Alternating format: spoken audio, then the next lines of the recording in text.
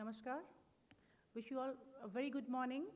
I, Dr. Prachistri Mishra, welcome you to the second day of the National Conclave on Cybersecurity, AI, and Emerging Technologies, Securing Tomorrow's Intelligent Systems, organized by Siksha Anusandhan, deemed to be university, in association with AIC-SOA Foundation, and the innovation and technology partners are NRDC, STPI, CSAI, India Future Foundation, and the knowledge partner is DSCI. The focus for today is applications, regulation, and future vision. And the topic for this session, which is Governance Forum, is AI for Public Good, Digital India, Governance, Innovation, and Strategic Technologies. The speakers are Dr. Avinash Das, IES Director, NITI Aayog, Government of India; Shri M. Murali Krishna, Additional Director, General Department, Telecommunication DOT, Odisha License Service Area; Shri Akhilesh Mishra, Chief Data Officer, DST, Government of India; Sanjay Kumar Das, Special Secretary and State Information Security Officer, West Bengal; Dr. Dipti Patra, Commissioner, Odisha Transport; Shri Akshay Kumar Nayak, ACP, IT and Social Media Cell; Dr. Vijay Kumar Sahu, Senior Regional Manager and Head, Outreach Office, NRDC, Government of India; Brigadier Vivek Verma, author of Non-Contract Warfare; Air Commodore Niranjan Parhi, IAF veteran.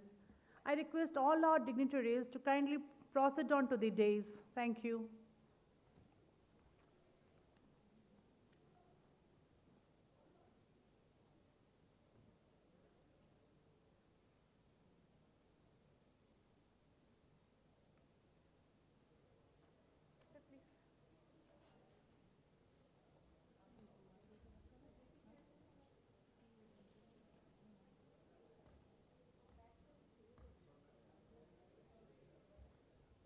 Whatever is convenient, please make yourself comfortable. I'm just following. So please.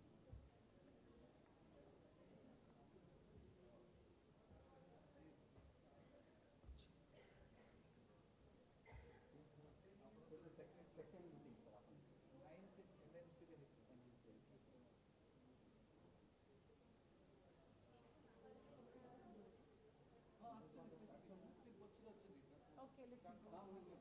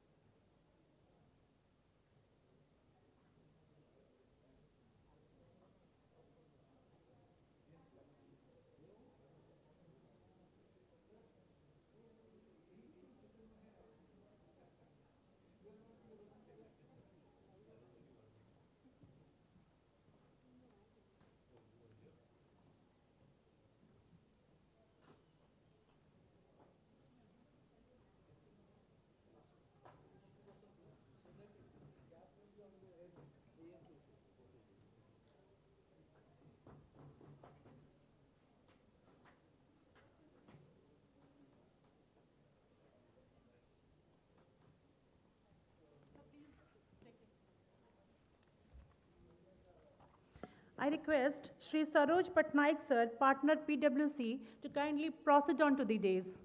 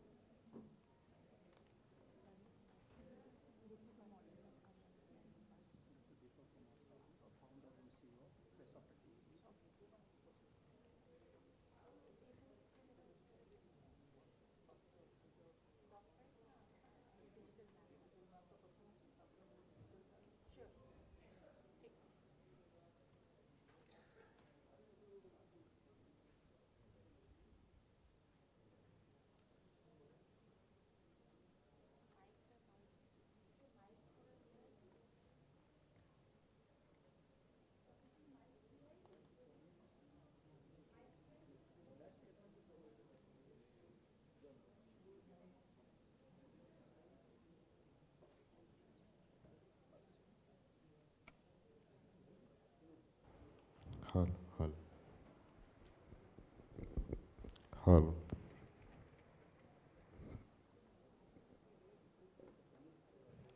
Hall. Hall.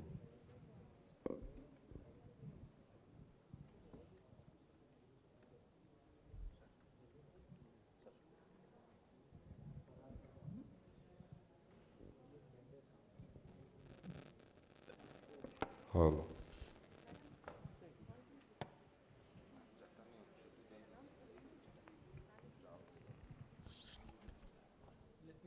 Hall. So, good morning, all the panelists on the dais. I'd request everyone to introduce themselves in few lines, just to aware, even though it is mentioned in the agenda, still then it would be great. All the audience could hear from you. Can you start from you, sir? Good morning, everybody. My name is Saroj Patnaik. I'm partner in PwC. 30 years, more than 30 years, I have been working in various fields of IT. And so my hobby is more into the research, new development. And currently, I'm leading one practice in PwC is called AI, as well as cyber in basically AI. And that is what I do. Reading and basically passionate developer. You can say I'm basically a coder also. So that is what I do right now. Thank you. Thank you. And please, sir, please introduce yourself in few lines. Hello. I'm Brigadier Vivek Verma, presently Senior Research Fellow at the USI of India, which is almost 150-year-old think tank, which is working on national security and national strategy. As far as I'm concerned, I bring in about 35 years of military experience, about 9 years of think tank experience. I've been a director at the Center for Land Warfare Studies, that is CLAWS, Indian Army think tank, and now I'm associated with United Services Institute, which is also Armed Forces think tank. My passion has been reading and writing, and I've been a proponent of a thought on non-contact warfare, and this is the warfare which all of us are witnessing today. I've been writing on emerging technology and also mentoring on Atmanirbhar Bharat. Thank you. Thank you. Let's hear from the story of Air Commander Pahari, who is the very known personality in Odisha. Please. So, good morning, Jai Jagannath and Jai Hind. So, I am Air Commander Niranjan Kumar Padhi. I served in Indian Air Force for about 34 years and I retired in 2022, 30th of June. Thereafter, my journey with cybersecurity, AI and operational technologies continue. So I have spent most of my career in communication, field of communication, IT and cyber. And I was the founding member of Defense Cyber Agency, which was established in 2020. And I have extensive experience in cyber much before 2020. About 20 years of experience I have in cyber security. Thank Wonderful. you. We have to learn a lot of things from you. Over to you, sir. Namasabhayai Sabhapataye cha.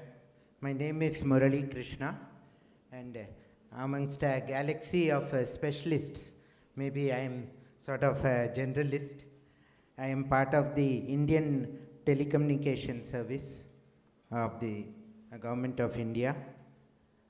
I started with satellite communications in the Indian network as well as in Inmarsat, and I worked in Saudi Arabia for quite some time. Presently, I am the state head for the telecommunication services of Department of Telecom in the state of Odisha. So not only I will share my ideas, but also I'll learn from the eminent speakers as well as from the audience. Thank you, sir. Thank you. Over to you, sir. So good morning. Myself Akshay Kumar Nayak, presently Assistant Commissioner of Police in charge of IT and Social Media Cell. I was the in charge of Cybercrime Police Station of CID Crime Branch for 6 years, and was also the in charge of the Bhubaneswar CC and UOPS. Since 2010, I was working in the field of cybercrime, cybercrime investigation, cyber forensics and cyber law. सामने सब दिग्गज बसचंदी भाई कौन कहबी Ritesh sir नमस्कार अवंती सहित मु journey start कली सतीश सर अच्छी so all the police officers are here so today we have a session so we have requested SOA to conduct a session on AI enabled cybercrime and investigations so thanks a lot to the SOA for organizing all these things because it is the need of the hour for us so thanks a lot thank you sir. So now I will come to the man on the stage, Mr. Sanjay Das. He is recognized as the CISO of the West Bengal. His contribution is not limited to particular section in the cybersecurity, but many things. Let's hear from Mr. Sanjay Das. Good morning, everybody, and thank you very much for inviting. I'm deeply thankful to SOA and my friend Dr. Naik. I'm really honored to be here. Though I belong to West Bengal government,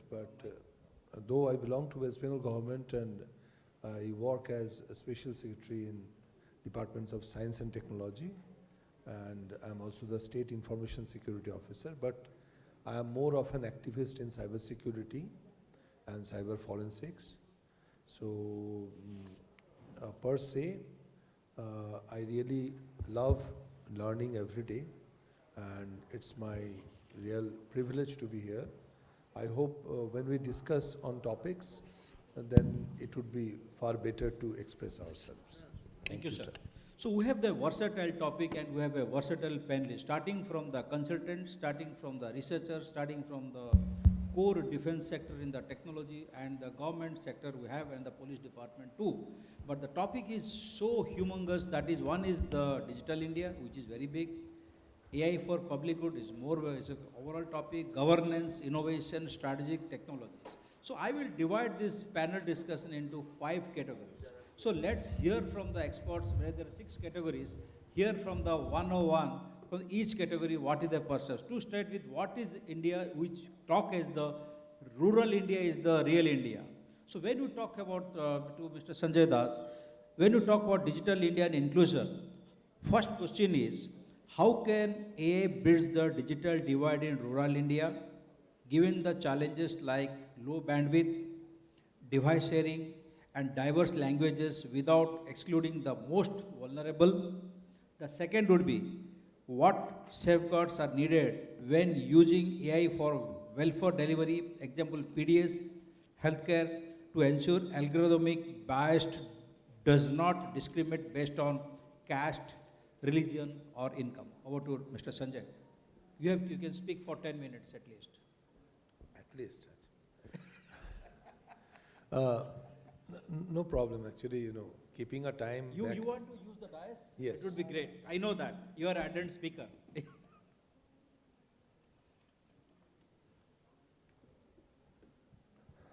Thank you very much. First of all, I would like you to see any impediment to be an opportunity. In my career of 33 years, I have spent more than 19 years in rural regions. And every time that I found that the rural regions do not have a lot of things, I have found that it's an opportunity and it is a green field.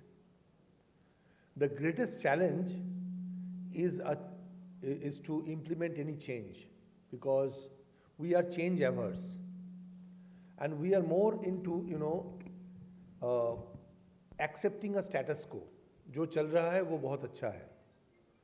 कोई नई चीज आने से उससे बेहतर है कि हम जो है उसको थोड़ा सा बेहतर बनाएं. That is a very basic approach that we have been taught over the years since our childhood. At least IT has made us believe that disruption is the key. If you do not disrupt, it is very difficult to create anything new. Very recently, I had an opportunity to visit Goa, and I found one small shop on a beach which still uses Windows 95. And on a basic CRT. So when I talked to the owner, he said that this machine is a standalone machine and we would never require any update for that matter. My job is to actually get money, give out a slip. So the machine runs on an application, which has been built upon, Unix. So it is working fine over the last 16, 17 years, and we don't have any downtime. So I understood the greatest, impediment before India is the turnaround time of implementing something. But the greatest opportunity is the turnaround time of obsolescence. So this vast rural region of India, it has legacy applications running smoothly, hand in hand with new applications. So when we talk about a lot of differences and impediments before any rural region, please accept it as an opportunity. I don't know how many of you have visited any Gram Panchayat office. How many of you have visited Gram Panchayat office? Please raise your hand. Okay, so I see around 30 odd. So how many of you have visited very recently during the last 2-3 years? Fine. How many of you really remember that you have seen people working on computers there? Did you ever try to, did it cross your mind that how many networks they are using? Any answer? What type of connectivities that they are using? Did it come across your mind? आपने कभी सोचा है?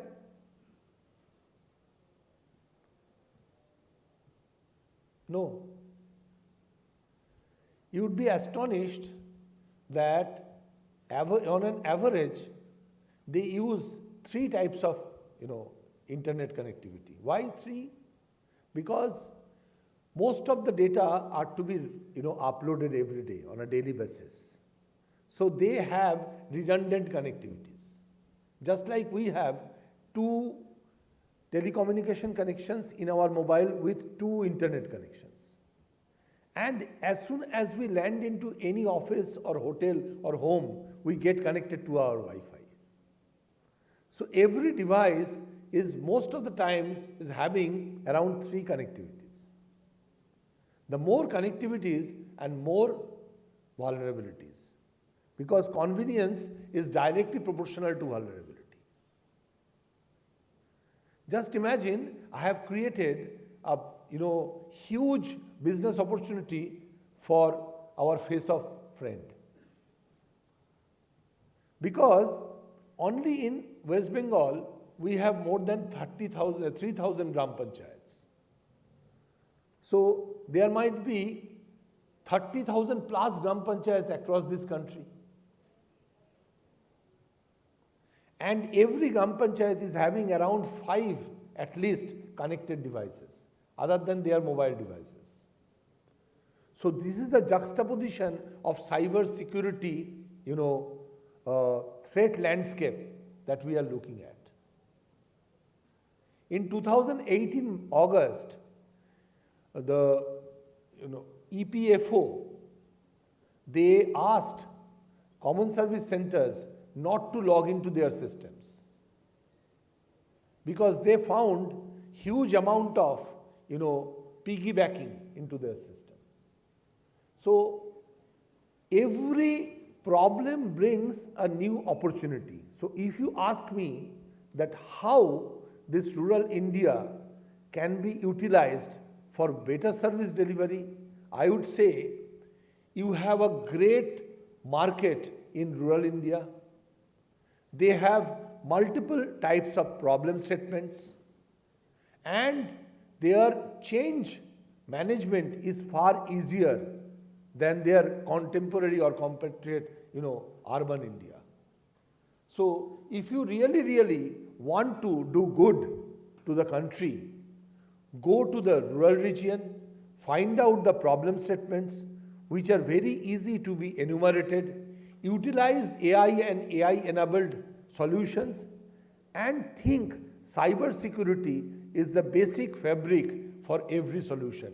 Then you are looking at a beautiful, solvable, affordable, scalable, solution before you, which will ensure that the solution is delivered to the doorstep without any difference of caste, color, and creed.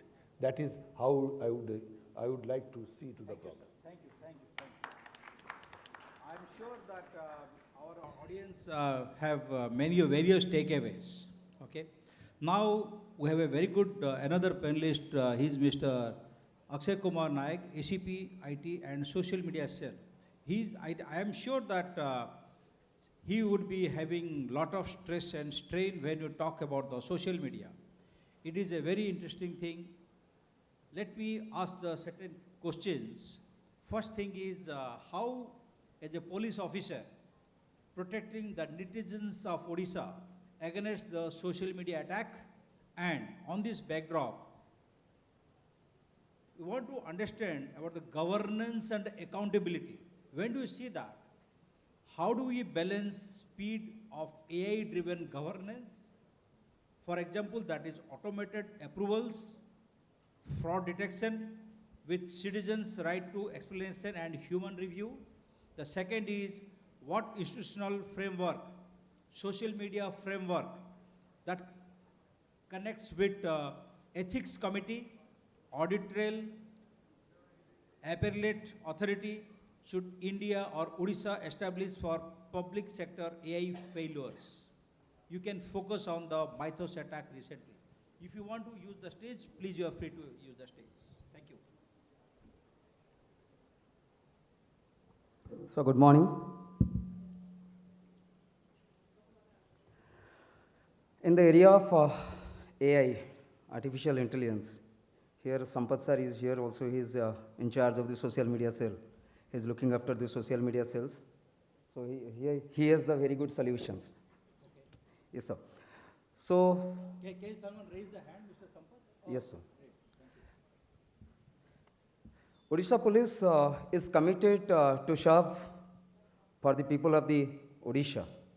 So recently, we have a very good operation, state level operations conducted by the Odisha Police. I will highlight the achievement of the Odisha Police. Then after I will start the session. So from February 13th to March 12th of 2026, Odisha Police has conducted one operation. It is Cyber Kavach. And that operation, we have used the AI. So to find out the mule bank accounts. In these operations, nearly 40,000 suspicious bank accounts were identified and blocked. It's an excellent achievement. We have tracked and disrupted illicit transaction worth over 500 crore and arrested 379 individuals. 7,500 notices have been served and 24 fake SIM operating points were identified. Thanks a lot to the DOT also, because with the help of the DOT we have found out, so thanks a lot, sir, because Odisha Police has very good collaboration with the DOT and TRI, and their inputs is valuable, so that we have tracked down all these fake SIM operating points, sir. So my point is that government has taken so many steps, but it is very difficult for us to highlight those steps. What the government has taken the steps in the field of AI. So to combat the financial fraud cases, we have a dedicated institution. It is called as Indian Cybercrime Coordination Center, with the cybersecurity incidents, cybersecurity nodal points to curb the cybersecurity incidents. Do you have any idea, boys? Have you heard of the I4C? Yes. Yeah, students के लिए. I4C. सुने हैं कभी? I4C? 1930, हाँ. 1930 कुछ idea है? 1930 idea है? नहीं है. That is the problem. That is the problem. Because you do not have idea on nationalized cybercrime helpdesk number to report the cybercrime complaints through 1930. So you have to understand what the government has taken the steps. Someone has asked me, one of the deposited some amount in the bank account and asked me, how could I know that is a fake account? Government has given so much repository in cybercrime.gov.in. You can't imagine, sir. I have the figure. A real-time AI database launched in late 2024, and that is mature by 2026. It has flagged over 26 lakh layer 1 mule bank accounts. Just think. And they have the repository. And the site is, everyone you have to know, the students. In the cybercrime.gov.in, you can find out 5 to 6 numbers of parameters are there. You can find out whether the phone number is involved, bank account number, email ID, social media, handle, UPI ID, website URL, and mobile application. You can search any of these parameters and you will find whether that person is involved in any of the commission of the cybercrime. हमको पता नहीं है. That is the problem. सब कुछ India has given so much. अभी तो DOT सार बैठे हैं, लेकिन तो DOT वाले बहुत कुछ कर चुके हैं already. So now, India has already designed one portal is Pratibimb portal. So Satish sir से बात हुआ था सुबह. Pratibimb portal, Sohayog portal, कितने सारे portals you can't imagine. Samanvay portal. So there are so many portals created by the government itself. But Pratibimb portal is completely, it is a geospatial AI tool for it is a police officer, in-house police officers. You can't imagine 21,800 accused were arrested by the use of Pratibimb portal. It is the achievement for the Indian government. Just think. So you can't imagine. So targeting the digital arrest crime and network dismantling, there is a 1 lakh linkages between seemingly unrelated fraud cases. That's why Supreme Court has taken one step, thanks to CJI-SOA, Honorable CJI-SOA. It is the SOA Motor Read Criminal Petition number 3/2025. In the judgment, historic judgment, it has given the power to the CBI to register cases against the digital arrest criminals, digital arrest for criminals and investment scam cases. The CBI has the autonomy to take up investigation of the cases.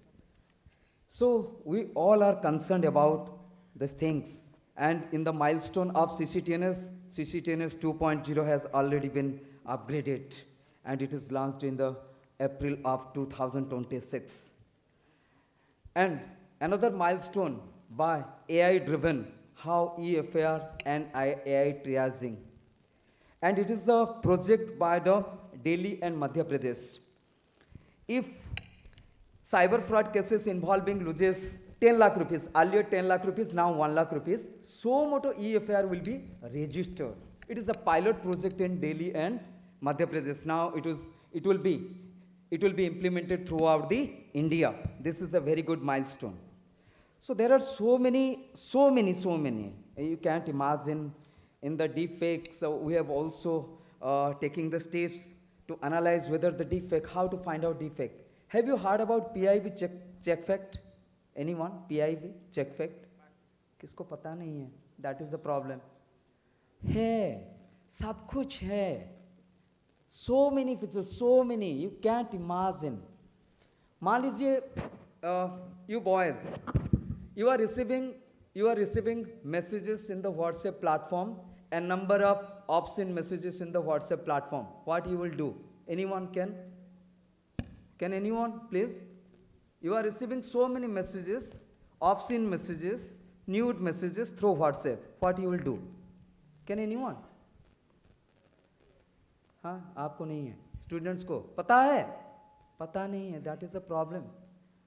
The point is Sanchar Sathi. Have you heard about the Sanchar Sathi? पता नहीं. Sanchar Sathi, it is the initiative of whom? Department of Telecommunication. And the portal is called the Chakshu portal. Hey, you have to file the complaint in the Chakshu portal. लेकिन हमको पता नहीं है. हम लोग क्या बोलते हैं? Government has not taken any steps. So that is a very sorry figure for this. So Shruti sir, you have to highlight the Astra sir. So I will not take Astra is the DOT's project, sir. You just please highlight how you are using the same. Now, MuleHunter.ai. It is the project of Reserve Bank Innovation Hub. So, government, how to analyze the mule accounts? This is the 9 pattern metrics they are analyzing. So then, regarding Astra, sir will tell about the Astra. So now, my point is that government is taking steps. Don't blame the government. We have to highlight what are the facts, what are the steps government has taken. Have you heard about FRI? Yeah, it is the fraud risk indicator. So with the collaboration of the DOT and MHA, so FRI indicators are there. It is medium, high and very high. So how to find out whether the mobile phone number is involved in commission of any offense. So they will find out the FRI. Recently government has taken one step. Grok के बारे में कोई पता है आपको? Grok AI के बारे में पता है? Now putting the picture and telling the Grok, put him or her in a bikini. So that's why, then after government has taken a stand. Now government has earlier in the 2021, it is Information Technology Intermediary Guidelines and Digital Media Ethics Code rules 2021 was amended in the year 2026 in this year. And it is now effective from 20th of February of 2026. Just imagine. They have defined what is the deepfake content. Deepfake is not defined. They have defined synthetically generated information. So in that case, they have given the opportunity to whom? They have given the opportunity to us, to the users, to the victims. They can approach the nodal official of the social media giants and it will be taken down. It will be taken down within 2 hours. And government can issue the notices to those social media platforms and those will be taken down by within 3 hours. And now this is a master stroke by the Indian government. If they will not take down the content, then section 79 safe harbor clause will go on. So that is the beauty of the Indian government, the framing these regulations, sir. We have to highlight the steps taken, initiative taken by the government. Thank you. Thanks a lot, sir. Thank you, Akhilesh. Thank you, Akshay. You have spoken very well. And I do understand deepfake and synthetic fraud is the growing problem. It's a global problem, not only in Odisha or India problem. We have a lot of things to do, and there's a daily something new is coming up. We have to reinvent the things wherever we are. So we have a wonderful panelist. He is Mr. M. Murali Krishna, Additional Director General, Department of Telecommunication, Odisha License Service Area. And we have to learn many things from you. So I'd like to understand more from the innovation and strategic technologies. So when you talk about innovation strategic technologies, 2 things are coming to my mind. What strategic AI priorities should India focus? You are from Government of India. So I would say India focus on for the digital sovereignty, such as foundational models in Indian languages, or we call that the Edge AI, for smart cities and how to fund them. That is number 1. Number 2 is how can India leverage public-private partnership for innovation to build shared AI infrastructure, that is data platforms, compute, without creating new monopolies. Over to you, sir. Thank you. Namaskar to everyone. So, our moderator has placed before us some very key issues. And one thing is that, of course, India, or for that matter any country, should not let go this opportunity. Some 25 years back, we had the Y2K opportunity, and last 5 years, we are having the quantum opportunity, and I think the issue of the day, the use of AI to not only serve our own people, but as the government keeps telling, to be a Vishwa Guru. So that is the objective, we can say mission statement in, vision statement in front of us. Of course, AI is a game changer in every aspect of the term. It is going to be almost at a cellular level in our day-to-day activity, in strategic activity, as well as of course in governance. So all the different limbs of governance have now started focusing on AI.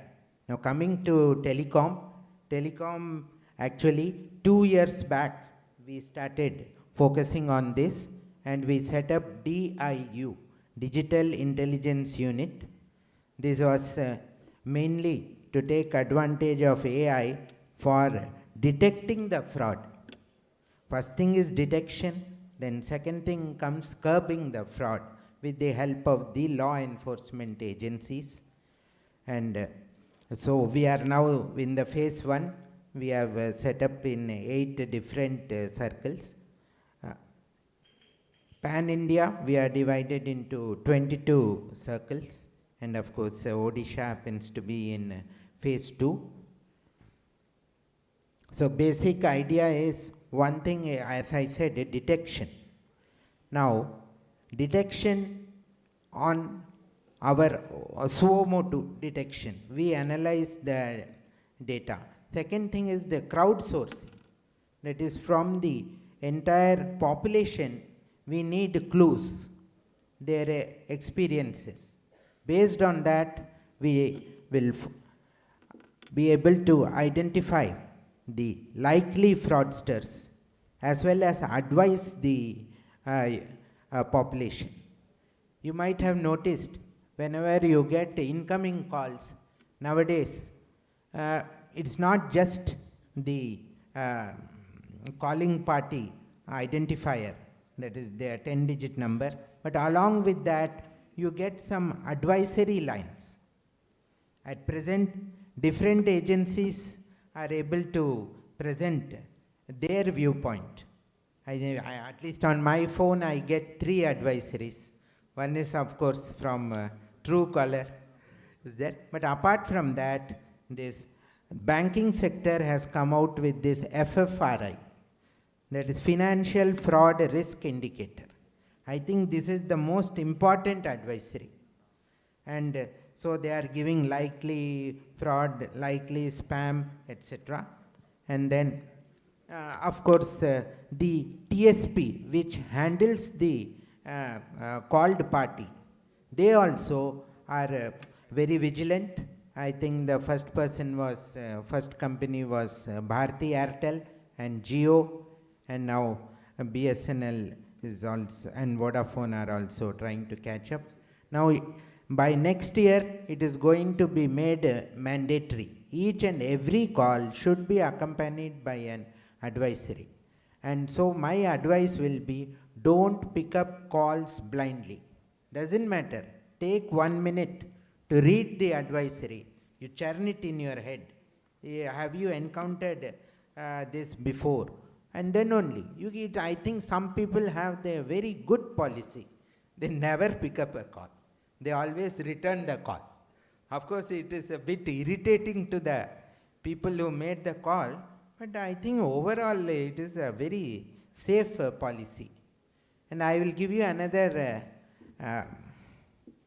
practical clue to save yourself as much as possible from the fraudsters. Don't have any financial app in your phone. I know all the banks, they tell that your life will be easy. Have my app with you. You can do everything in a millisecond. But I think we must go back to our old Panchatantra story. Slow and steady. Yeah. At least regarding this phone calls and these banking apps. So you minimize the app. I think it is possible to manage your life with the help of desktops and laptops don't have anything on your handset, because this is a unique combination of telecom and AI and the systems for making us, basically for taking us on a ride. It's literally, we are taking, they are taking us on a ride, on a telecom ride. So that is one thing. Coming to the issues raised, the initiatives. Yeah. So of course, I think you must have heard about Sanchar Sathi. It has also been a game changer. It has slowly matured over the last 1 year, and now I can assure you that if you register any fraudulent call or loss of any mobile phone and anything within 3 hours, there is a 50% chance that our police brothers can reunite you with your lost phone within 15 days or 1 month. I have practically seen even within 2 days, they got a call out of the blue from the local police station that your phone is with us and we'll have a handover ceremony after a week, and like that. So I am very glad to acknowledge the proactive role of Odisha police. They have I think Cyber Kavach, what I read is DGP wants it to be similar programs to be repeated every quarter or so. And Odisha police has opened 283 more cyber police stations. But basically, the involvement of the crowd is there. Any suspect call should be brought to the notice of any portals like Sanchar Sathi or the other portals like 1930, etc. Then second thing is, of course, there is always the danger that like mythos, AI can become a Frankenstein. So the only way is to have checks and balances and always keep the human in the loop. Because recently, 2 months back, I watched a movie in Cinepolis in a Nexus Mall. Forget the name.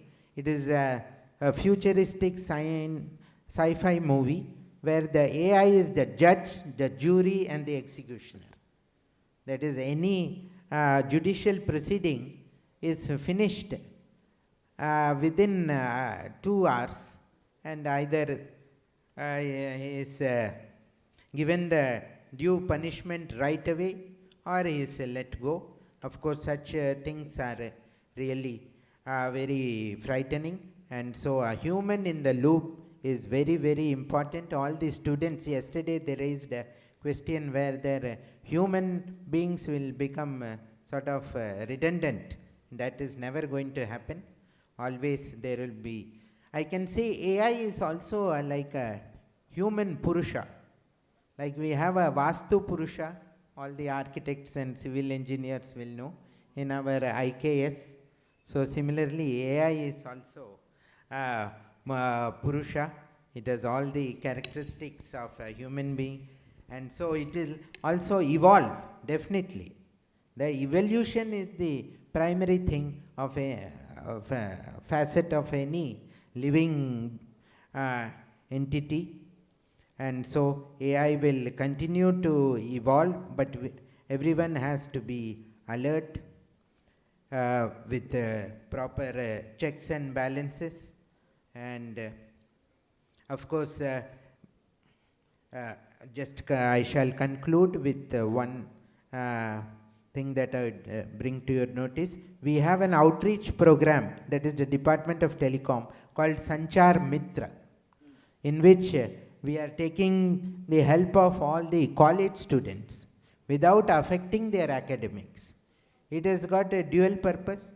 So one thing is, if they come up with good projects, they can submit it to the TTDF, Telecom Technology Development Fund. We have, I can say, around 200 crores a year, but we are hardly able to give out only 50 crores. And the share of Odisha is woefully inadequate. I think basically we get only a couple of submissions, and so I would encourage and urge all the students to reduce their time spent on WhatsApp, because WhatsApp makes you highly passive. That's what I feel. But we want proactive approach, especially from the students, and not only 5G use cases. We have a 5G use case lab here, sponsored by the Department of Telecom, and we want to encourage people to use it anytime you are free, other than the exam time and the mandatory study time.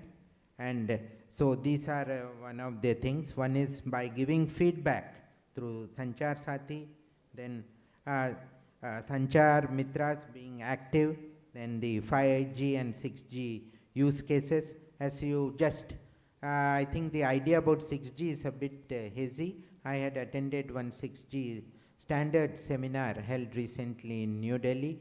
So the timeline is 2030 for the first 6G system to come up, and now there are 3 years, 2026 to 29, for the submissions for the towards the technical standards, which will be finalized in the beginning of 2029, and for implementation there is just 1 year.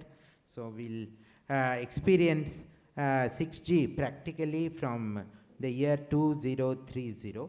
And of course, the thing is, the consensus is that we have not made proper use, sufficient use of 5G.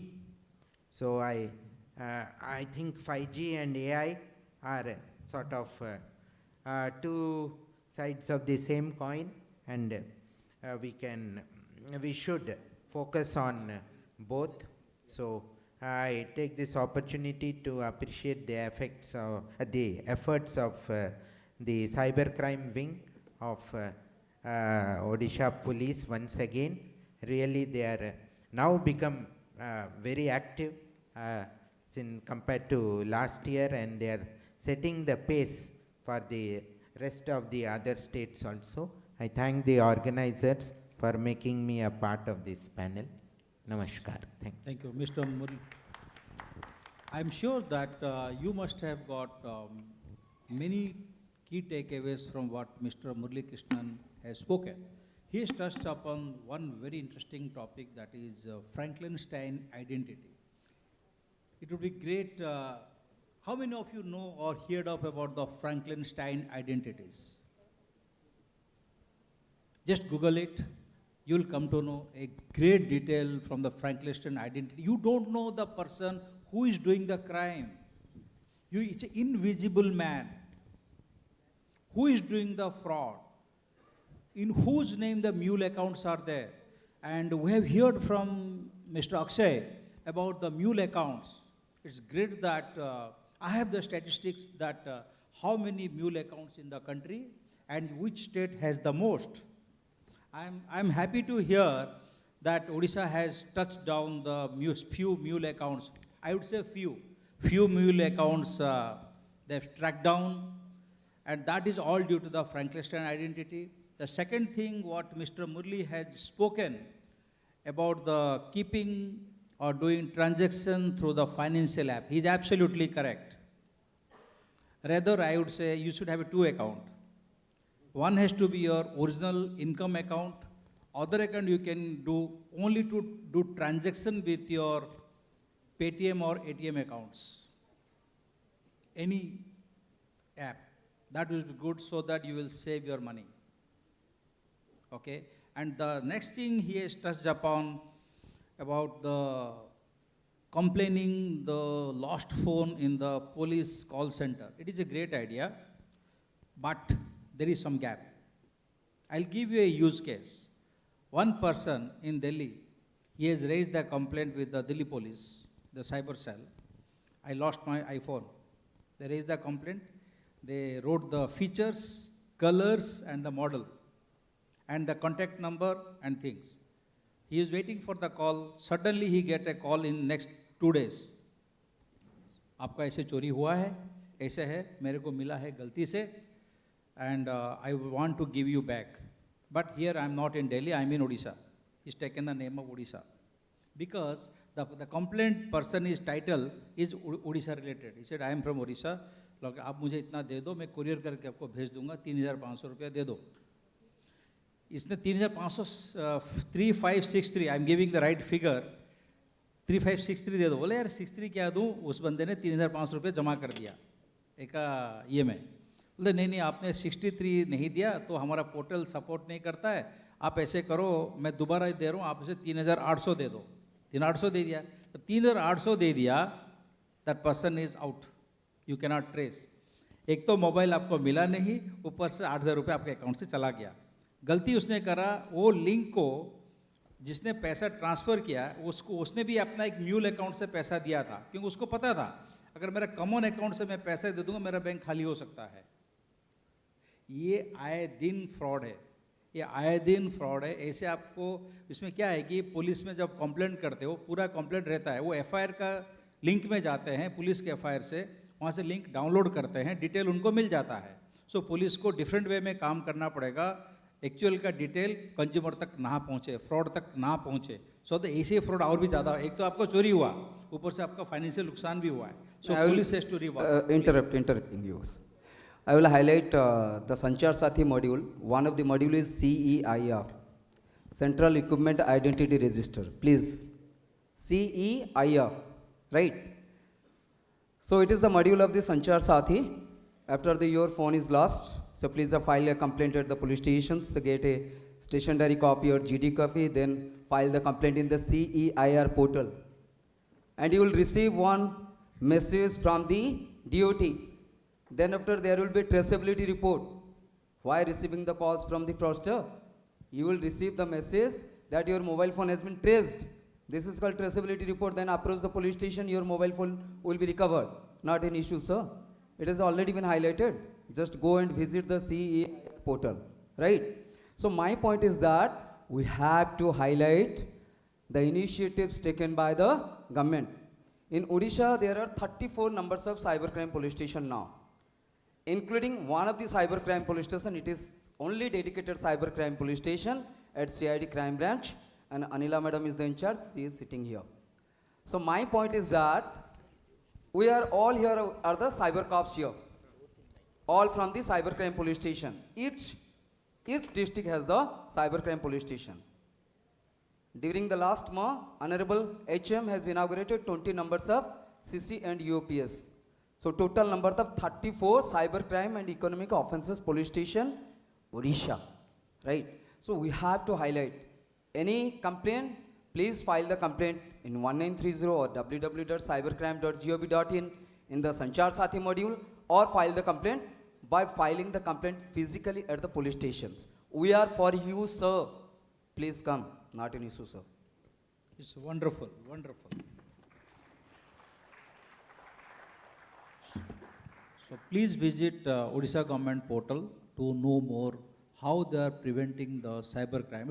It's a learning for me also, like how Odisha government is proactively working towards evading the cybercrime. It is a learning for me too. So moving forward, I have a next panelist, is Air Commodore Niranjan Pahari. So sir, so you are a Air Force veteran. I'm sure you have worked strongly into the data security and privacy. So I have few questions for you. Given India's Data Protection Act, that is DPDP Act, how can government AI use anonymized citizen data for public good while ensuring informed consent and preventing re-identification? That is number one. And number two is, why cyber resilience measures are essential as strategic sectors like power, transports, payments integrate AI? Over to you. Please.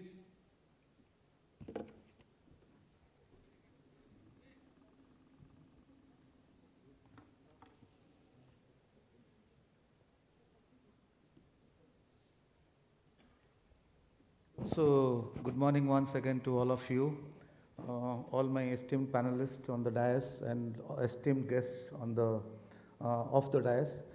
So, I will be using English, Hindi and English. Okay. So, this is my address is purely for students. I know all sitting right in front of me are fully aware of all digital this thing. So, before I jump. So this is a slide I have made for you to realize the importance of the problem. What is the problem? Problem is we are in the world, we are 800 crore population, having 600 crore mobile phones, out of which 700 are smartphones, 700 crores. So this is the biggest problem. The problem is in a population of 147 crores, you have more than this 126 crore mobile phones, and it's growing. This problem is growing, it's not going to come down. And to top it all, the education level of in India is not, we are not fully literate yet. Digital illiteration बहुत दूर है अभी तो मंजिल 2047 तक है, 2047. We are thinking of becoming digitally literate, fully literate. So therefore, the problem is manifold. So, इतना बड़ा प्रॉब्लम है, सॉल्यूशन उससे बड़ा होना चाहिए ना. तो छोटा प्रॉब्लम को तो छोटे से सॉल्यूशन में निकाल देंगे, लेकिन इतना बड़ा प्रॉब्लम को कैसे सॉल्व करेंगे? So I will speak to the people who are sitting, the students, that there are two things you can do.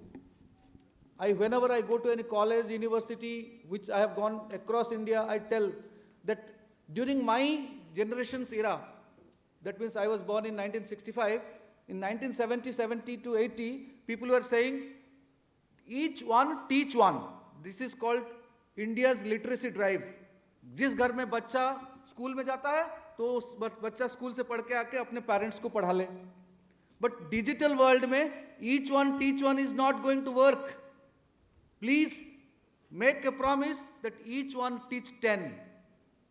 It has to be 10 times more, because the trauma of losing money is not happening to you alone. It is happening to your parents. It is happening to your relatives. So अपने घर में अपने मामा का mummy के family से 5 लोगों को, अपने पापा का फैमिली से 5 लोगों को पढ़ा दीजिए. डिजिटल आज जितना बात कर रहे हैं ना, ये थोड़ा कम हो जाएगा. So let's go to the left. 135 crore Aadhaar card, because 5 crore कम हो गया, अभी सरकार ने कम कर दिया, क्योंकि जो डेथ और वो सब हो गया, सबको निकाल दिया. Okay, this is periodic revision of Aadhaar card, therefore this is 135 crore. Yesterday we were told it was 140 crores. Broadband connections 106 crores.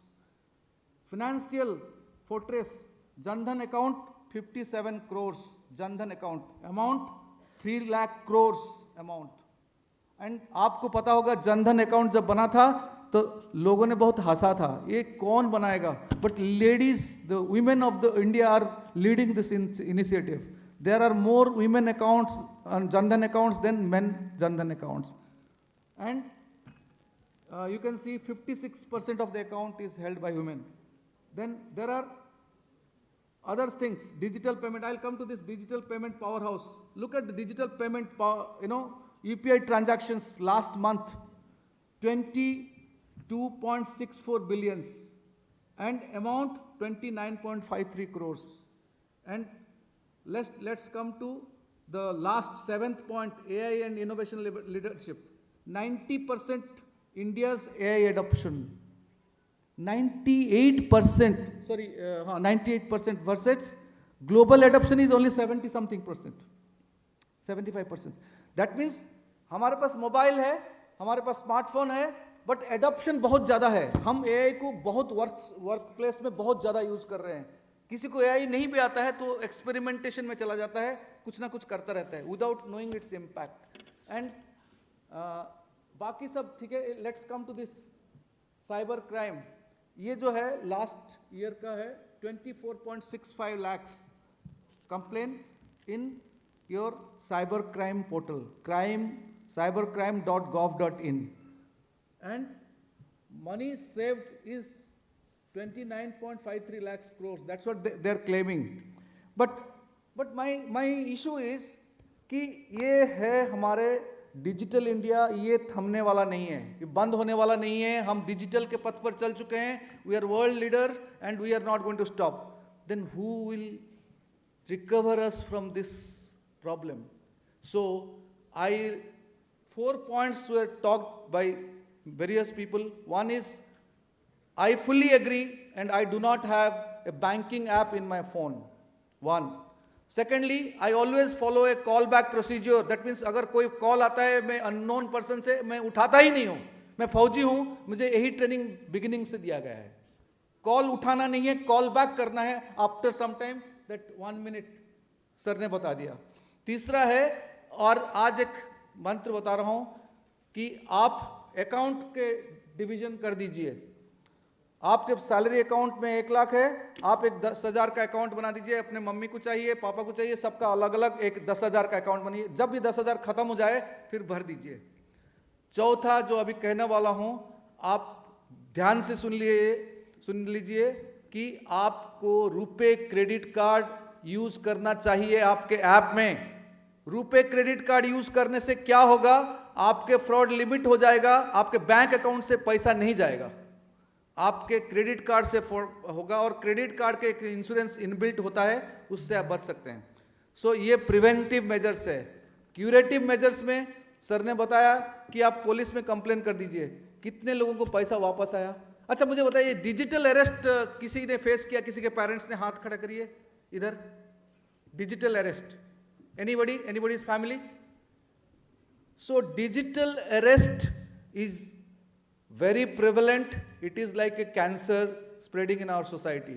Digital arrest के बारे में थोड़ा पता कर लीजिए आप गूगल से. लेकिन I will come to sir your questions now, because मैंने सोचा एक थोड़ा दूसरा एक वर्ड डॉक्यूमेंट दिया था, थोड़ा दिखा सकते हैं. Can you show that document?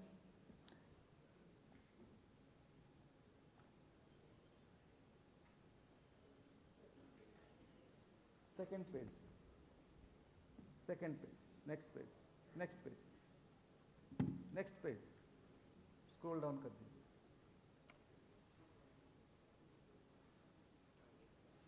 ये सारे सर्विसेज डिजिटल वर्ल्ड में हैं, आप इसको नकार नहीं सकते हैं. तो क्या करना चाहिए? क्या इसलिए करना चाहिए क्योंकि आपको बचाव करना है अपने को, अपने देश को. स्ट्रेटेजिक सेक्टर की बात कर दिया सर ने. अब मैं आपको बताता हूं कि रेजिलियंस ऐसे नहीं बनता है, रेजिलियंस इंफ्रास्ट्रक्चर से बनता है. So if we want to have resilience, we have to create more infrastructure, similar structure at many places. Resilience उसी से बनता है, because it's called high availability architecture. अभी रिसेंटली 3 दिन पहले कल भी डिस्कस हुआ था, एक एआई ने किसी एक कंपनी का पूरा डेटाबेस उड़ा दिया, उसके स्टैंड बाय सर्वर के भी डेटा उड़ा दिया. उसके बाद करे क्या वो कंपनी खत्म. This is where you have to plan the resilience, you have to document it, you have to put in policy that this is what is to be done. There is something called offline data recovery procedure. That means आप जब आपके stand by बनाएंगे, online तो stand by बन रहा है, लेकिन offline में भी आपको डेटा का रिपोजिटरी रखना पड़ेगा. जब आप स्टैंड बाय बनाएंगे, एक एक्सटर्नल हार्ड डिस्क में अपने घर में रखते होंगे, आप अपने डॉक्यूमेंट को अर्जेंट, जो आपके लाइफ के जो इंपॉर्टेंट डॉक्यूमेंट्स है, आप एक स्टैंड बाय में रखते हैं, उसको ऑफलाइन में रखिए. सो आपको वो कर सकते हैं. So if you have to have resilience, then you have to have more resources in standby mode, and it can be online standby, it can be offline standby, but I would request you to keep your important data in an offline mode. Don't connect it.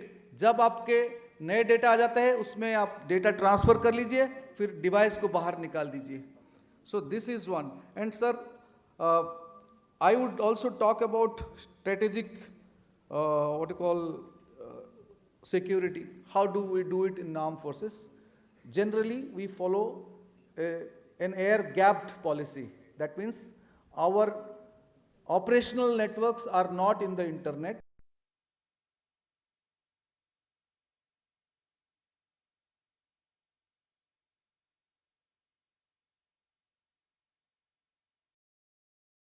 Also, but we always create a backup so that operations will seamlessly go through and it will not be affected whether it is Op Sindur or anything else.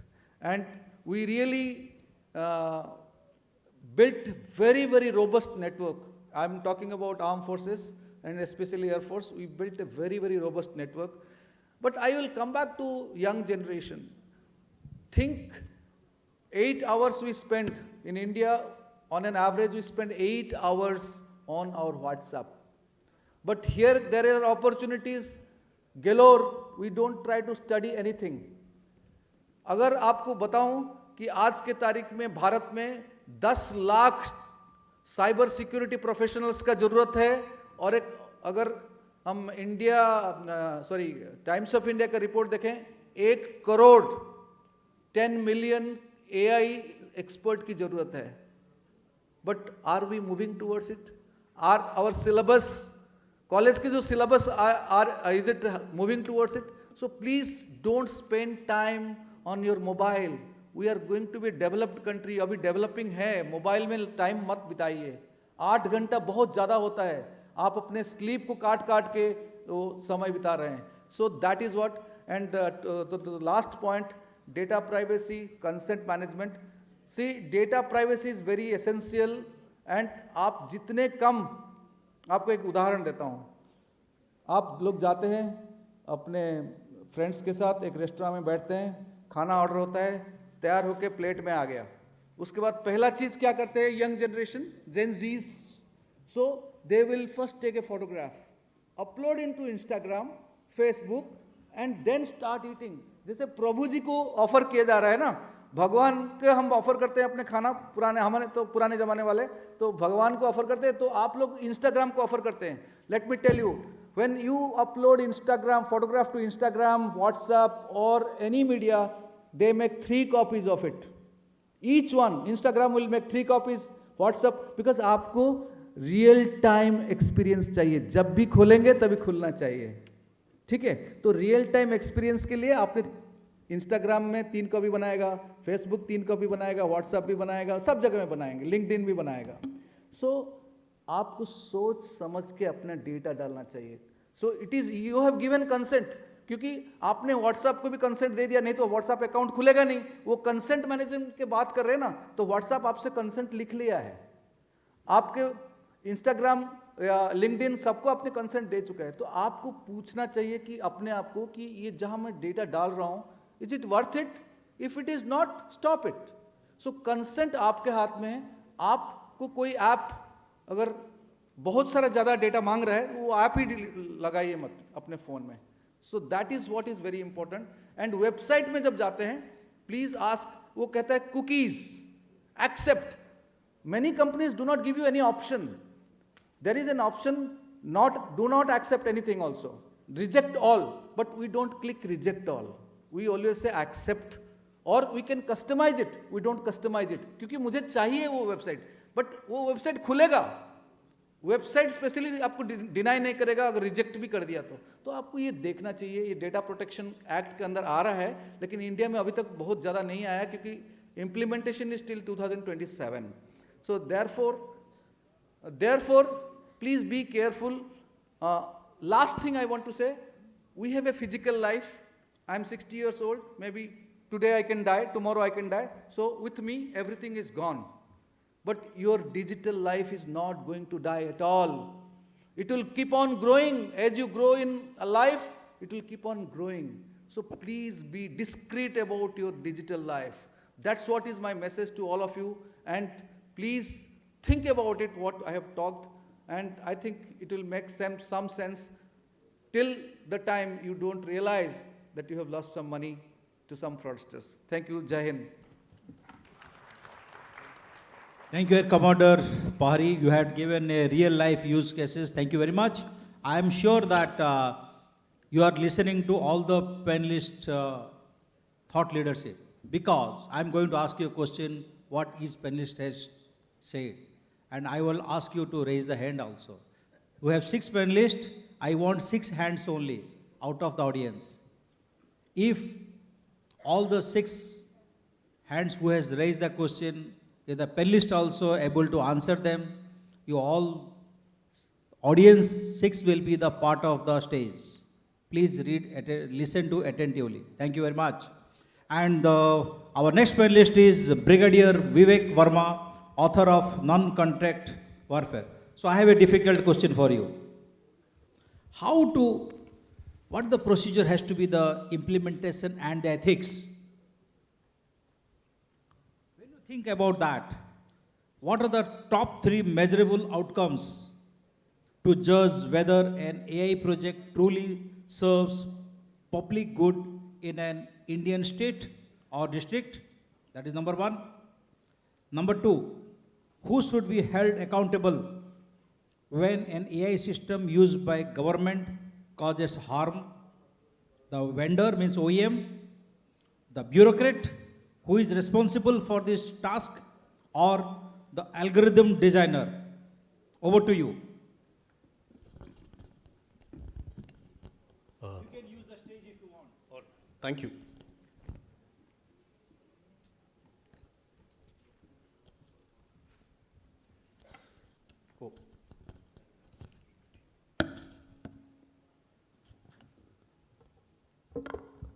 Thank you, Chair.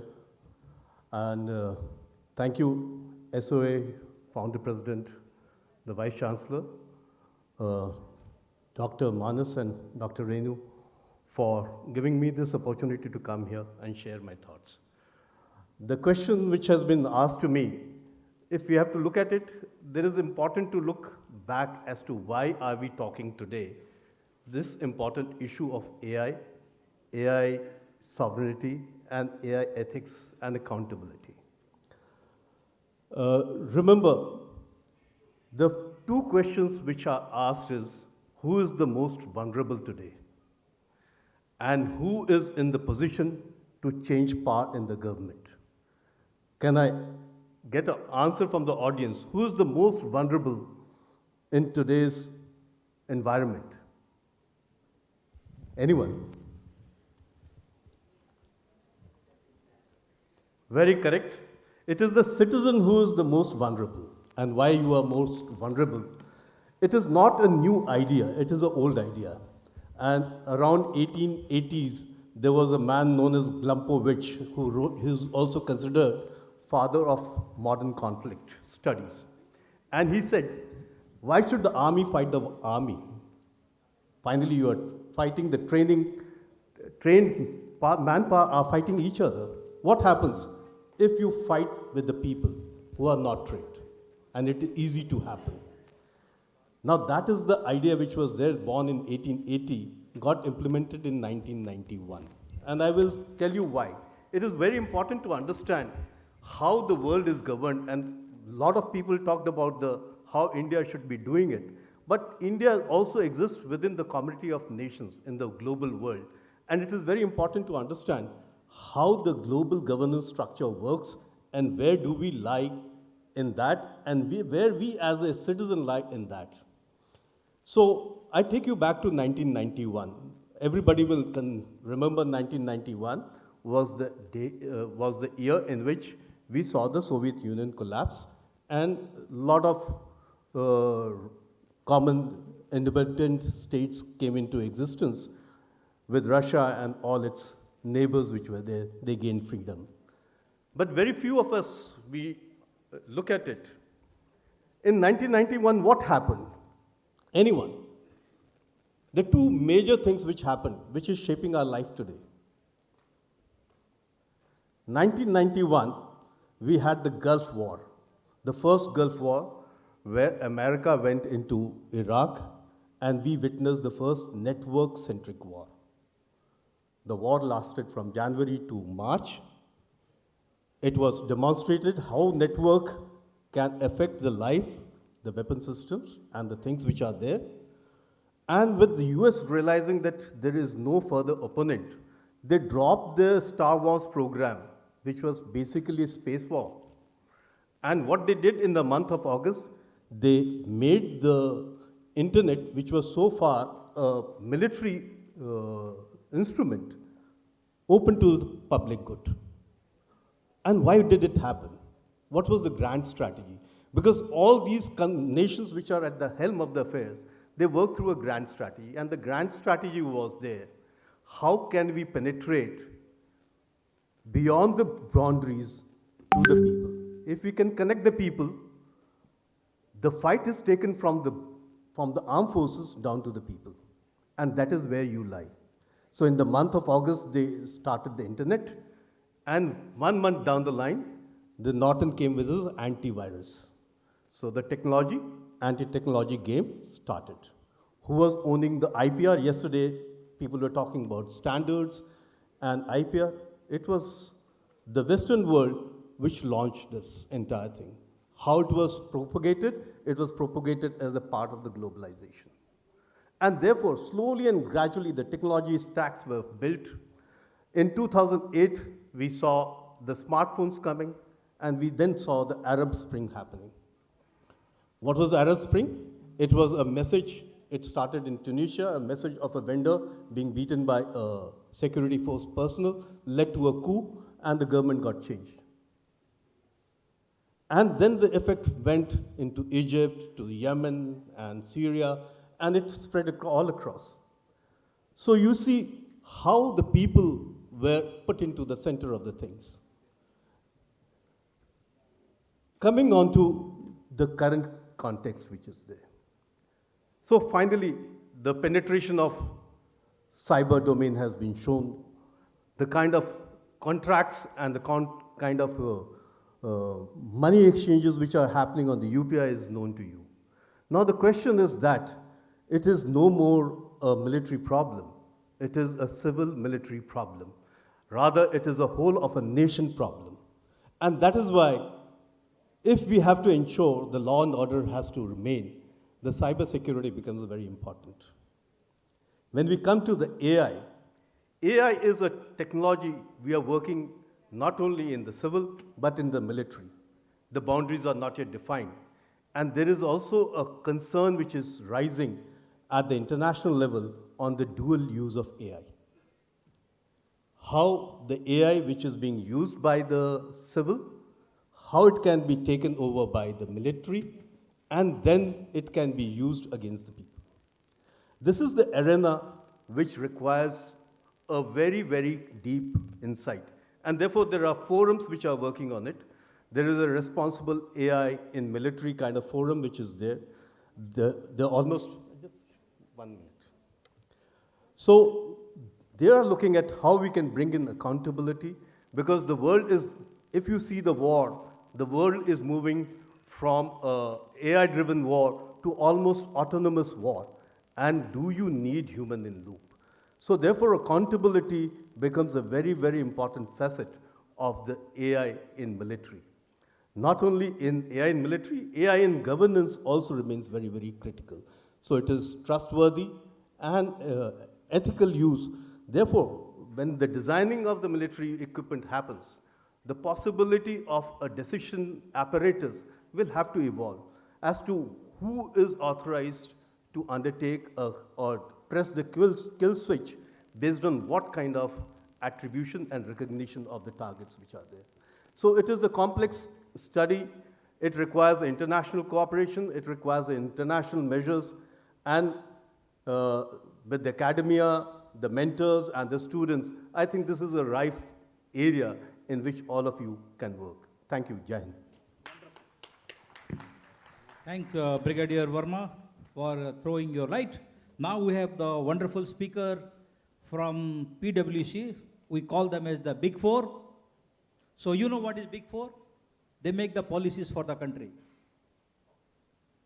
Okay. So now we have Saroj Patnaik. I'm sure that you are going to throw some light. I will ask AI for public good. So when we talk about the AI for public good, given India's vast scale and diversity, how do we prevent AI-driven governance from creating a tech fatigue citizens, or I call as the digital slavery, which we all, most of them, not all, where over automation of services like governance redressal, policing, or benefit disbursements reduces human empathy and discretion. And what hybrid model, human plus AI, should we mandate for high stakes public decisions? Over to you, Saroj.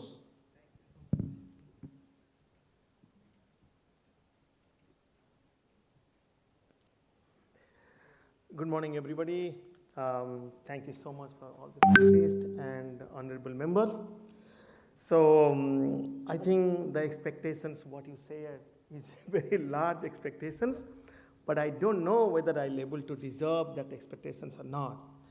But I'm going to share the experience of how Big Fours are working, because prior to PwC, I also worked extensive amount of my time in EY, which is a large consulting again.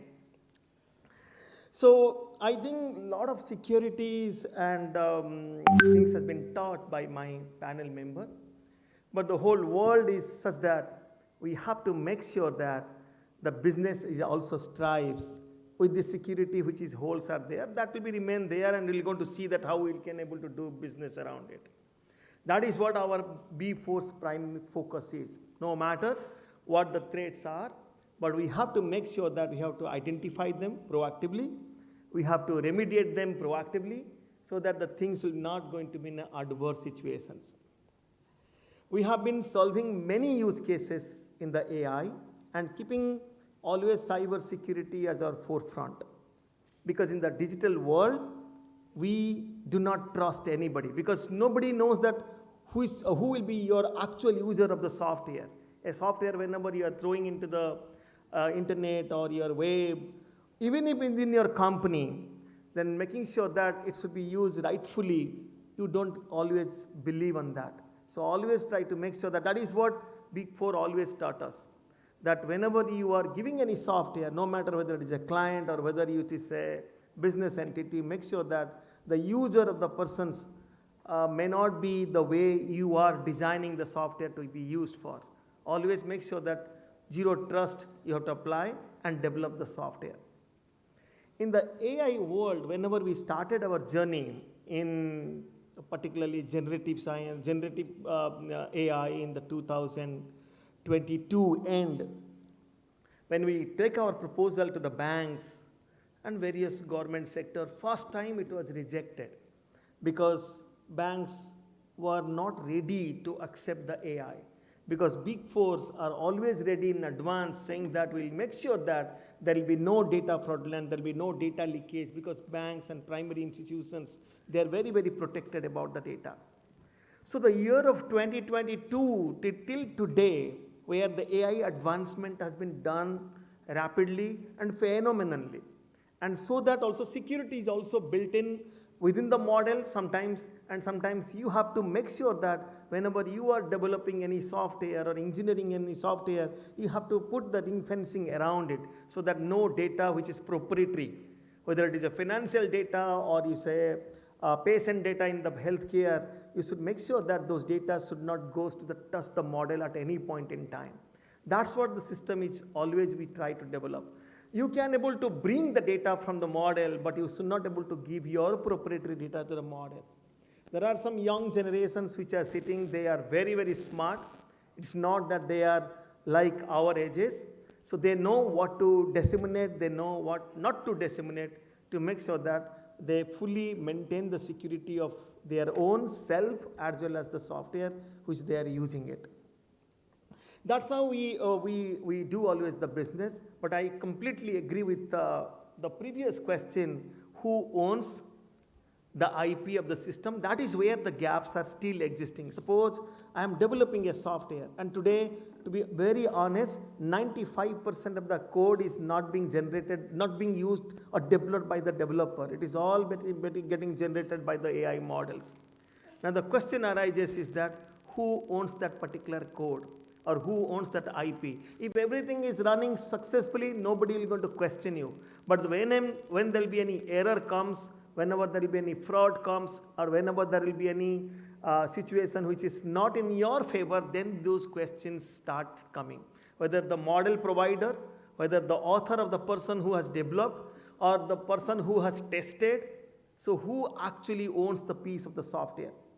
Although model providers are giving the assurance, particularly I am telling about the two giant model provider, which is nothing but Anthropic as well as Microsoft with OpenAI.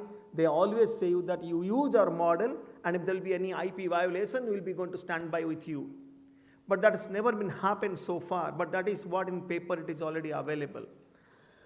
The best for what the big fours always try to give the recommendation is that if you are developing any application which is very, very data security and data sovereignty of the organizations of the country, try to make sure that you either have a agreement with the model provider that they will not retain anything after your transaction is being done. So there will be no data retention at the model end. That is the first policy. But if you want, you can download a model and you can able to develop something on your own homegrown. Of course, there will be a little time gap will be required because you may not able to get the same output the day one when you are using the model which is basically provided by the best model provider. I am talking about Anthropic or OpenAI. You will going to get little bit time of 6 months through which your model will going to learn from your behavior, and then it will be going to give you the outcome. But that is the most safest way if you are developing applications which are financial or healthcare application. That's the only research you can able to do it. And over a period of time, you are not dependent on the model which are prominent model or the closed source model. That's how the organizations are today taking care of how you will going to develop the applications. Keeping security is the most primary concern in the AI world. And that is what we are also doing both in the PwC is very, very intensive drive of the security as well as AI, but making sure that we will going to combine both this technology and try to make the digital applications, whatever we create, it is the most safest for us and for our citizen. And any applications which we develop, you make sure that any person who is going to log in till the time it will going to exit from the application, you have the complete digital footprint that what the person actually did with the span of time he stayed in the application. What are the elements he has touched it? What are the prompts and mechanism on which he has extracted the data or manipulated the data or get exit from out of it? If you can develop the software in that way, then obviously you are making more digital safe and doing the business along with the AI as well as cyber. That is what my closing statement is all about. Thank you so much. Thank you. Thank you. It's a wonderful, Saroj, you spoke very well. And it's a very interesting thing. So you spoke about Mythos. You spoke about Microsoft's new software. What is the outcome? What is the solution? Let me put some words. On this 29th, I was talking in SFO, San Francisco, in that event. Is the largest event of the world. The transition from detecting fakes to deterministic verification, creating an unstackable digital perimeter where identity is the ultimate firewall. It's perimeter security. What is going to happen in the world? Moving forward, trust to be the new standard globally. Can you trust your partner? Can you trust your family? Can you trust your boss? Can you trust your peers? Can you trust your citizen? Can you trust your colleague? It is going to be universal standard, and many corporates are going to start, including PwC. You can think about it. Whether in finance, healthcare, or governance, trust as a layer creates frictionless yet impenetrable environment where every transaction, message, and identity is pre-valid, is genuine. The strategy is don't just secure the data, secure the trust that grants access to it. It's a huge subject on it. We have spoke on the RSA event, world's largest cybersecurity event. We'll talk on in depth if you have time. But here, I have some questions for the audience. Tell me honestly, what did you learn from this panel discussion? Or just you are bound to sit in the panel discussion? How many of you learn? Can they raise the hand? 5, 6, 7, 8. Only 8? It is not a what panel discussion. Only 8? Can you see some at least 10 hands? Okay. So why this institution has organized the event in a university campus? I am guessing. I am also an audience like you. Incidental moderator. I am not supposed to moderate the session, but I am an incidental moderator. Anyway, the idea is you have to be a cyber warrior. What is cyber warrior? I am sure many of you know this. I have learned recently that government of Odisha, the cyber cell, they are making short videos also for cyber awareness. Am I right, sir? Yes. This is all good for the citizen and the student. आपको किस किस से बचना है, किस किस type की attack आ सकता है, small videos, they make it, they empower the citizen. You must proud to be a warrior. जैसे कि आंध्रा में बोलते हैं ना, हर घर में एक बंदा यूएस जाता है. हम उड़ीसा में ऐसे क्यों नहीं करेंगे? हर फैमिली में एक साइबर वेरियर पैदा हो, या आप साइबर वेरियर बने. आप अपने फैमिली में एक साइबर वेरियर बनेंगे, एक तो आपका फैमिली को आप सुरक्षा करेंगे, आपके रिलेटिव्स को भी आप बचाएंगे. देखिए, गवर्नमेंट इतने सारा स्कीम लाया है, आपको कुछ नहीं पता. गवर्नमेंट आपके घर तक पहुंच नहीं सकता है, ये आपको ही पहुंचाना है. So you have to be a leader, you have to be a warrior, you have to learn and empower your family. So the university, college, they have to find out the way how the student to be the cyber warrior. So with all the panelists' permission, can we take a pledge that each one, when we come across any student or college or campus, try to empower them as a cyber warrior? Yes. So let's stand up and pledge, if we can be make the cyber warrior and make the country safe. आपको सबको प्लेड्ज लेना है. हमें cyber barrier बनना है, देश को सुरक्षित बनना है. सो मैं बोलूंगा, we want to be a cyber warrior. आपको बोलना है, ऐसे नहीं बोलना है, आपको प्लेड्ज लेना है. मुझे साइबर वेरियर बनना है, मुझे सीखना है, मेरा फैमिली को सेव करना है. दुनिया की छोड़िए, पहले आपको फैमिली को सेव कीजिए, तो आपका रिलेटिव सेफ होंगे, उनका सराउंडिंग सेफ होंगे. We want to be the cyber warrior. Okay, tell from the student side what will be your responsibility. You are the matured parent. Please listen from the student. Can someone raise the hand, the student? Girls, please come up, please come up. Please come up the stage. Run up. Please come. देखिए, सब में से एक लड़की सामने आई. Please come.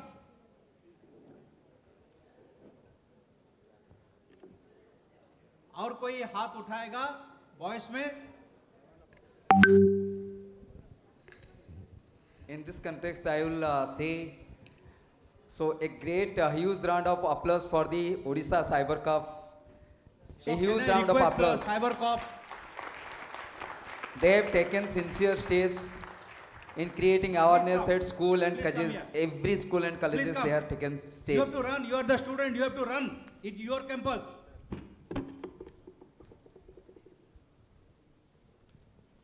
देखिए, 2 girls has come up. Boys में देखो एक ही आया. देखिए, आप लोगों को बताएं आपके लिए क्या कंसर्न है साइबर क्राइम के बारे में. 1 sentence. उड़िया में बोलिए, कोई प्रॉब्लम नहीं है. Okay, speak in Hindi. Okay, speak in English, whichever the language you like. I'm thinking what to say. Okay, what to say? Okay. Means जो आज जो साइबर क्राइम जो हो रहा है, गवर्नमेंट की जो लर्निंग कर्व है, उड़ीसा पुलिस जो वीडियोस बना रहे हैं, आपको जो ट्रेन दे रहे हैं, ये आपके लिए कोई फायदामंद है क्या? Obviously, sir. We didn't know many things about cybercrime today. We got to know about first of all, the thing I got to know, which my parents have also not told me, to not use the payment apps, which was very new to me because I have been using it from last 2 days. So it was very effective. So now I can help my parents too and tell them that not to use that because that is the most frequent payment apps we are using now for daily use. Wonderful. Over to you. What is your viewpoints? Sir, government is making videos to aware us. But What have you seen? Have you seen anyone? Yes, some short clips or videos. What but was that? What was the last you have seen? Tell me. Honestly. Sir, to register if we are getting some fraud calls or what, register in the helpline number or what. But I just asking, is government ensuring that all are aware of that? They are making videos. Sir, you have to answer. She has a query. Yeah, please. Once more. Sir, government are making videos to make us aware. But Please sit down. Please are take your seat, they sir. Please take your ensuring that we are get aware or what? Please, it's a very good question.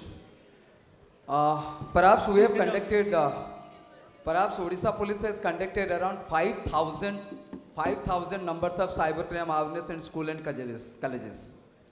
5,000, more than 5,000. So we have created so many cyber volunteers. There are so many handles. Cyber Cup Odisha is the handle, Insta handle of the CID crime branch. Cyber Dost is the Insta handle of the I4C MHA. There are so many handles, and Commissionerate Police has the handle, Insta handle. There are short clippings are there, and we are creating this is completely theory. We are not going to the theory session. We are doing the practical session at the school and colleges. We are doing the practical session. Using UPI app, right? Try to understand. Digitalization is the concept is that you have to, we go with the pace of the digitalization, right? My point is that UPI app, you can use the UPI app, not an issue, not an problems. You have to secure yourselves. Now RBI, पता ही नहीं है आपको, इसीलिए तो problem है. Now RBI, after 8th of the May, they have taken so many steps. If you log into the UPI applications, there are not 2FA, there is a MFA concept, multi-factor authentications. So RBI has taken so much steps here. So don't the frighten enough that so to use the UPI application, mera paisa chala jayega. It's a wrong concept. We are using PhonePe, Google Pay, any of the UPI applications, not an issue. You have to use it as a very meticulously, right?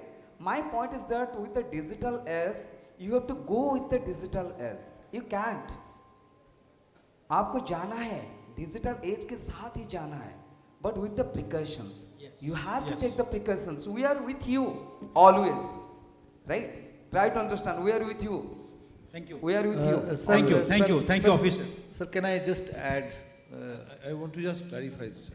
Yes. Actually, what our additional Director General of DOT wanted to tell all of you is that try to use your desktop application, try to access your bank accounts using the browsers rather than using the bank applications. Yes, you can go into the bank applications, see your statements and all, but he is just telling you not to connect it with a lot of other applications, because when multiple applications are residing in your phone, so they are talking to each other.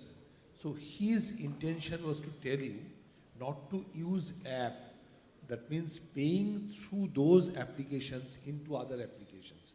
So So he was actually trying to let all of you know, go back to your desktops, your browsers, and use bank application. I hope, sir, Yes. you will clarify. Actually, sir has So the hit the nail on the head. wrong notion must not be taken back, that don't use applications. Yes, you have to use applications, otherwise this huge amount of transactions would not have happened. Another small advice is, suppose I find that many of the fraudsters, they are on a voice call with you and he will compel you. Please, I have sent you, yesterday I got a call that I have sent you 30,000 rupees by mistake. You check right away. So basically when a call is through, don't activate your payment app or any financial app at the same time.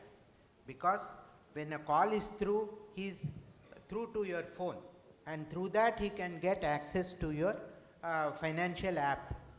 So at the same time, your voice call as well as your financial app should not be activated. In the middle of the voice call, don't activate look into your financial app, even though the caller may compel you.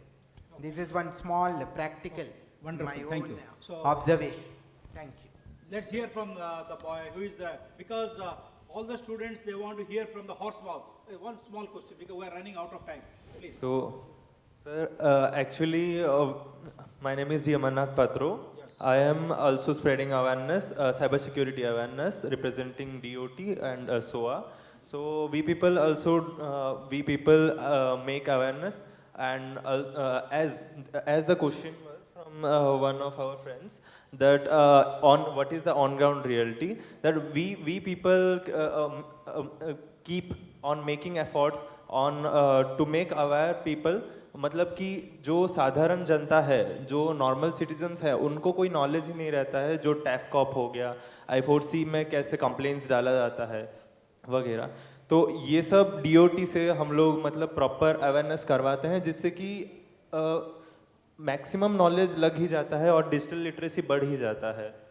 आप दिन में कितने लोगों से इसे discuss करते हो, सिखाते हो? दिन में approx 10 people. Wonderful. Online 10 people, and offline whenever we meet anyone nearby, we keep on making them aware. We'll request Dr. Debu Naik to plan out and tell the college to have a cyber awareness program, digital barrier, how every student can be digital. Thank you very much. Thank you. Sir, So- just one last word, sir. Yeah. If you, so what I'm saying, आपके phone में, जैसे आपके घर में कोई आता है तो आपको पता है 5 लोग आए हैं, 7 लोग आए हैं, 10 लोग आए हैं, ओके. सिमिलरली आपके फोन में कितने ऐप है आपको पता होना चाहिए. अब भाई किसी को पूछूंगा खड़ा करके, बोलो भाई आपके फोन में कितना ऐप है, वो तो पता ही नहीं है, ठीक है. सो आपके घर में जैसे आप काउंट रखते हो ना, तो फोन में कितने ऐप है पता होना चाहिए. दूसरा है कि हर ऐप का एक परमिशन होता है. जैसे कल बताया गया था कि टॉर्च आपको आपके जियो लोकेशन का पता क्यों चाहिए, आपको कैमरे का पता क्यों परमिशन चाहिए, आपका वॉइस को क्यों परमिशन चाहिए. सो हर ऐप में जाके प्लीज चेक कि whether the app is required or not and what all permissions are there for this app. Please disable them. Okay, thank you very much. Thank you, panelists, for the wonderful response. I'm sure that this is a learning or for the audience, but it is a learning for me from the audience. Thank you very much. Please be seated. Thank you very much. It was a wonderful session indeed. It was very interactive as well. We learned a lot. With this, now it's time to felicitate our speakers. I request our Dr. Debabrata Nayak, Director PwC, and Professor Renu Sharma, Additional Dean, Students Affairs, to kindly proceed on to the dais to felicitate our guests.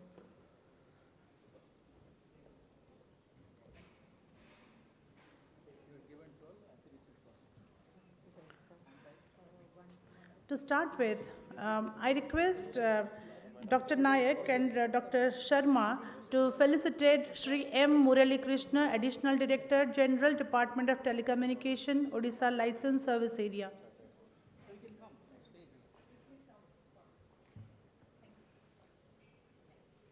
Dr. M. Murali Krishna.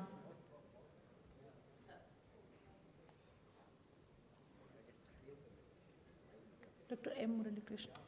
Dr.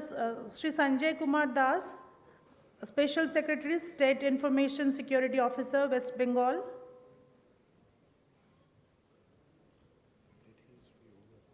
Sri Akshay Kumar Nayak,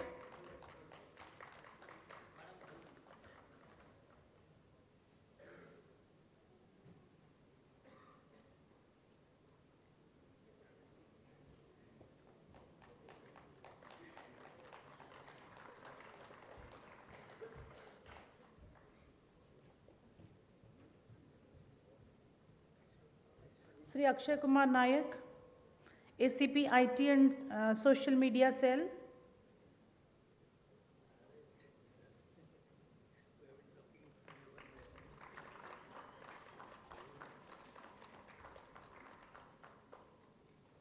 Brigadier Vivek Verma.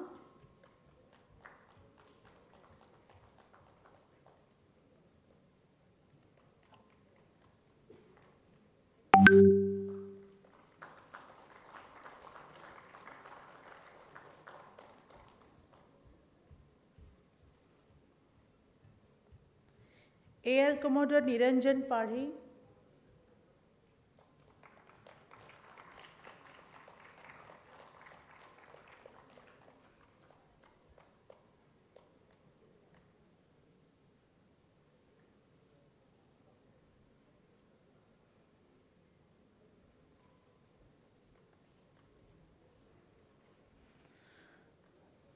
Shri Saroj Patnaik, Partner PwC.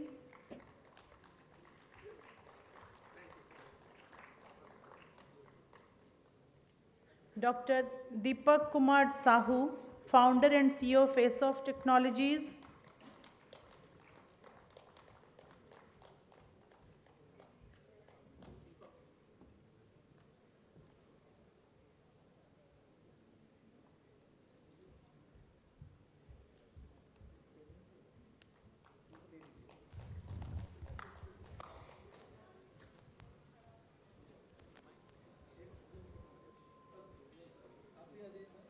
No, it's okay.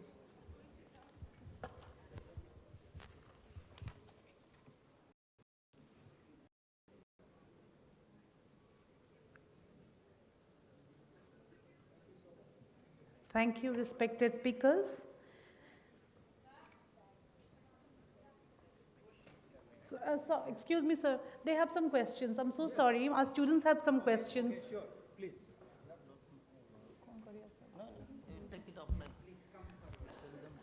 Please wind up as fast as possible. Hello. Please. This is to Akshay, sir.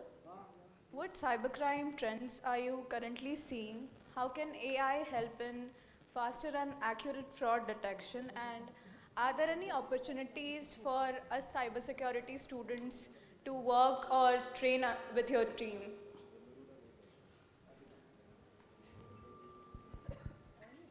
This is a very nice question. So, CID Crime Branch has taken initiative for the intensive of the students. Also, Commissionerate Police has also taken the initiatives for the intensive and educating the students regarding the cybercrime and regarding the cybersecurity incidents. So, first question is of yours, please. The first question. ये तो second question के answer होगा. First question क्या था? Please.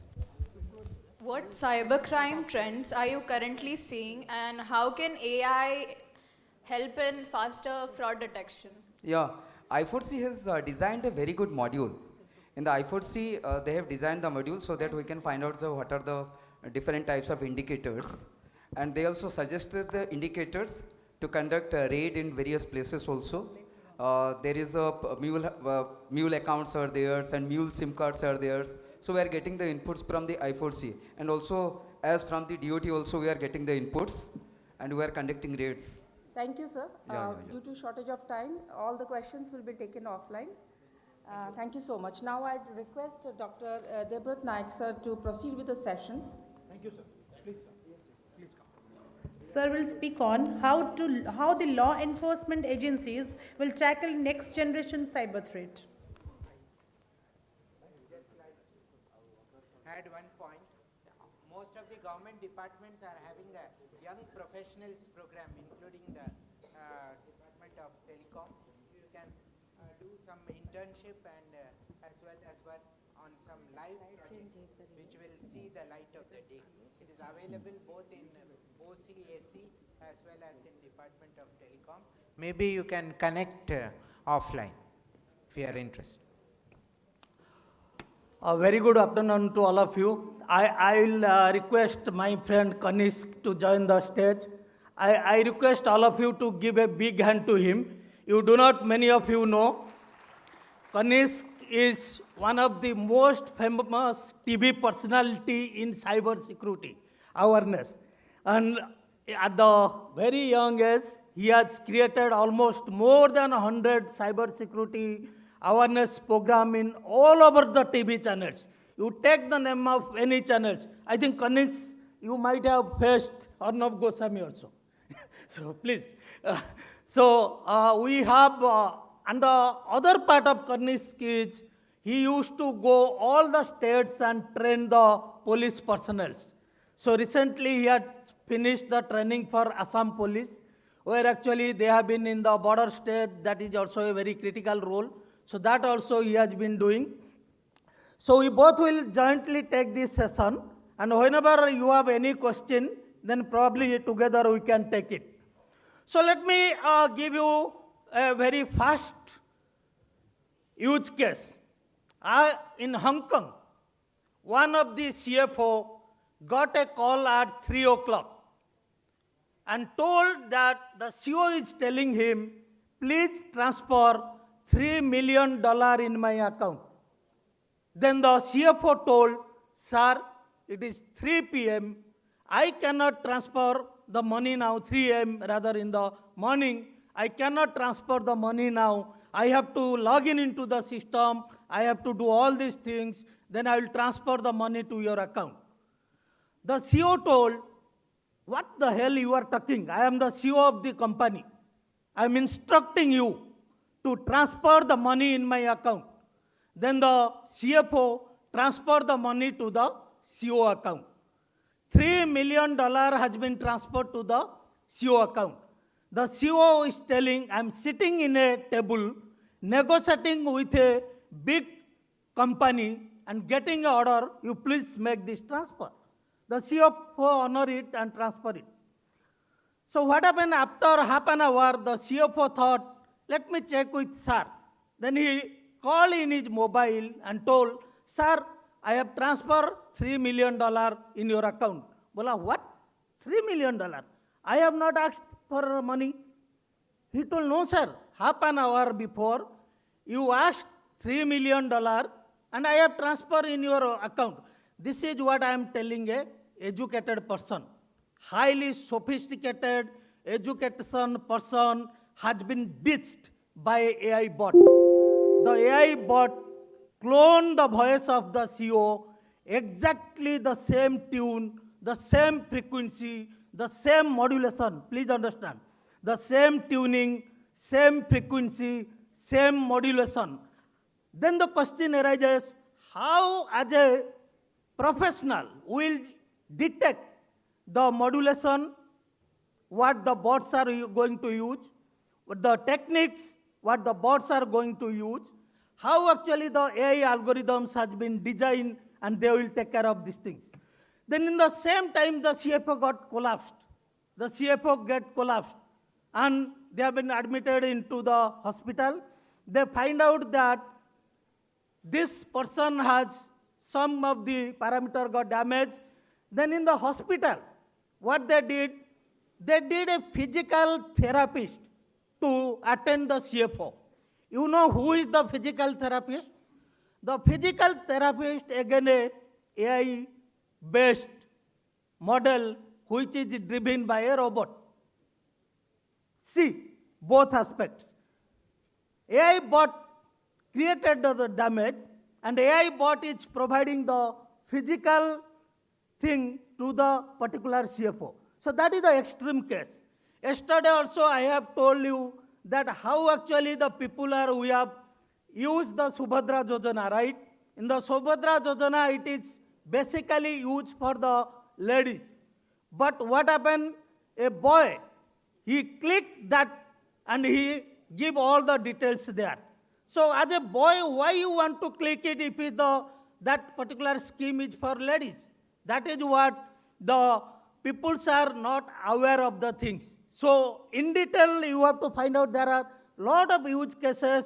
And let me give another example. What the example was told by sir in Goa. In Goa, if you go to the particular areas, you will find out standalone PCs. These standalone PCs are not internet connected. And what happens, I work in cybersecurity, I have a very different interest to go and see all these things. Then I asked him what sir has told in Goa. I asked him why it is, all these are not internet connected, now it is Windows, we do not have to patch and all these things.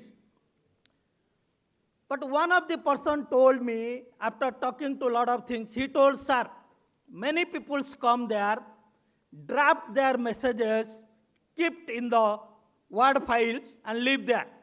They went, they take the mobile phone, call, hey, I have gone to that place, the PC is there, I have drafted the message, and I have kept in that folder, this is my username and password.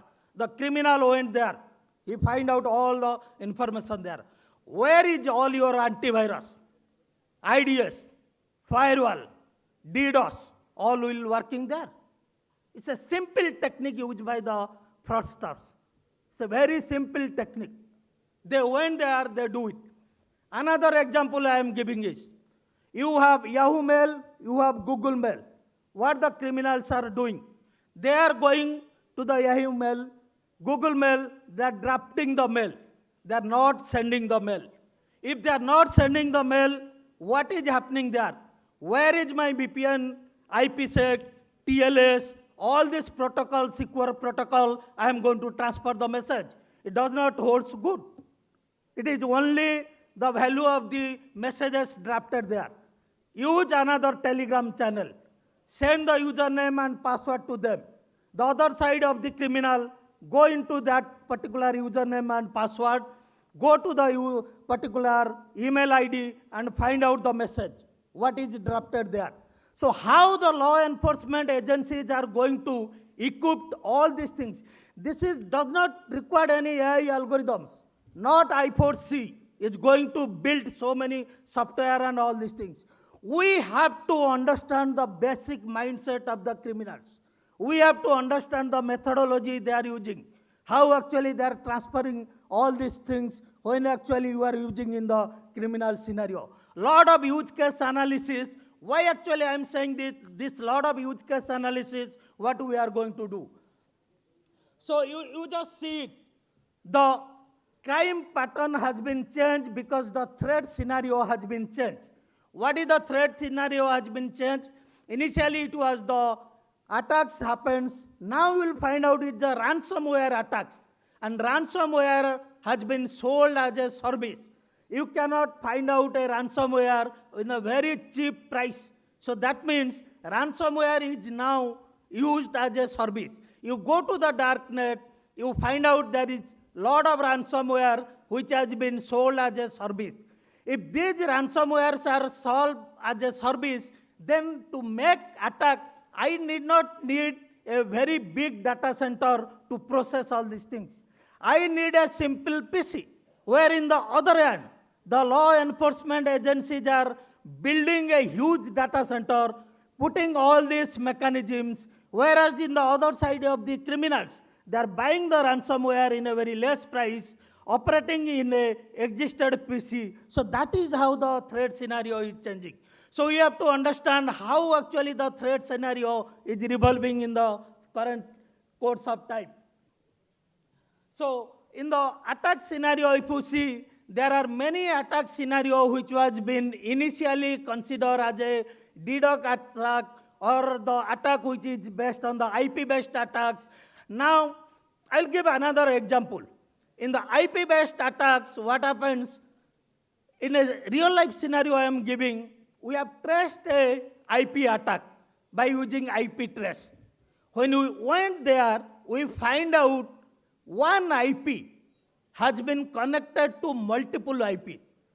Then we trace again, using your IP trace will fail there. It will not going to trace if there will be a one IP masked and create a multiple IP. Then how you do it? We customize our tool.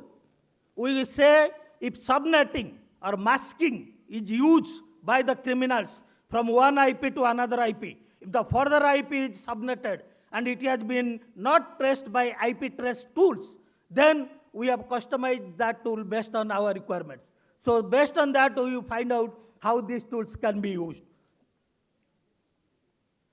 So actually, I thought I will give you some of the ideas where actually we are working in various kinds of technologies when you designing the.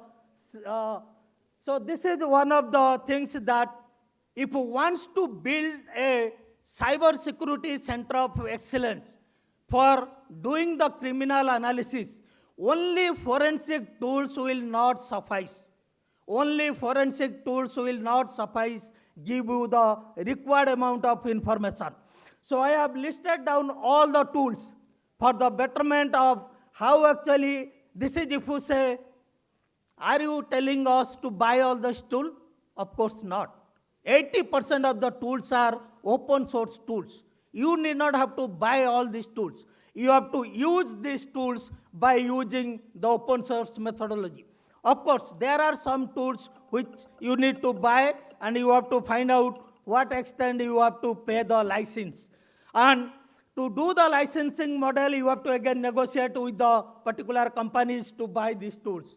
So in this method, you will find out one of the tool which I have not listed is called as the IP tools, and the other tool is the AI tools. And in the letter, I will give you what are the new AI tools that you are going to use when you do the analysis of the content. For example, you get a very big metadata. How you do the analysis? Do you have a Hadoop cluster? You don't have Hadoop cluster in your there. So how you do the metadata analysis? A huge amount of data, you are getting it, you have to use a log rotate mechanism. You push the data there, rotate that data, take the part of the data, analyze by using the log rotate mechanism, then find out the information. The moment you find out the information, you find out what are the command fired. Is it the command fire kill it? Is the command fire delete? Is the command fire erase? So you have to go into the details and find out. The moment you find out these things, then you find out who has fired the command at what time.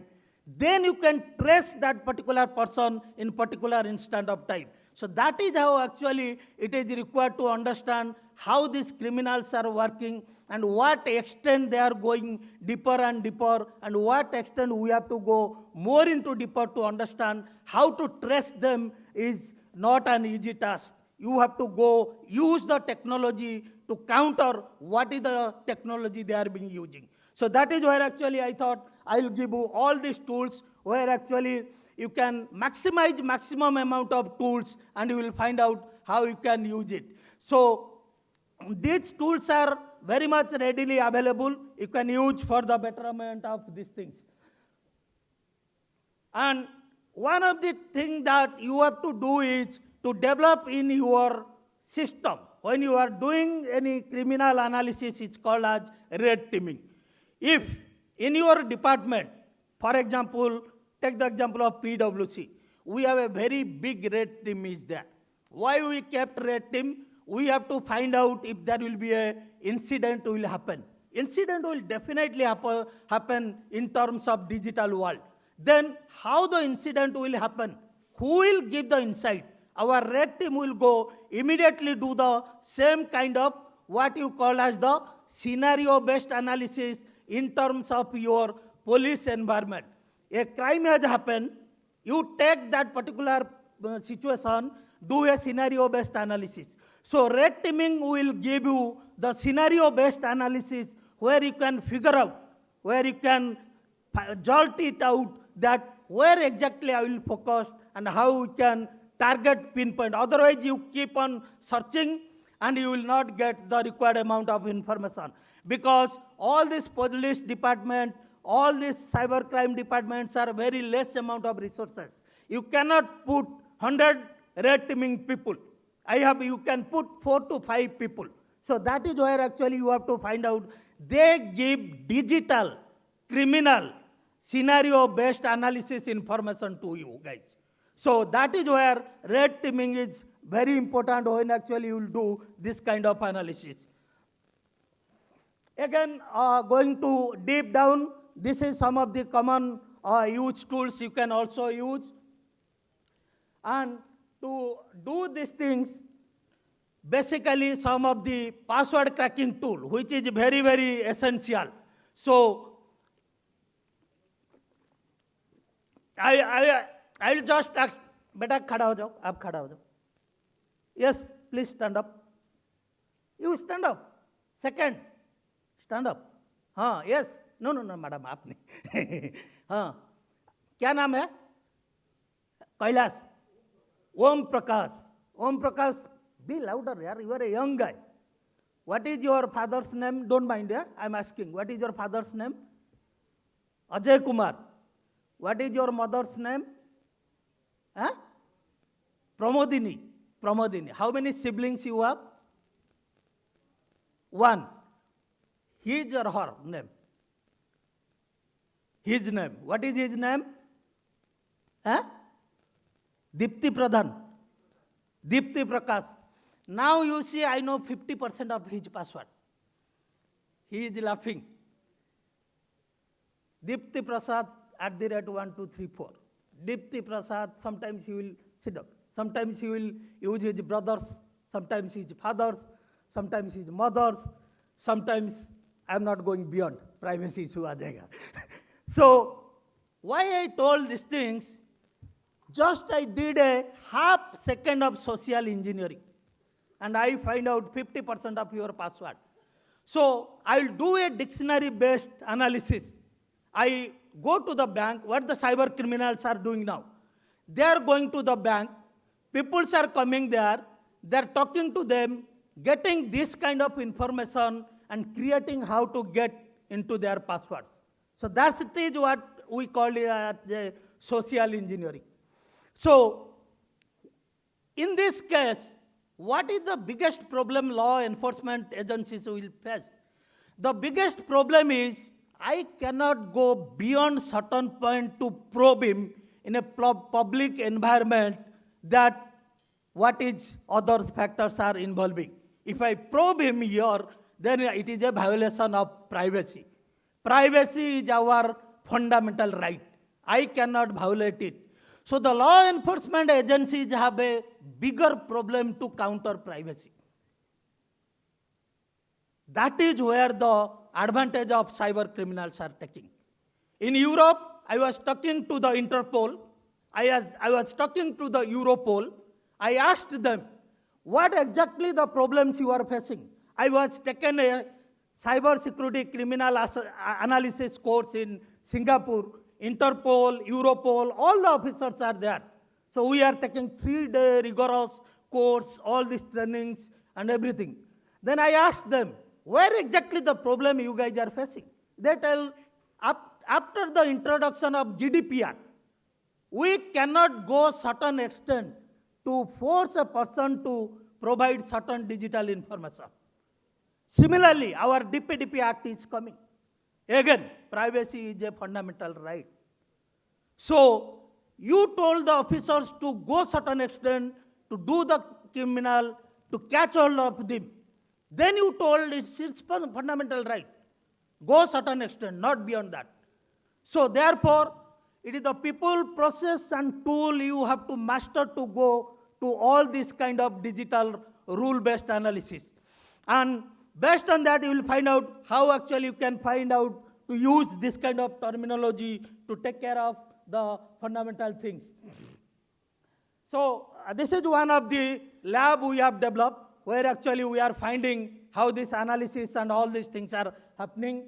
And then I have told, just to give a flavor, I have an Nmap. How I am going to install Nmap? If to install a Nmap, I have to execute lot of commands to make this tool operational. So based on this, these are one tool I have given. Each the law enforcement agencies have the manpower to install 100 tools. So that is again an area need to be thought of, how actually judiciously and how actually you can take the example of best tool that going to you can use. And to use this tool, you must have that much of memory. You must have that much of CPU capability. So all these things, detail required before taking the tool, installing the tool, running the tool. When the tool do the analysis, you should have all these details available. So NIST has published, US Department of Defense has lot of things that they do in terms of cyber crime and cyber regulation.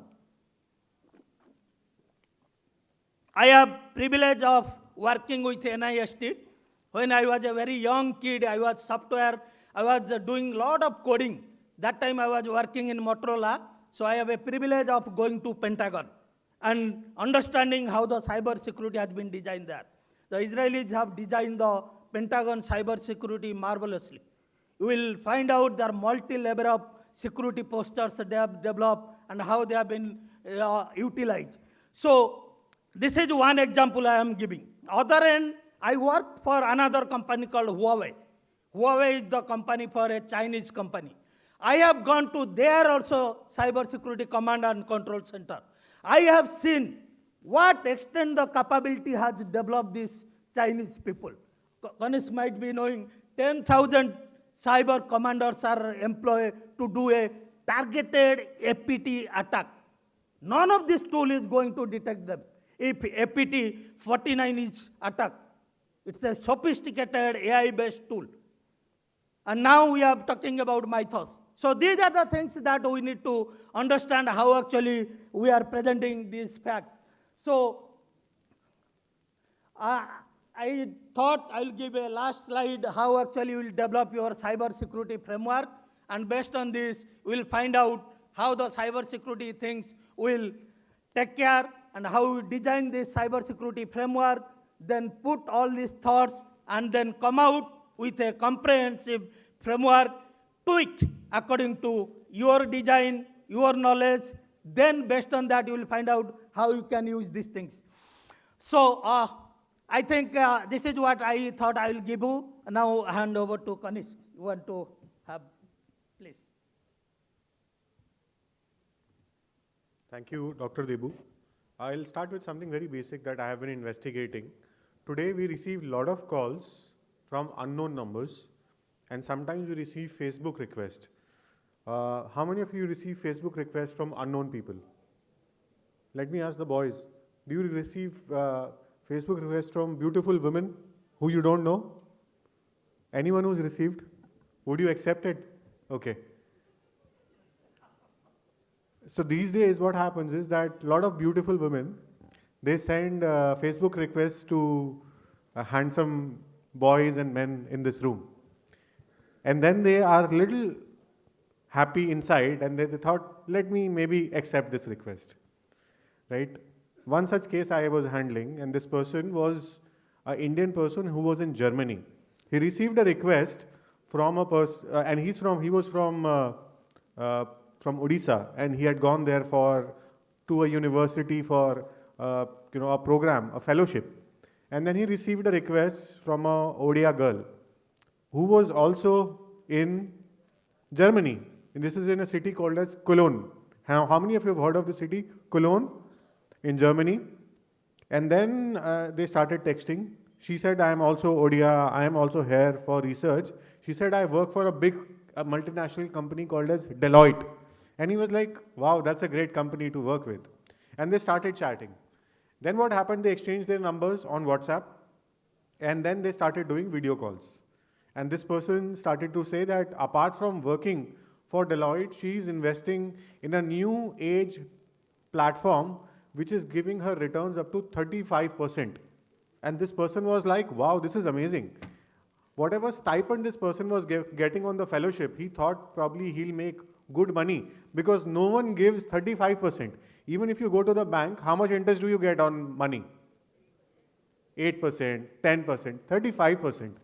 So now this person sends her this link of this trading platform, and he then looks at it, he feels that, okay, how should I invest in it? He tries to transfer INR into it, and then he had some euros which he was getting, he was unable to transfer. So this girl tells that, you have to open a crypto account. So she sends him a link of a crypto platform, so the money is then converted to crypto. Once the money is converted to crypto, then she says that this is the trading platform in which you transfer the money. So he first transfers maybe around 25,000 euros. Now this was a big sum for him, 25,000 euros. And suddenly he sees he's getting 28% return. And he's like, wow, you have made my life 28% return. So he calls up his mother and father back here in Bhubaneswar. So, I have invested in this trading platform where I'm getting 28% return. And his father is like, tum pagal ho gaya hai, 28% kahin nahi milta hai. Stop fooling yourself around. He said, no, you are outdated, you are old, you won't understand. 28%. Then he tells 4 of his more friends and says that you should also invest. By that time, the conversation with the girls keeps on happening. And this girl keeps on telling that how she's making more money while she is here working for Deloitte. And they keep on talking in Odia. The video calls keep on going on. The girl says then suddenly that I'm in trouble. My landlord is troubling me because he's asking, I am staying in this place and this place is not very clean. So the girl says, transfer some money to me. So he says that, okay, I will transfer. She said, no, you have opened that wallet crypto, transfer to crypto. Okay, the guy feels a little bit fishy that why the girl is not asking for the money to be transferred directly in the local, but via crypto. So another transaction done now. He starts to get a little fishy and saying, we should come and meet. So they agree to meet. They agree to meet at a place. And at the last minute, the girl falls sick. The last minute, the girl falls sick. And she says she cannot make it because she is unwell. She has fever. Then the girl says that she's texts later saying that, I have made more money in this trading platform. I have got 34% return. So why don't you try as well? So this person says, I don't have money. So she said, why don't you borrow it from someone? So he calls one of his friends saying, can you give me a bit of loan? So this person now takes a loan of around 30 lakh rupees. And 30 lakh rupees is transferred in his account, and then same money is transferred. Now, this is going on for 1 month, 2 months. Again, he tries to meet this girl. The girl again makes some excuse that my parents are not letting me come and meet, so we will meet once I go back in Bhubaneswar. Now, by this time, he has already transferred money up to 101.5 crores in total. And he's taken loan from his friends. And finally, he feels that the girl is trying to fool him. And he contacts me that I have been in relationship with this girl. Relationship, he tells it as a relationship. I have already given her 1.5 crore rupees through some of these platforms. And I start investigating. The first thing which I found out, that this app is a fake Chinese app. I get a girl's number. It is a German number, but it is a WhatsApp number which is not there in Germany. So I do the geolocation mapping. So people from the police who are here, they know how to get the geolocation. So I use the IP tracking mechanism to track this person's geolocation. When I look at this number, this person's number was from another country. Can you guess the country where this would be happening from? Which country? Cambodia. So this was happening from Cambodia. And the girl had a Odia accent. Okay? Now, he asked me that and the girl was looking very beautiful. If someone comes to me, I will show you the video also. The girl is looking extremely beautiful. And he feels, Odia girl in Cologne, like me, my background, is talking to me, is approached me. And we were to meet, and then we were to inform our parents that we will get married. That was the plan. He's already transferred 1.5 crores. On investigating it, I find out that this was run from Cambodia, and this is run from a call center in Cambodia, where they were using AI-based software. AI-based software for voice modulation, AI-based software to make this girl look that she is from Odisha. But it was actually someone else. So someone was sitting on a desk using AI-based software, and the voice was changed, and also the video was changed. And the whole thing started from Facebook. Now, for tracking someone like this, he went to the police in Germany. The German police said this is outside our jurisdiction because the cyber criminal is sitting in Cambodia and I have to go to the court to take permission, and it is too much of a hassle for me. You are not even from here, so I should not waste my time. So the police did not register, the German police did not register the complaint. I told him, file complaint on cybercrime.gov.in. But do you know, if you try opening cybercrime.gov.in from outside India, the website will not open. It only opens in India. So he's not able to file a complaint. And I told him, why don't you call the cyber cops and make a complaint? You know what the cyber cops told him? That you should come here. So now he's waiting to come back to the country to register the complaint. I told him, use a VPN, file a cybercrime.gov.in complaint, change your location to India. Then he was able to at least register the complaint. But this case cannot be investigated alone by German police. This is transnational organized crime, for which this case first needs to go to Interpol. Okay, Interpol, and then Interpol will further move this forward. So this is happening not just to one person. There are thousands of such people who are getting victims of transnational organized crime, which is perpetrated from countries like Laos, Myanmar, Cambodia. And you know the people who are behind it.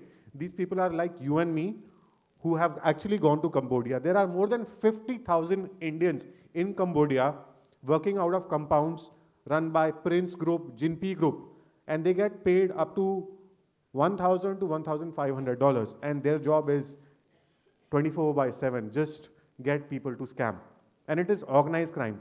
So as you and me, we need to be very careful who we add on social media platforms.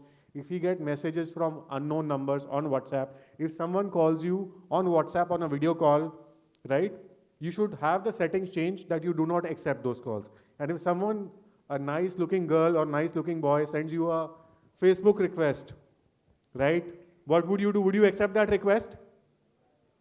No, you will not accept that request. If someone calls you on a video call from unknown number, don't accept that video call, right? This is becoming very, very common.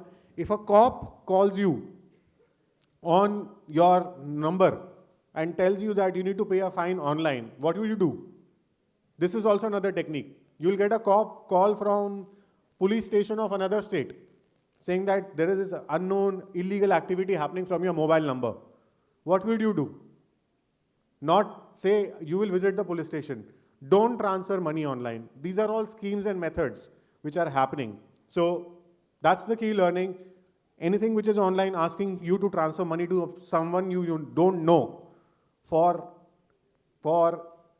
giving money, for investing in a cryptocurrency or investing in a trading platform, it's a fraud and a scam. Anyone who's trying to push you to transfer money immediately, create urgency, is a scam. You would also get voice messages in the names of your family saying that your sister, your brother, your cousin is in desperate need of money, and the name will be from an unknown number. You would not transfer the money. These are all techniques. So what they do, cyber criminals, they do something called as behavioral pattern analysis. They study your profile. How do they study your profile? How many of you have your Facebook profile set as private? Can I have a show of hands? How many have set it private? Still less number. Everyone should have their Facebook, Instagram profiles private, because if your profile is public, anyone can study who your friends are, even go into your friend's profile, copy photographs, and then create another profile. Or even take your photo, create a WhatsApp account, and then start messaging you. So please keep your Instagram, your Facebook profiles private. Your pictures to be private, only shared with friends. And don't accept requests for unknown people. That's all the learning I have for you from my side. Thank you so much. If anyone has any questions, happy to answer now. Take the question at the end. Yeah. So can you show the slide, please?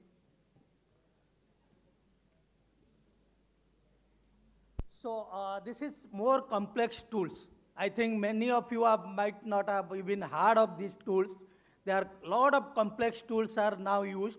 So we are using these complex tools because we are safeguarding the biggest telecom infrastructure of our country. We are safeguarding as a PW.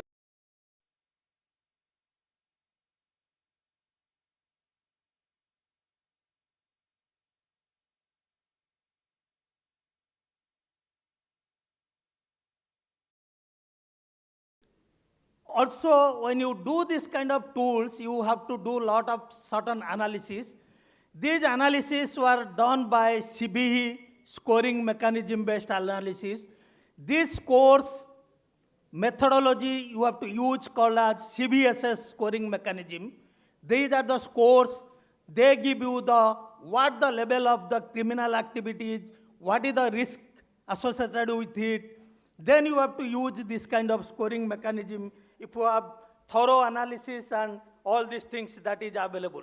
So till now, I have told about my experience and PwC. Now, this slide, I am not, please don't quote me as a PwC.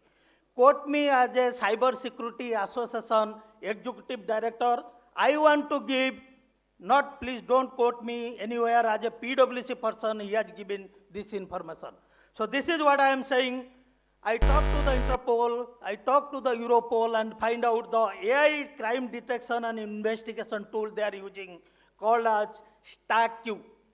The StackQ is the common use tool now which will give you a lot of details what they call as a crime GPT. You have used chat GPT.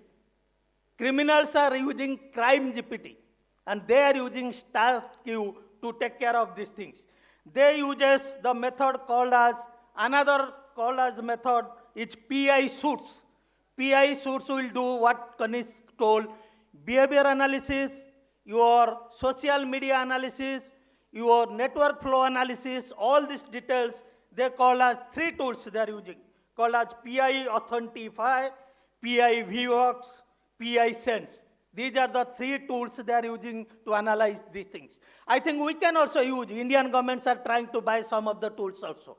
So another tool is they are using called as TRM signature based tools and organized crime national database, OCND, they are integrated there. They are finding how they can find out all this information. So this is how some of the things that you need to see, what extent you can utilize it. So I am giving a lot of technical know-how, how you can use these techniques to counter these cyber criminals. So all these things is very essential when you do this. So anything, that is any incident happens, you should have a cyber security incident response plan. Why? Because you have to inform to sort in 6 hours of time. It is a huge hectic job to give the detail in 6 hours of time. What you need to do? You need to do the thorough root cause analysis. You have to do all this analysis, comprehend the report, give this information, and also make your media team get ready. If there will be in India, our media is hyperactive. Because anything, any organization, something get leaked, that will be go leaps and bounds. Unlike in US, they have been reporting these things and they have been taken adequate actions. So that factor, that's why many law enforcement agencies are, I talked to the certain head. He told, Debu, we are getting a lot of incidents, but very few has been reported. What is the cause behind it not reported by the incidents? Similarly, in lot of people are sitting here, even if police asks them, the crime has happened, they will not report you. The reason being is there are multiple number of social factors are associated with it. So we have to tell them, we have a special cyber security incident response plan.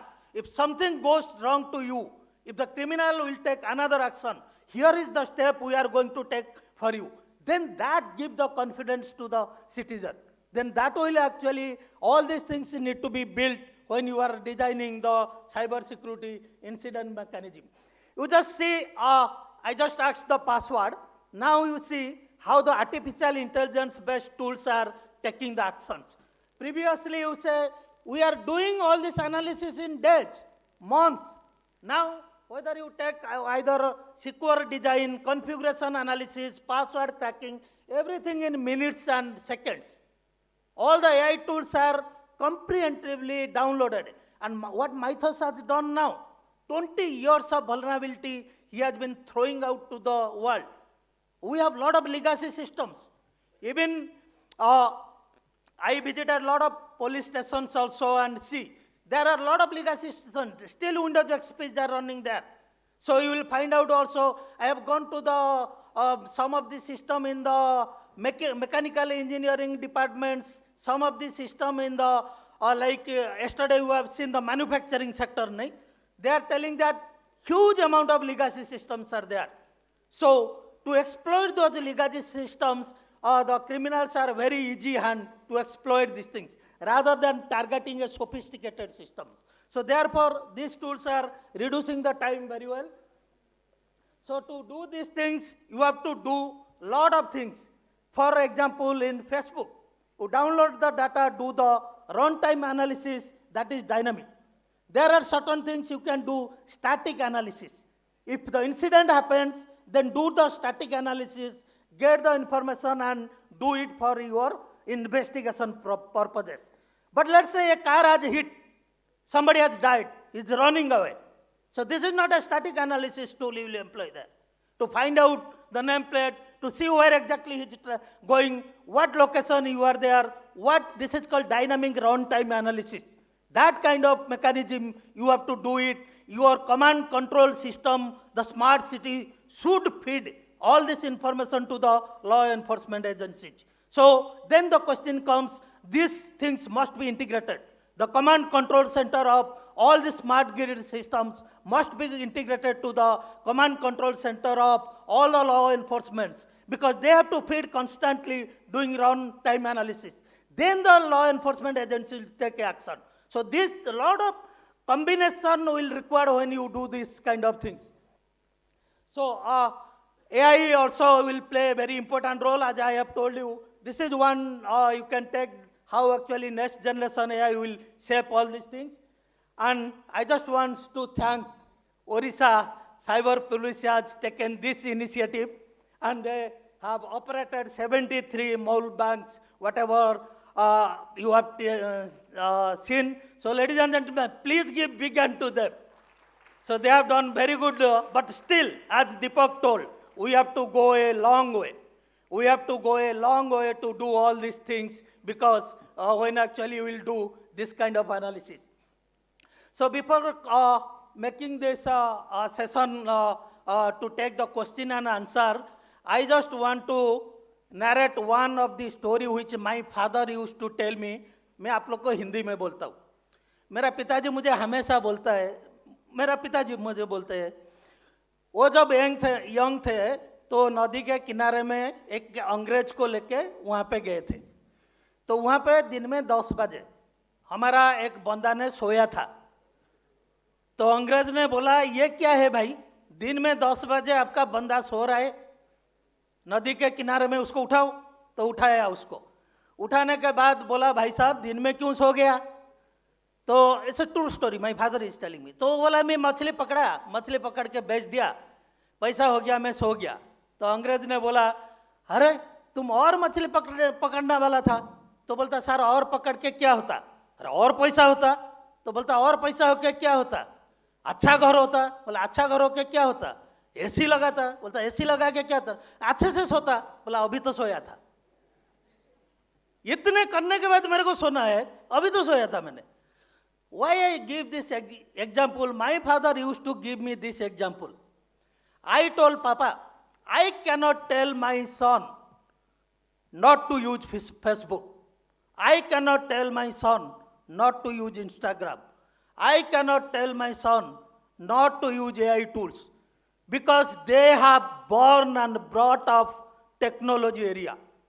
They have to use all the new technologies. The younger generation will use all the new technology. We cannot say, you, like some countries are adopting 16 years, don't use this kind of tool. I was talking to some of the Australian 16 year, below 18 year, below 14 year, that all we have means and ways. We are finding out the ways how we can use it. Younger generation are smart. You cannot put them through law and regulation to not to use. So therefore, if these technologies, all these things, they have to use, then of course we have to guide them and find out how best we can get out of them, and how, that is what Kanishka has given a very good example, how we can see how they will be socially safeguarded, not going to certain extent where there is a life threat. Please understand, money threat sometimes we can bear. But if there is a social media is driving something to a life threat, then we have to guide our children as enforcement agencies to put a boundary and make them to how they can take care of these things. So thank you all. We'll take the questions. Thank you.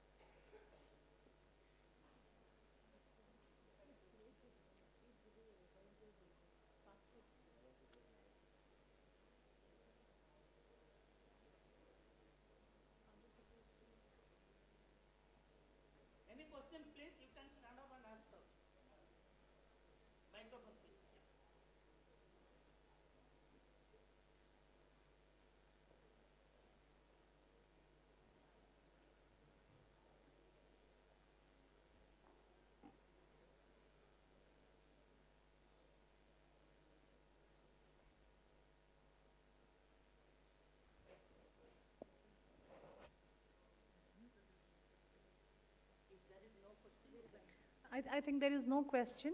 Thank you. Do you have a question? Okay. Respected sirs and madams, namaste. Thank you, Debabrata sir and Kanish sir, for the wonderful session. And thank you, SOA University, for organizing this special session for the LEA. I am also part of LEA, and apart from me, 64 officers from Odisha Police at senior level, and CCOPS and from cybercrime unit, we have attended this session, National Conclave on cybersecurity, AI and emerging technology. Myself, Prasanth Kumar Paricha, I have been working in Odisha Police since last 23 years. I am a cybersecurity researcher in passion and a cyber cop in professional.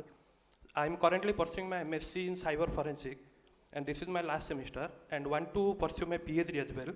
So, sir, as you have told that previously cyber criminals were using the social engineering like techniques like phishing and smishing to trap the innocent citizens. But because of the massive use of AI ML and GitHub and the sandbox, VirtualBox, and with the Kali Linux and Python like scripts, they are using the Worm GPT, Fraud GPT, and as Sir has mentioned, Crime GPT. So they are automated, and now they are developing the APKs like fileless malwares and self-destructive malwares as well. And they were making the persistence in the victim system and the mobile, and make fraud in long run. So my query is that, like ChatGPT, Perplexity, Google Gemini, is there any AI model which can help earlier, in particular in cybercrime investigation in real time, and can also help in DFI? This is my first question. And the second question is like, recently in Odisha as well, we have noticed anonymous emails are coming through Proton Mail, Hotmail to major organizations, critical infrastructures, judiciary organizations. So how to tackle them effectively through AI? Third question is, as you all know that cybercrime is a organized crime, and it is a major concern. Not only from India, it is a global concern. And after terrorism, cybercrime is also treated as a biggest threat to humanity. So in that concern, dark web, crypto, VPN are the major challenges for the LES. So what are the newest technologies and AI models which can detect these sources identities? Thank you, sir. Thank you very much. Very nice question. First question, let me take. Currently, what is happening, fileless execution is gone. That means I have a file, I downloaded, .exe file has been created, and it is creating problem. That has been gone long back now. So what exactly they are doing? I have a file, I downloaded, it creates a .exe file. What exactly it is doing? It will keep for 15 days. It is not doing any kind of thing. It will create another .exe file. Because of this AI model integrated, this will create another .exe file.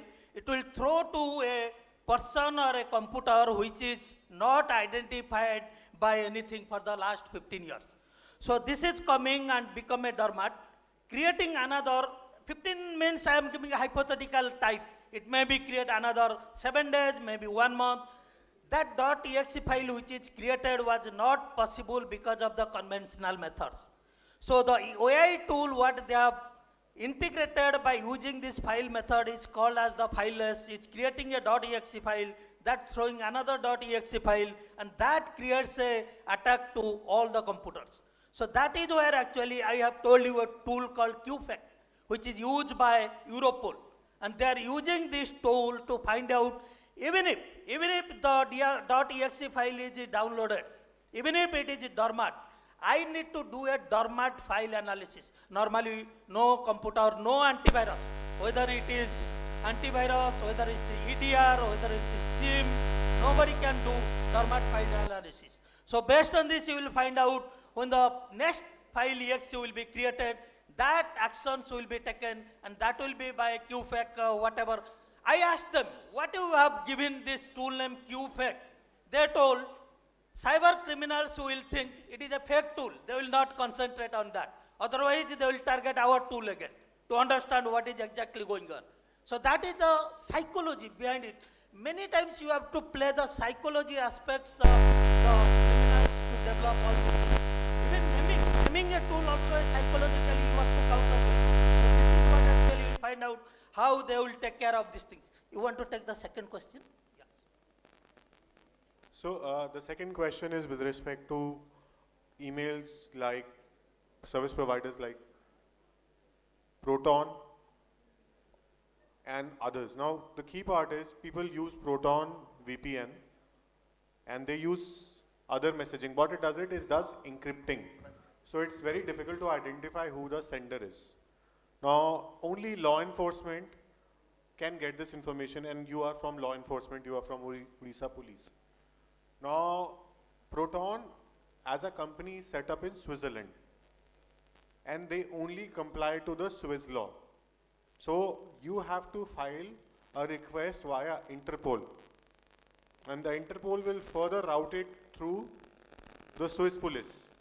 If the Swiss police finds that the email is non-compliant to the Swiss law, then only they would request Proton to provide this information.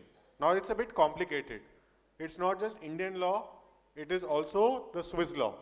Most of the time, under the garb of Swiss law, Proton email or Proton VPN service providers do not share this information. Now this is one of the biggest issues. So it is not just Proton, there are a lot of other email service providers who provide encryption based services. So what should we ideally do? We should ban companies like Proton and similar until and unless they don't have an India entity, they don't comply to the Indian IT Act from operating within India. Otherwise, it is very difficult to get the details from Proton and other service providers because they would hide behind the Swiss law, and it is very difficult for you to interpret the Swiss law and say how Proton is non-compliant to the Swiss law guidelines. And in the name of freedom of expression or guiding safety for whistleblowers, they try and hide criminals. And it is one of the biggest problems. It is not only a problem for Odisha police. All the police in 29 states of these countries and UTs are facing this issue. And there are other email service providers as well, When it comes to VPN, we have similar issues. VPN companies had to comply to the certain guidelines, right? That they had to have this data and set up an India entity. A lot of them still continue to operate in India despite of not having an India presence. So it is actually the job of Ministry of Electronics, Information Technology to work with certain to either block these companies from operating or file complaints against them using the Indian IT Act. Otherwise, law enforcement agencies like yours will continue to face this immense issue. Thank you. I'll just compliment one thing. How many of you know MLAT? Mutual Legal Agreement Treaty, right? Does India sign MLAT? India sign MLAT? Currently, we have not signed MLAT, right? If we have not signed MLAT, how will get the multi-level country information and all this? But I agree, India signed bilateral agreements with US, with Singapore, cybersecurity bilateral agreements. But this multilateral agreements is not there. So what the Europes and all these countries are gaining the intelligence. So we don't have that kind of intelligence. So what Kanishk told, the cross-border activities and all these things will heavily depends on lot of rule and regulation, which is binding the law enforcement agencies, not only people like you, even Interpol, even Europol are sometimes get very much like what we need to do if this law binds us, if the GDPR binds us, if the Privacy Act binds us. So that is where you will find out that these kind of things will take a very central stage. So therefore, it is very much essential to understand how the legal entities are evolving. Currently, if you say, sir, I have an artificial intelligence based module and it creates a harm, where is the AI law? How to make them accountable? How to force them to take a legal action in the court? So that is where a lot of things need to be evolved based on these things. So therefore, we need to be little patient. Having said that, all this constraint, whatever we are doing, still a commendable job. Thank you. I think we have time, sir. We can take questions offline, sir, because we have another panel waiting. I'm really very sorry we can't take up any question right now because of shortage of time. Now I request our Vice Chancellor, Honorable Professor P.K. Nanda, sir, to kindly proceed onto the dais to felicitate our guest speakers. Kanishk Gaur, Founder, India Future Foundation, and Dr. Debabrata Nayak, Director, PwC. I request Professor Renu Sharma, Additional Dean, Students Affairs, ITER, Siksha, Anusandhan, Team to University, to join with our Vice Chancellor, sir, to felicitate the guests.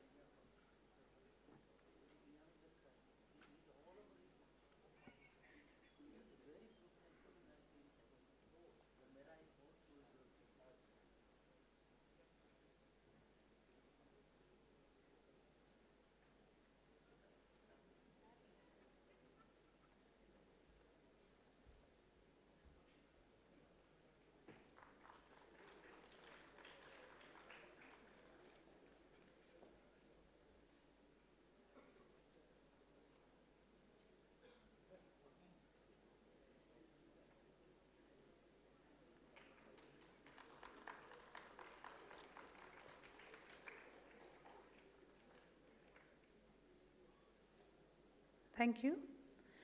We are moving on to the next panel discussion, that is industry panel. The topic of discussion is from compliance to intelligence, AI, cyber law, and next generation enterprise security. The speakers are Shri Vinay Nagaraj, ISAC Foundation, Srimati Archana Kaul, HPE, Dr. Jitendra Mohan, Vice President, CISO, BU Head, Cybersecurity, and Mr. Prashad Rautre, co-founder Jivika. I request our speakers to kindly proceed onto the dais and to begin with the discussion.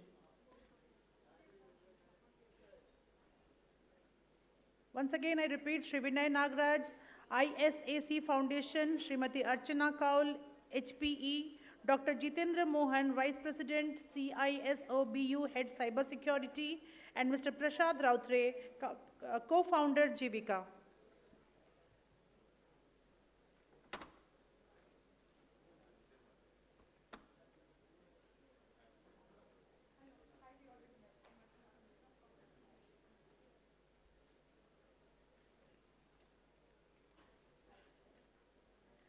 Srimati Archana Kaul is the moderator for this session.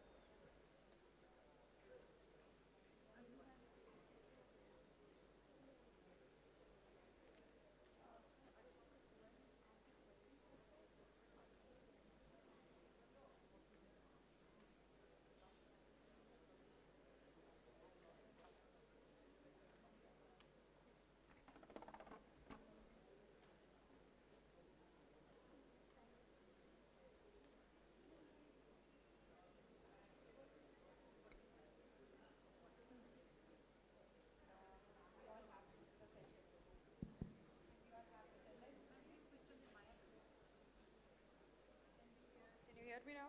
No? Yes? We can do that, right? We can close this one.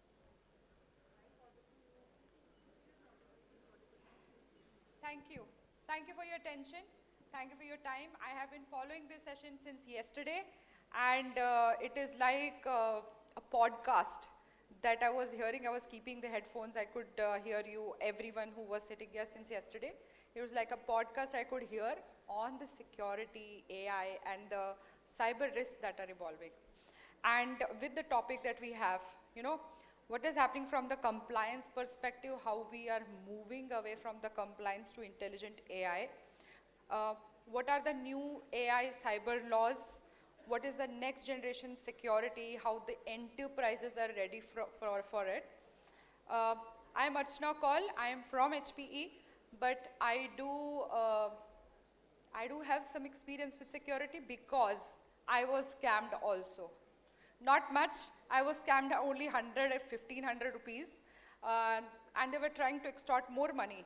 But again, in the world of AI, in the world of cyber risk, we need to ask ourselves a question. Like how, sir mentioned that if they are trying to extort money from you, if they are trying to make you feel that there's an urgency to do some payments. Even if my mom calls me, even if my brother calls me or sister calls me saying that, Archana, I need some money, maybe give me 1,000 rupees, maybe 5,000 rupees. I tell them to come them on the video call. Come on the phone, tell me what is the reason. I ask them the questions. I don't even trust my own call or a voice call or a phone call from my own mother. That is what cybersecurity has done to me.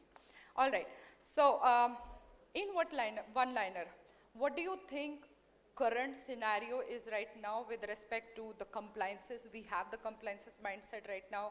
All the banks manufacturing, they are just tick marking activities saying that we are compliance ready, we are secure for now. How they are moving towards AI driven security.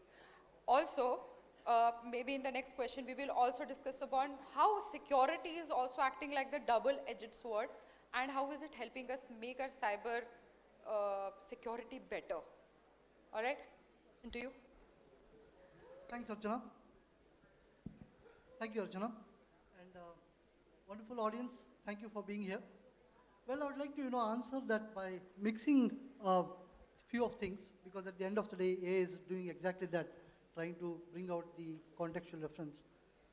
Well, friends, I'm Vinay Nagraj from AIC Foundation, and AIC Foundation basically maintains the National Security Database.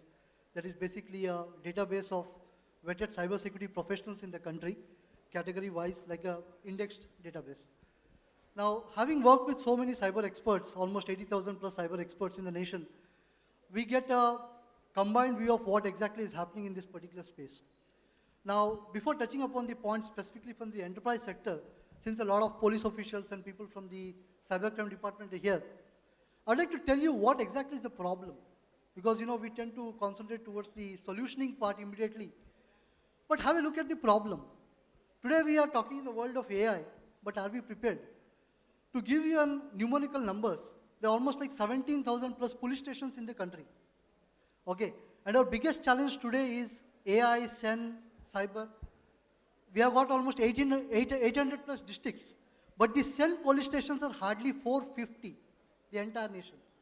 So you're talking about a crime which is your number one, and that's going to be a number one solution, but there are just 450 Sen police stations in the country, and as someone was mentioning, Odisha has hardly 33, 35, and possibly 2-3 more in the coming years. So that's a big challenge in terms of the people who are going to safeguard you as warriors, who are going to protect you, who are going to get trained and do the hand job, whereas the solutioning that needs to be done is at a massive scale. Now, when we talk about SEN, why is it called as a SEN? It's cyber economics narcotics, because cyber is a gateway for all these particular crimes. And today, as we have learned from various experts, AI is catching in. So very soon you will have a Sen police station getting converted into a Senai police station. Possibly Odisha could be the first Senai police station, Sen AI police station, wherein AI also would be treated as someone committing the crime. Of course, you can talk about compliance, you can talk about various things out there, but Senai is going to be a big stuff going forward, and our law enforcement agencies need to gear up for that, and Odisha could be a pioneer in setting the first Senai police station in the country. Having said that, what about the skill game? Now the previous panel itself had 3 NSD people on stage. 2 of them were national cybersecurity scholars and one was the CCIO, the police official himself. So what we do at ISAC is that we know that the numbers are not matching. The police force has got its own challenges because police is an extension of their society. They have funding problem, they have staffing problem. So we have gone ahead and created an alternate mechanism of 25,000 plus cyber volunteers in the country. Now, who are the cyber volunteers? These are the people, thank you. These are the people who are going to be there right at the periphery, right at your immediate contact points. It could be housewives, it could be college teachers, college professors, ASHA workers, people who are in constant touch with the society, with the vernacular medium. So these particular volunteers, you can reach out, like how you reach out to your Uber drivers. There's an app called as Cop Connect. You can reach out to these volunteers. These are well-trained professionals who are going to help you during the golden hours. Now, as someone was trying to pinpoint a lot of mechanisms and systems set up by the government, but the awareness is hardly there. So even if the platforms does exist, the solutioning does exist, the awareness, the person who's going to take you to that particular solution is missing. And these are the exact volunteers who are going to help you during that particular golden hour, so that the victim knows the SOPs, the templates, what exactly is required for the forensic experts to log that particular case and look into that and immediately provide you help. They also come with the angle of cyber laws and cyber psychologists, especially in sensitive cases like women protection and others. And this is all free of cost. So this is the beauty of the 25,000 plus volunteers what we talk under the Cop Connect program. And I'm sure the law enforcement agencies can make use of such programs. Now changing gears to the enterprise levels, Debu sir was talking about creation of a SEN number to track the vulnerabilities. But suppose I want to go ahead and commit murder of someone, what would I do first? I would try to capture an intel about him, about what he does, what his schedule is, when he wakes up.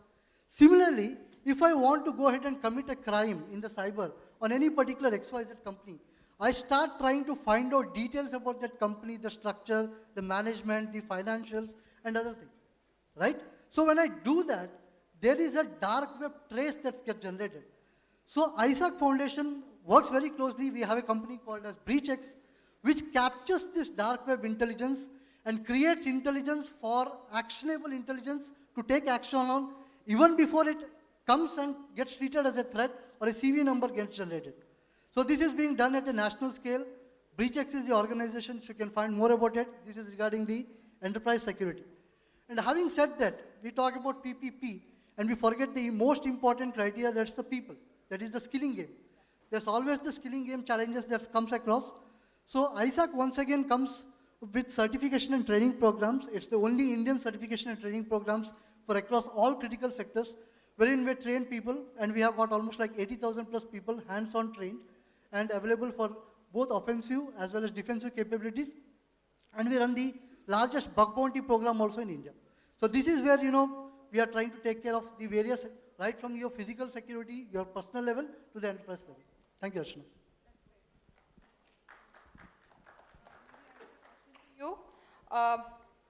where you see enterprises' readiness towards, cybersecurity, and how you think that AI is acting as a double-edged sword.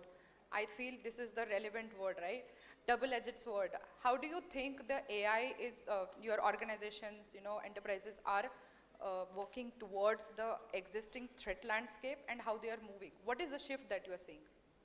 Yeah, thank you so much. My name is Jitendra, and I'm CISO, Chief Information Security Officer, and run the cyber business for Tata Advanced Systems. Okay, I'm in this industry from last 36 years. I did my engineering in 1990, so I am quite an old fellow now. Okay, so two things about cybersecurity. Cybersecurity has been there from long. Anywhere you got a IT system, there will be a threat of cybersecurity. Okay, there will be always a threat to have the data leakage which have been there. In fact, after internet has come and after 2000, in the last 10 years, there are 3 technologies which are running this whole industry. Okay, I'm not saying industry per se. They are touching every part of all the businesses and the life of the people. One is data. Okay, we call it data analytics because we have generated so much of a data. We went online to do everything, to get a food on Zomato, to travel on Uber, to do our banking. Everything is online. Okay, so we don't go to bank. And after COVID, I think we have got all this basically no physical touch which have been there. Second is AI. AI has been there from last 30, 35 years. Okay. In IT industry, we used to have AI as a automation, ML we used to call it RPA. The AI got changed after ChatGPT 3 years back. It means that there is generative data. Okay. AI is there to basically have the repetitive task. Okay, and it learns from themselves. After ChatGPT, we got LLMs which are there. It means it can generate data which you can't predict. It can give a different answer every time you do that thing. Third is the cybersecurity. These are 3 technologies which is going to run for next year, 3 years, 10 years also. That is one. Cybersecurity, as I told you, has been there whenever the IT systems are there. Email was there. We didn't have more online. After COVID, when I think everybody went online. Okay. So I keep on telling cybersecurity has 2 eras, before COVID, after COVID. I used to run a security operation, cybersecurity operation for an IT company before Tata. We used to have around 30,000 employees across the globe. Guess in January 2020, we used to have only 800 attacks on our domain. I will not name the company. But come March, after COVID, we did an analysis how many attacks we are getting. We start getting from 800 to 1.5 million attacks on our domain per month. And now I think it is growing exponentially. So it means cybersecurity because when we look at our IT landscape, people are moving home, they are working from laptops, they are doing all this work from home. I think so that landscape has increased. So we see cybersecurity impact which have been there. And after that, there is a lot of emphasis come on the compliance, I think as Archana was talking about. When we say compliance, there are standards, ISO 27001, which organizations are going through it. There are laws coming around that. IT laws has been there for long, okay? But now I think with the coming of the privacy data, we call it PII, okay, which is GDPR in Europe, that's been long in 2018, which is there. In India, we have come DPDP Act to protect the personal data. As a country, this is my personal opinion, we are very generous people. We like to share our data. Even we go to a mall and when we buy some shirt also, so the salesman or salesgirl ask you the mobile number, we generously give them. It is different matter, they don't give you discount giving you personal data. And of course, they use the data subsequently, you get a call for all these things. So I think that is to protect that, to create awareness. Government has come out with the DPDP Act. Of course, it will take around, the laws are published in the November last year and it will take 18 months to basically implement those processes in the enterprise. I'm talking about the enterprise context here now, okay, which have been there. Now, so we all know that cybersecurity is important right now, okay, the data is to be protected, which is there. The question of AI. So ChatGPT and the LLMs, when we start coming in around 2 years back, they didn't pose much of a threat. In fact, the most of the threat start coming up when we start creating the AI agents. Okay, I'm sure everybody know about Anthropic, Mythos, everything, which I think is very, very common nowadays.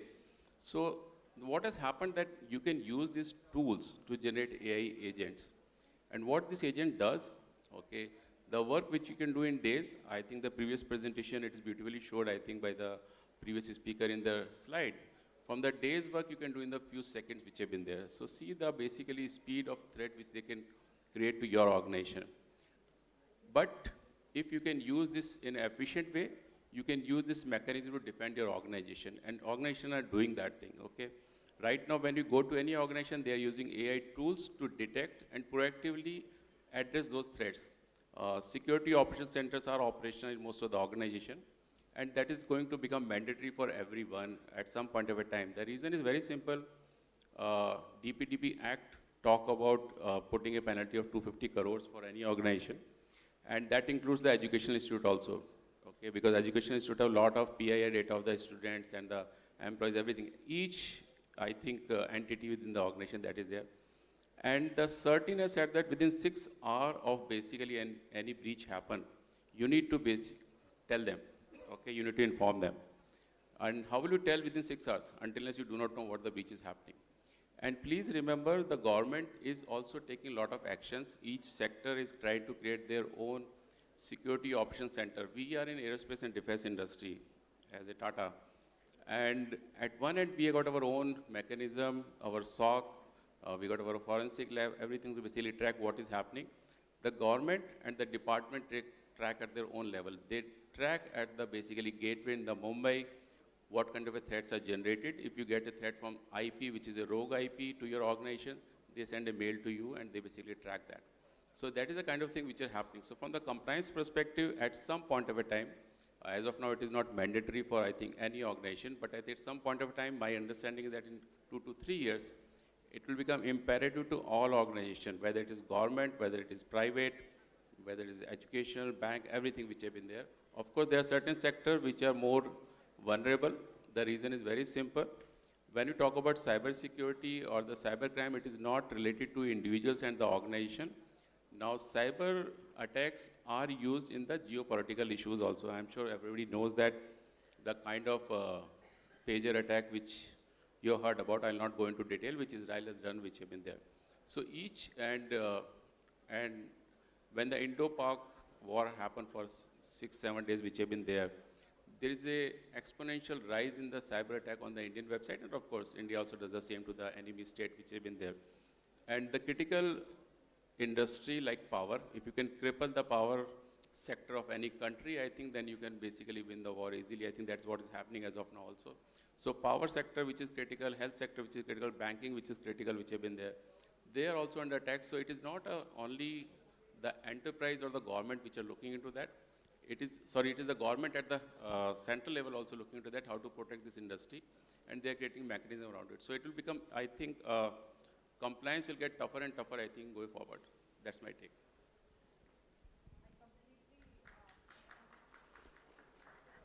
Thank you. I completely agree with you, during the India-Pakistan war also. And if you have heard, we are only 4 months into 2026. And there have been cyber attacks that have happened on organizations like Anthropic, the Claude, which are making better chat GPT. There have been a major attack on Stryker, if you know. It is a US-based company. The attack was from Iran. And Stryker, the entire data was wiped out. A friend of mine who is working there said that we are on holiday for like 1 week now, right? So you are right, the cyber attack surface is increasing. So my next question to you would be, how do you think the AI is increasing the cyber attacks? I mean, like how he mentioned that, the girl was behind the camera and she was speaking fluently in Odia language, right? How do you think AI is making attacks better? How do you think AI is making the attacks or resolved faster? It's like a shield for us. And what are your thoughts on deploying AI and the security for the enterprises? Okay, Jai Jagannath, Jai Hind. First of all, thank you, SOA, for inviting me here. Delighted to be part of it, and thank you for the lovely question. Look, there are two kinds of people in this room. One who knows that he is already attacked, and who does not know he is already attacked. everybody is compromised. So that's the first ecosystem. So those who think that I am not a victim of cyber, I think you are sitting in a very different world.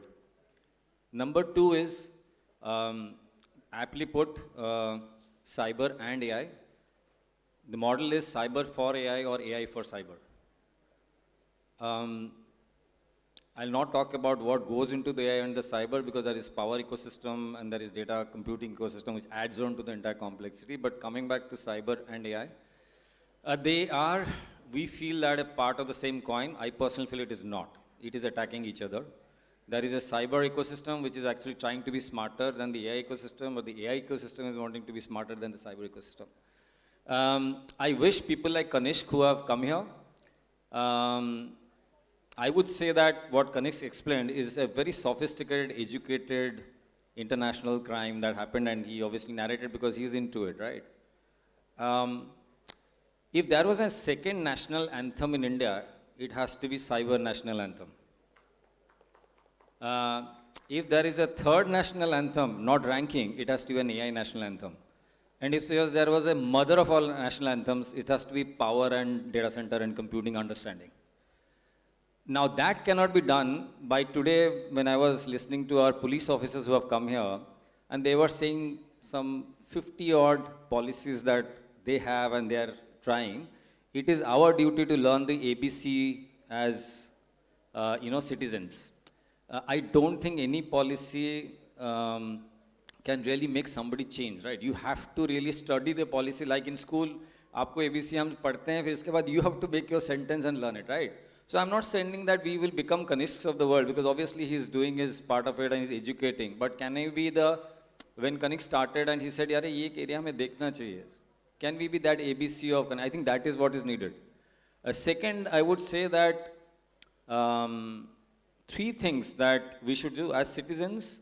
I think educational institutes, schools, for example, must make class 1 onwards. What is this? Today we didn't touch base about the child abuse that happens. It's 10x of what possibly, or child-based crimes that is happening, 10x of what Kanishk was telling, right? So it is already at the root of when the child is born.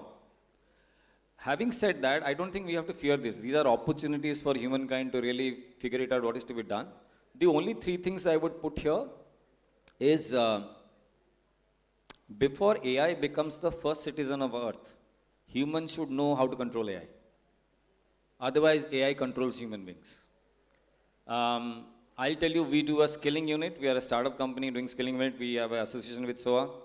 In the last 12 months of our course in cybersecurity in 30 plus colleges, the OEMs that we work have changed the course 3 times because they believe this is not adequate by the time you are coming out in a year, and it's a 1-year course, 6 months course. It is such a rapid T20 career that by the time you learn, I am certified in this, the certificate is gone, somebody has corrupted it, right? So for the children out here or the students out here, the world will depend on your intelligence of how to really be a friend to AI before AI becomes an enemy to you. My summary to this ecosystem is, I think we have to maneuver day by day. There is no rocket science to say, if I put this formula, this is going to stop, this will happen. Because this is a discovery for human being. And the AI, I mean, a lot of people use this word called artificial intelligence. I personally feel it is augmented intelligence. It is no more artificial. They know more about us now. They meaning, I believe that's a digital human being of mine. I have a digital colleague called Prasad, identity already there. And the second one, it might be intelligence automated after this. All the wars that we have seen today in the last 40, 50, 60 days is on cyber ecosystem. So the education system, since we are sitting in education portfolio, has to foundation-wise start to really put primary, like we say, computer science mera beta padta hai.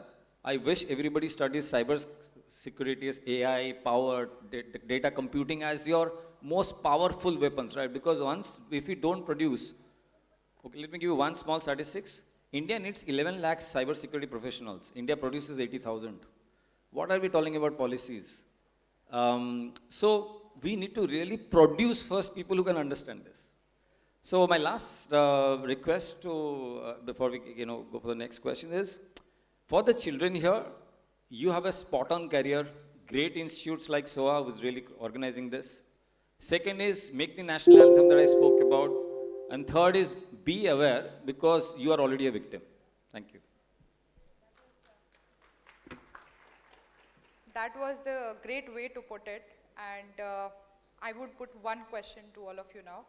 What do you think when you see enterprises, you belonging to the organization, or when you see other person who represents an enterprise, do you think they are ready?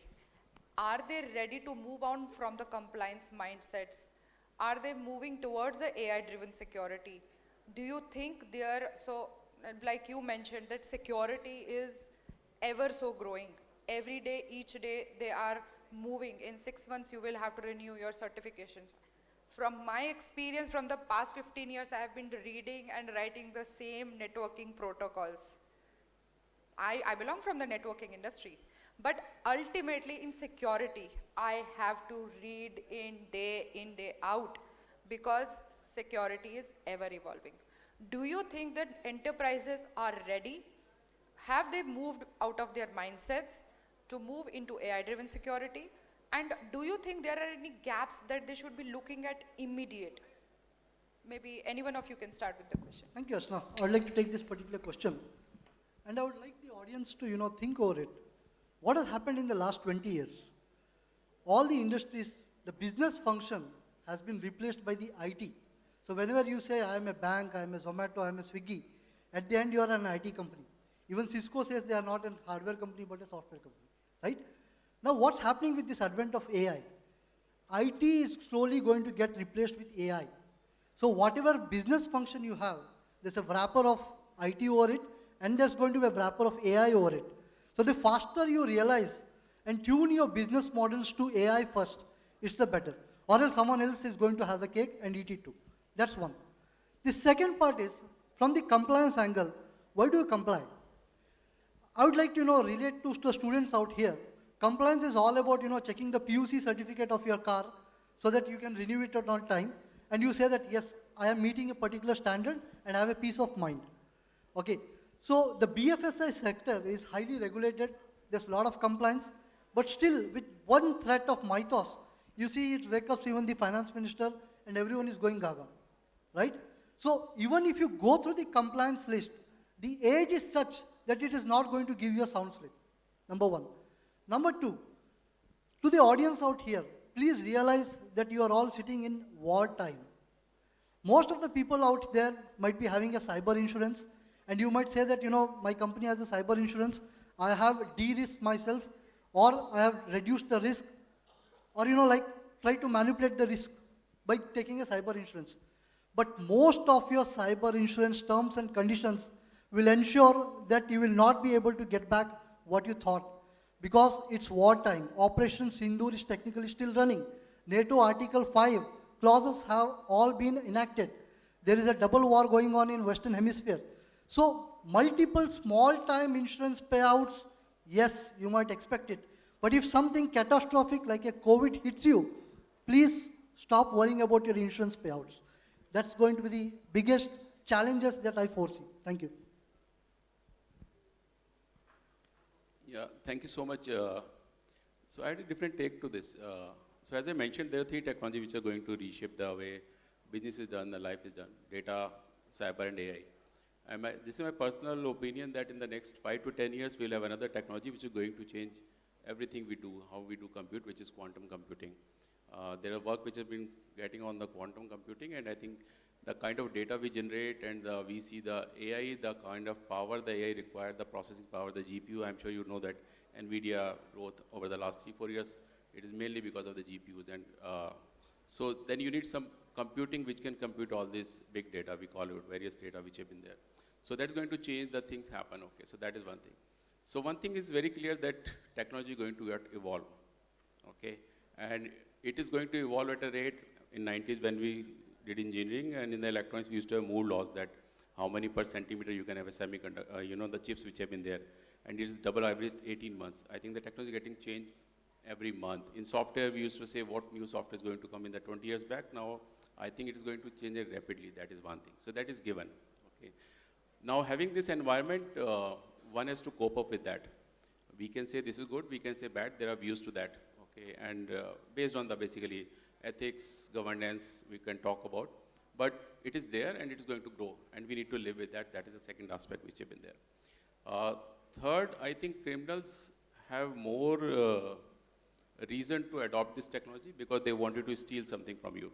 And that's why if you see the criminals are ahead in the, when you talk using of technology or the AI, in the cyber crimes, okay. Of course, companies and the individuals and the governments are adopting to basically protect that. That is one thing which have been there. Fourth is compliance are good. Okay, compliance give you, you know, a general health check kind of a thing. It is like that you do the annual health check. But that doesn't guarantee that you are healthy. Okay, you need to do regular exercise. So like if you have compliance, normally the compliance happen once in a year. Okay, if you see all the compliance which have been there, you get some certification, you comply to laws, you got a, you know, a DPO or CISO which can respond to all these issues which have been there. But that is how you do the access. I think the previous presentation is a response system, how you do the incident response, how quickly you are prepared kind of thing. Are you doing this kind of a basically exercises? I'm saying a cyber tabletop exercise, where if a situation happen, like you do the fire drill exercise, okay? So that is to be done which have been there. And going forward, if you see any software which is going to come in the next 5 to 10 years, they will use AI. In fact, I'm sure everybody knows the AI agents which are there. Around 6 months back, I was talking in my organization with our R&D head. So he was telling me that to get a software engineer is difficult, you know, and retain him. So they are working on a software engineer AI agent, which can write code for them. In fact, he was thinking 6 months back after the Anthropic come, and now you can generate any code which have been there. If you go to IT industry as of now, any young person, and if you ask them to generate a code, write a code, they can't write without ChatGPT now, or the basically Gemini or anything. They use those tools which have been there. I'm not debating whether it's good or bad, okay? But what I'm saying, the usage is there, and the younger generation uses it much faster on this thing. So AI is being used for both ways, as I told you. And I think the next 5 to 10 years, when the quantum come, it is going to change the landscape again. And then we talk the computing power. And then the organization and the government has to invest in that computing infrastructure. Because I think in the previous example, Kanish was talking about the threat is eminent from Cambodia, and I think using the data centers across the globe which have been there, they invest much faster than the government or the basically enterprise. So that is always a catch-up game, but that is how it is. I'll have 4 parts to this. First of all, definition of enterprise changes. It's not about how many people work, therefore define enterprise. Look at the new system. So, for example, companies with 5,000 people can actually break down companies like biggest of the companies. So that's one aspect. The second aspect is the new workforce is actually working from anywhere, any place. They may be working as for 4 companies. They may not be working like you and me. So their security systems, policy systems and all. Third is work office systems are changing. WeWorks of the world come up. Infrastructure changes. Policies are public-private ecosystem. And the fourth one is what my colleague spoke about, the tsunami of technologies, quantum and all that part of it, right? It's very, very big moving parts, right? So I would say organizations in enterprise, first, as somebody enters the office, like we say, there is an induction program. There has to be a program called what not to do. Not about my company does the following follow. It's about what you should unfollow. I think some kind of biggest policies of this nature has to come in, and it is not the work of a CISO, CTO, CDO. It's all about we all of us are of that category, right? It's like we are all responsible for the ecosystem. That's part number one, I would say every organization must be doing or must do. Second is, it's not the size of the organization. Today, if I am sitting on and you will find a lot of solopreneurs coming up, right? Because I see that because I come from the fraternity of, founders. I see a lot of solopreneurs who are building companies, 5 people, 10 people. But their policies are very sharp around, it can beat the policy of even big companies, right? So those kind of policies, units to be broken and actually taken care of, right? I think that's the second I would say as organization must rebuild this or relook at this and take it forward. Third is I think, Debu spoke about ABC yesterday when we spoke, and Debu spoke about this Atmanirbhar. sovereign cloud, sovereign ecosystem. One of the things that I personally feel might take away India's dominance is we have started to use again international products in a big way. We are not saying no, but look at it. Our software companies were actually the answer to the world, and we were really cruising. Certainly, we are not cruising, we are using. So where is that cruising mode? And if you have to go back to cruising mode, then you have to come back to sovereign cloud. So you must understand sovereign cloud. Matlab, I should not take the name, but I've just taken an example, not that I'm promoting of. Why not Sarvam AI? In the last 2 days, I didn't hear about Sarvam AI. It's an Indian company, by the way, built by an Odia guy, right? If I use Sarvam AI, by the way, not emotionally, but logically also, we keep giving feedback that, use it.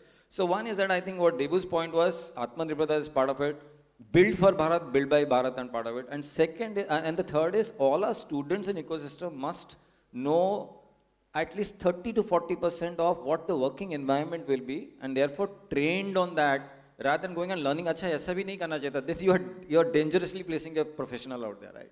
So I think the DNA has to change.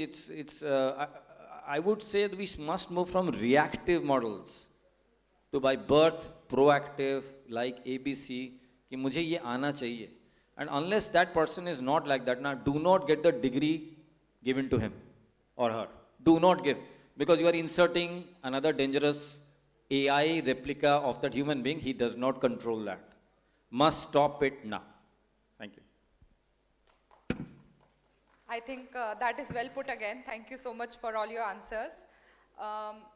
I feel, so whenever I go to enterprises, enterprises can be any number of employees that they have. When I go to enterprises, I tell them, what is your security mindset? How do you see digital transformation happening there? They say, Archana, I am trying to redo my firewall, which was expired a long ago. It is having end of sale, end of life, all of that scenario. Even their perimeter firewalls are not updated. That is the level of mindset that we are dealing with, right? The firewall that is actually the first layer of security. Do you have something to add? Yeah, so that is the level of mindset that we are dealing with. Even the banks, they all will go through certain set of compliances, tick mark activities. After they find, they will always come to me, Archana, I need this particular solution because audit is going to happen, because audit is asking this. Correct me if I'm wrong, right? We have seen this multiple times. Even government, I'm so thankful to government with the digitization that has also happened. I see in my industry, because we are the solution providers to all the organizations out there, I see government has been taking immense steps. I heard DPDP so many times. Why was DPDP introduced? It was when the consent was already there, was a consent form. DPDP was introduced so that it is actually put in place. It is actually materialized. I heard someone say about trusted products yesterday. Somebody was talking about, we have compliances like NSDTS. National security, trusted platform products have to come.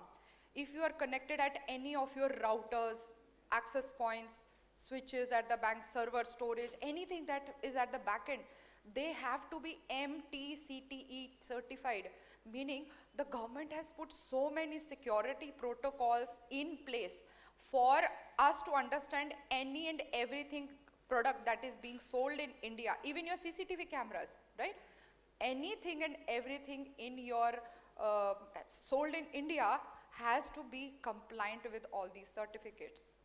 Enterprises, we will not be able to sell any product who does not comply with this. MTCT, NSDTS, government, provided it is a government sector or it is a public sector, a banking sector or a manufacturing sector.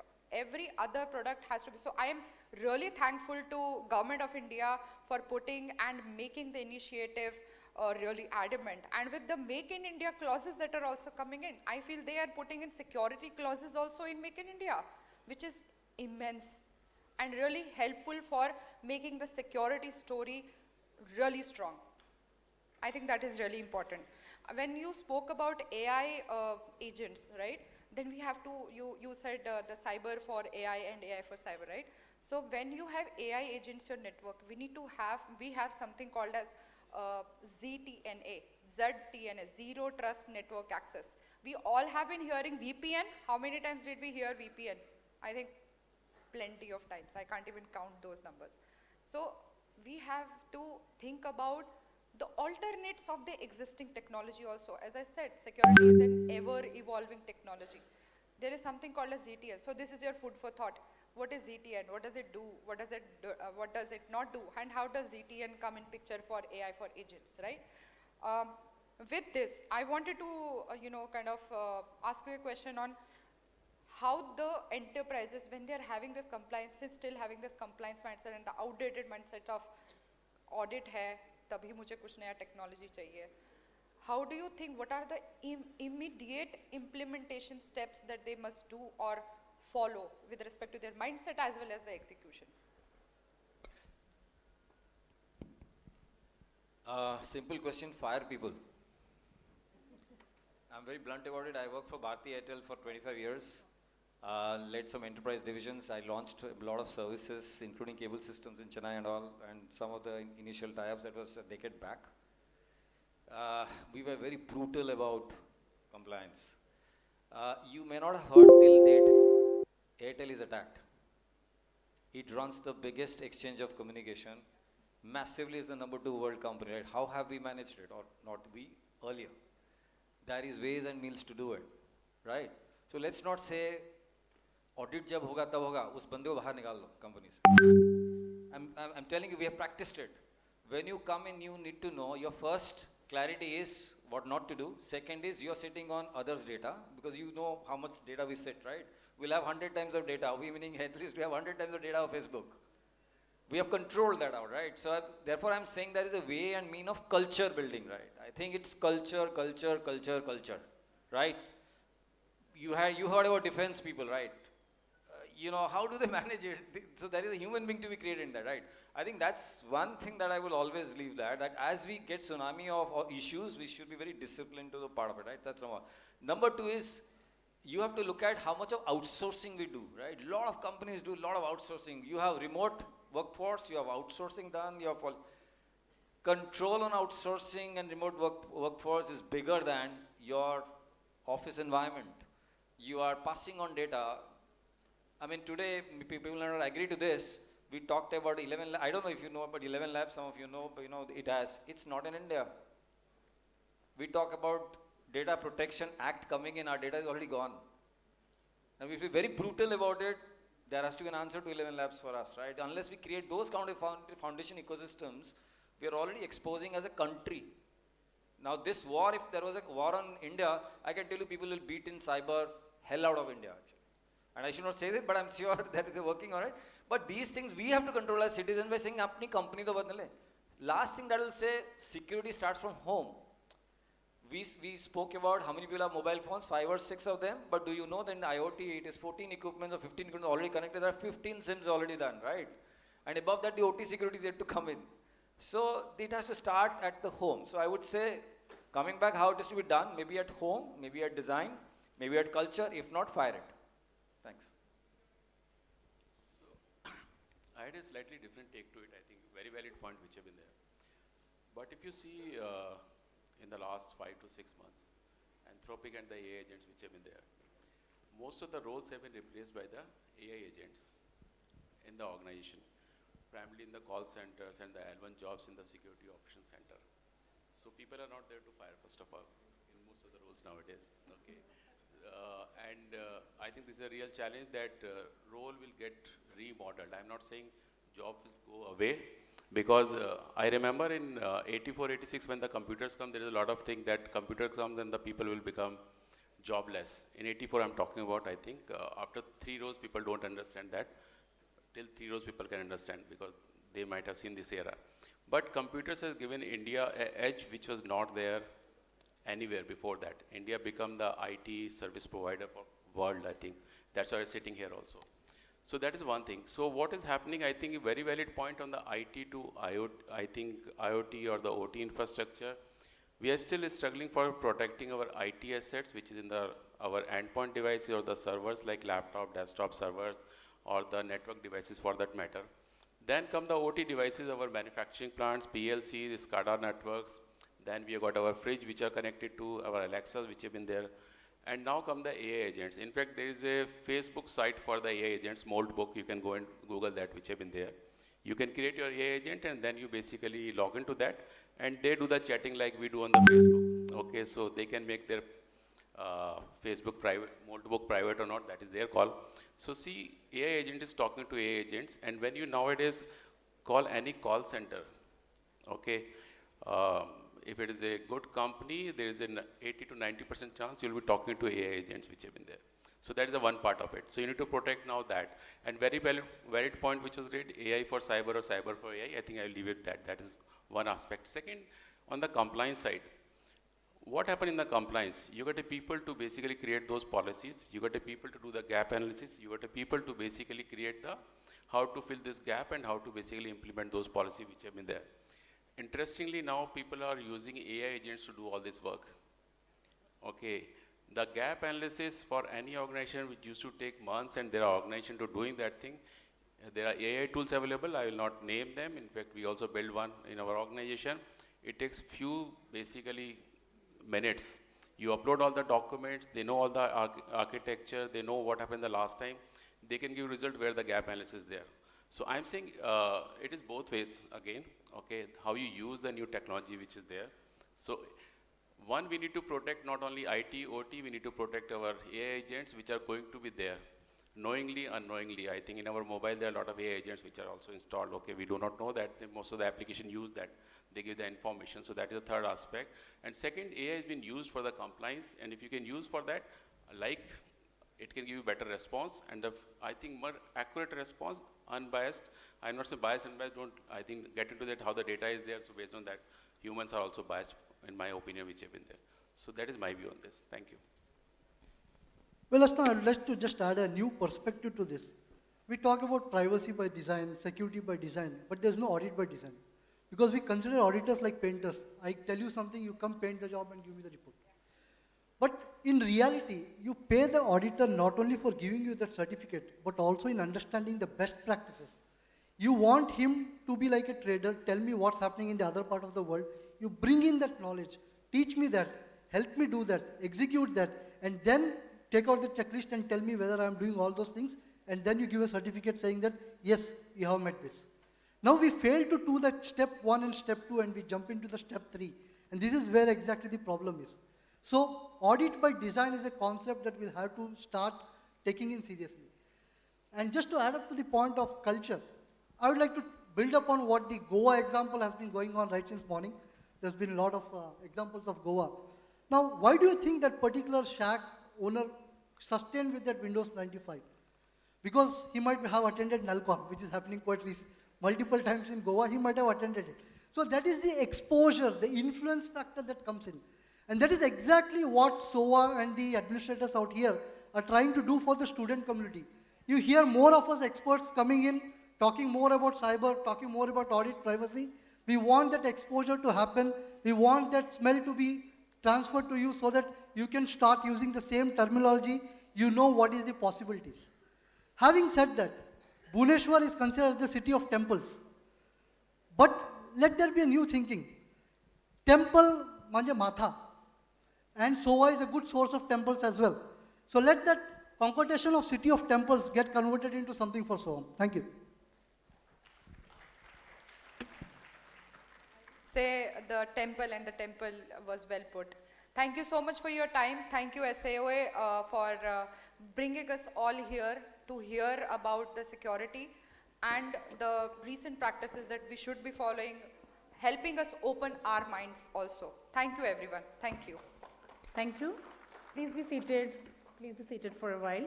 I request our Vice Chancellor, Sir, Professor P.K. Nanda, and our Director, Professor Manas Kumar Malik, Sir, to kindly felicitate our guest speakers.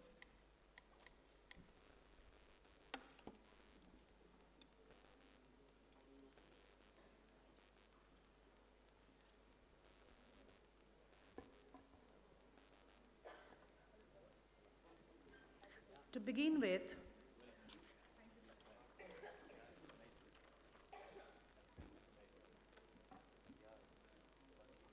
We will begin the felicitation with Sri Vinay Nagraj, AIC-SOA Foundation.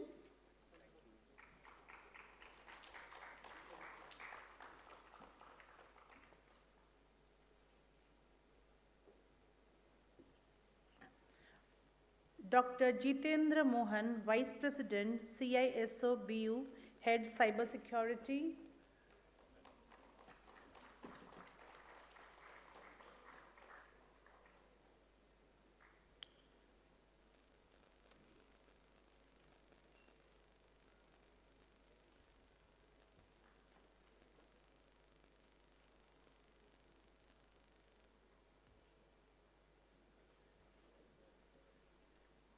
Mr. Prashad Rautre, co-founder Jivika.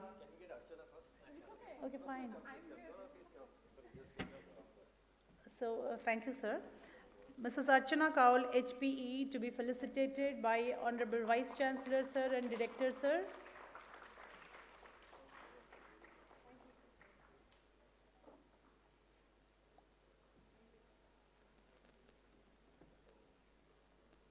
Mr. Prashad Rautre, co-founder Jivika.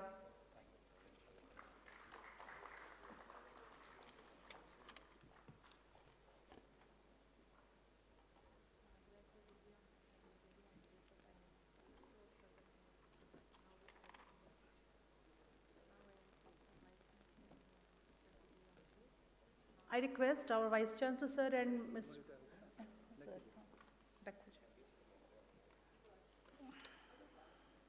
I request Vinay Nagraj, sir, to please stay back for signing of the MOU. It's an honor to announce the signing of MOU between Information Sharing and Analysis Center, that is ISAC, and Siksha Anusandhan team to be university. To do the honor, I request former Group Captain P. Anand Naidu, Director ISAC, and Sri Vinayak Nagraj, ISAC Foundation, along with Professor P.K. Nanda, Vice Chancellor, Siksha Anusandhan team to be university, and Professor M.K. Malik, Director, Siksha Anusandhan team to be university.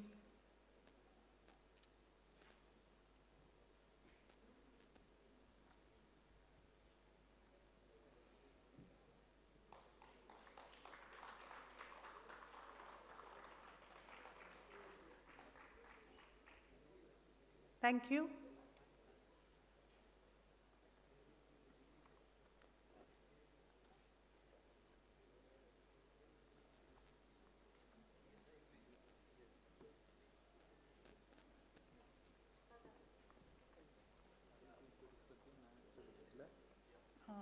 Group Captain P. Anand Naidu.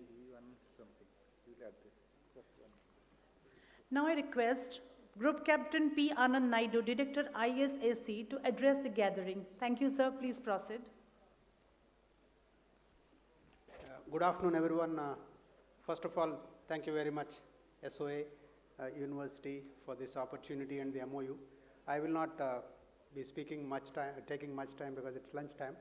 But as part of this special occasion of signing the MOU, and I have heard many speakers talk about creating cyber warriors.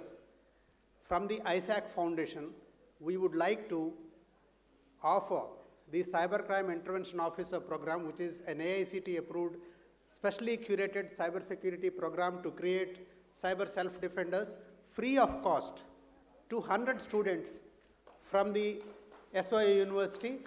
Within the next 3 months, they send the names, 100 cyber warriors trained as cybercrime intervention officers by the National Security Database. This 100 will be free of cost, we will bear the cost. 5,000 rupees is the cost of the program, otherwise we do that. And more importantly, like what earlier Mr. Vinay said, the National Security Database, we have a lot of stalwarts here who are from various government departments and the companies who are part of the National Security Database. I thank them for giving this nudge and letting this MOU happen. Thank you very much. Thank you all. Thank you, sir. Thank you very much. I now request our Vice Chancellor, sir, to speak a few words.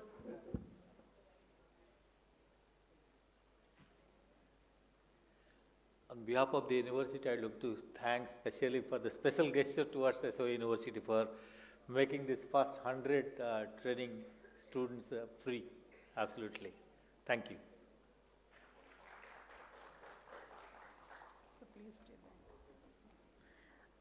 I'm pleased to announce another MOU to be signed between India Future Foundation and Siksha Anusandhan deemed to be university. To do the honor, I request Kanish Gaur, founder, India Future Foundation, and Professor P.K. Nanda, VC Siksha Anusandhan deemed to be university, and Professor M.K. Malik, Director, SOA deemed to be university, along with Dr. Debabrata Nayak, Director, PwC.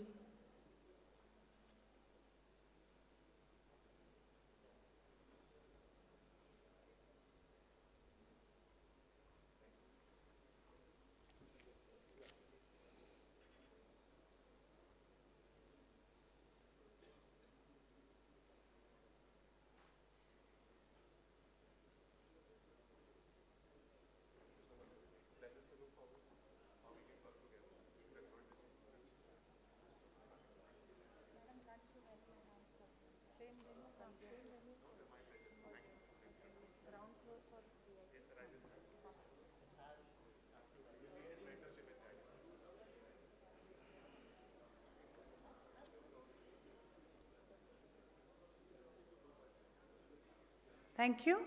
Now we are breaking for lunch.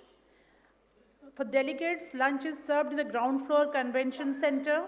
Police and other officials of SOA, first floor, and students and support staff members of SOA, backside of the auditorium. Kindly proceed for lunch.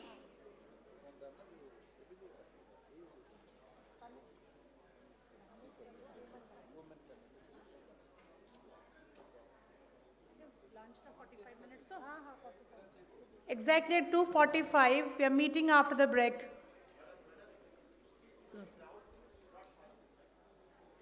Police and other officials. Okay. Ground floor. Except for students, delegates and police officials are supposed to have their lunch in the ground floor convention center.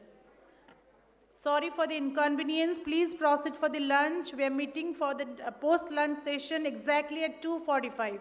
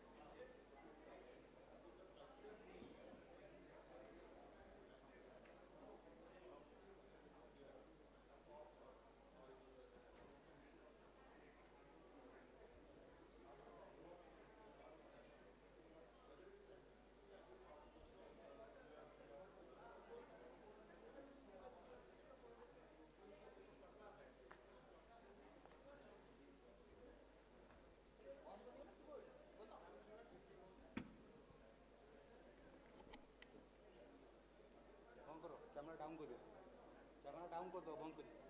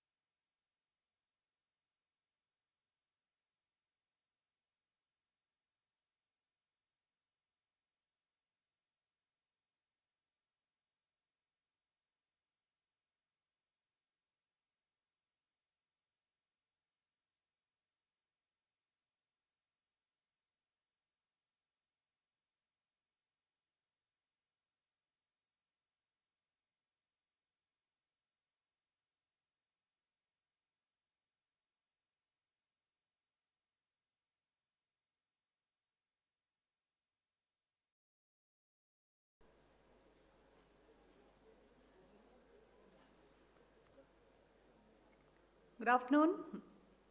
I welcome you all to the post-lunch session of the National Conclave on Cybersecurity, AI and Emerging Technologies Securing Tomorrow's Intelligent Systems, organized by Siksha Anusandhan, deemed to be university, in association with AIC-SOA Foundation, knowledge partner DSCI, innovation and technology partners NRDC, STPI, CSAI, India Future Foundation.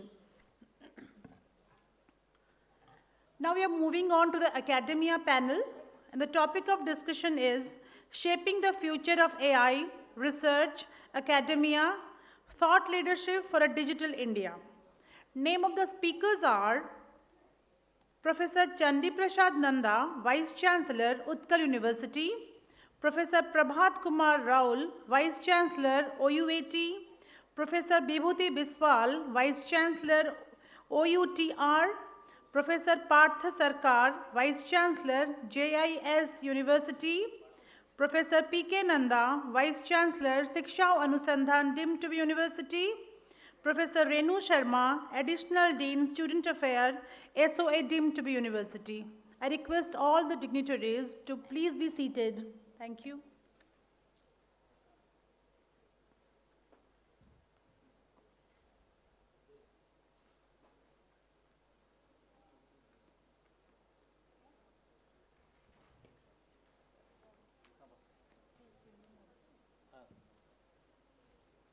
Professor P.K. Nanda, Vice Chancellor, SOA, deemed to be university, is the moderator for this session. Sir, please proceed. Good afternoon, everybody. Good afternoon, everybody.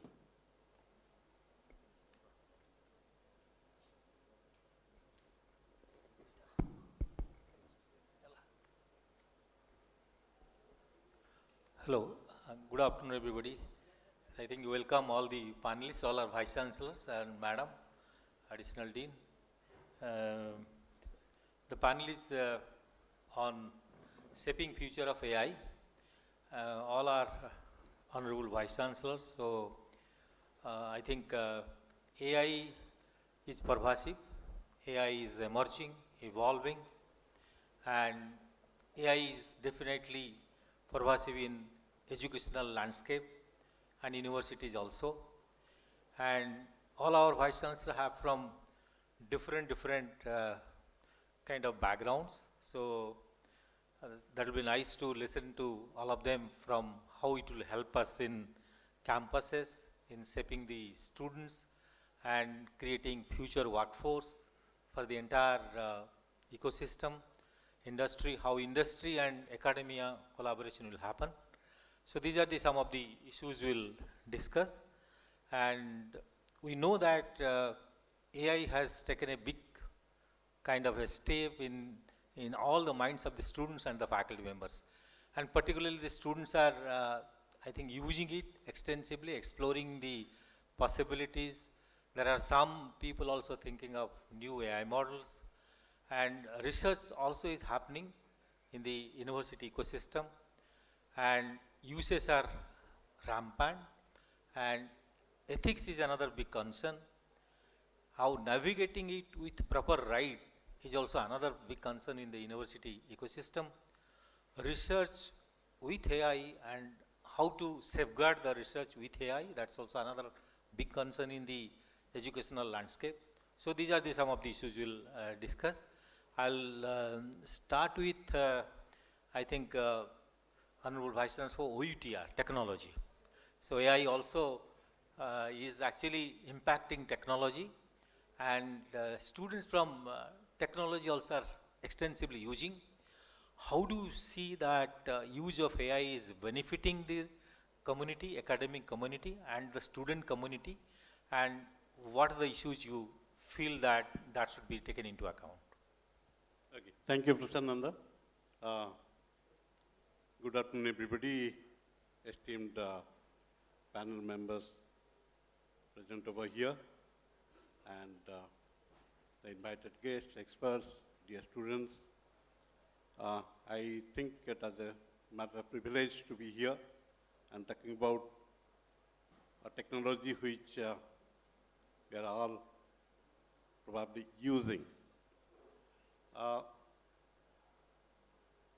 Probably this century has seen a lot of disruptive technologies that has come to find ways in various activities.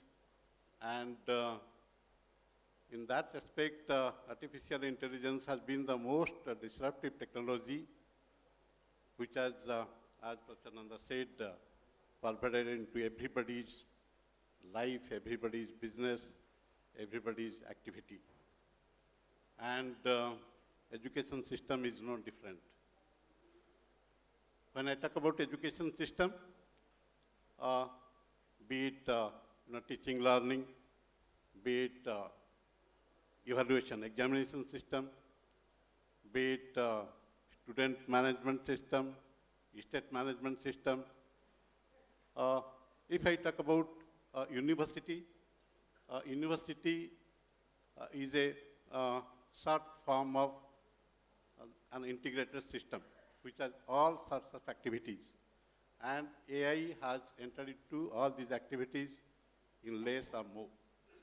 And not only into the education system, but the stakeholders are also, affected by this. Okay, affected would be a wrong word, are influenced by this. And stakeholder means the students, the teachers, the staff, everybody.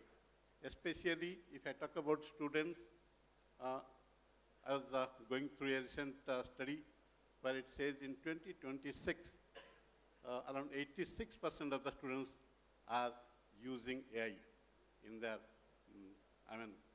teaching, learning methods.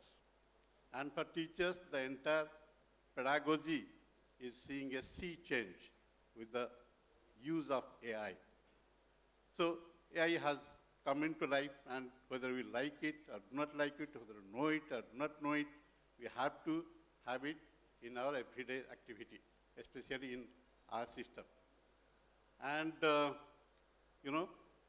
but AI has, having said about this perspective of AI in education system, it is also imperative that we need to look at this technology to be used in a way that it doesn't harm any of the activities. Means it has to be used securely so that everybody remains safe. In the morning, I was just listening to the different speakers, panel members in a session where they're talking about the, disadvantages, harmful directions of AI use in society. The same thing happens in education system as well. So while using this, you can't stop it, you have to use it. While using it, you have to be very cautious about how to use it securely. And for that matter, universities are up to bringing in different policies like ethical use of AI so that these filtrates come to the minimum level. We can't, at the moment, avoid it fully, but we should see that it comes to the minimum level. And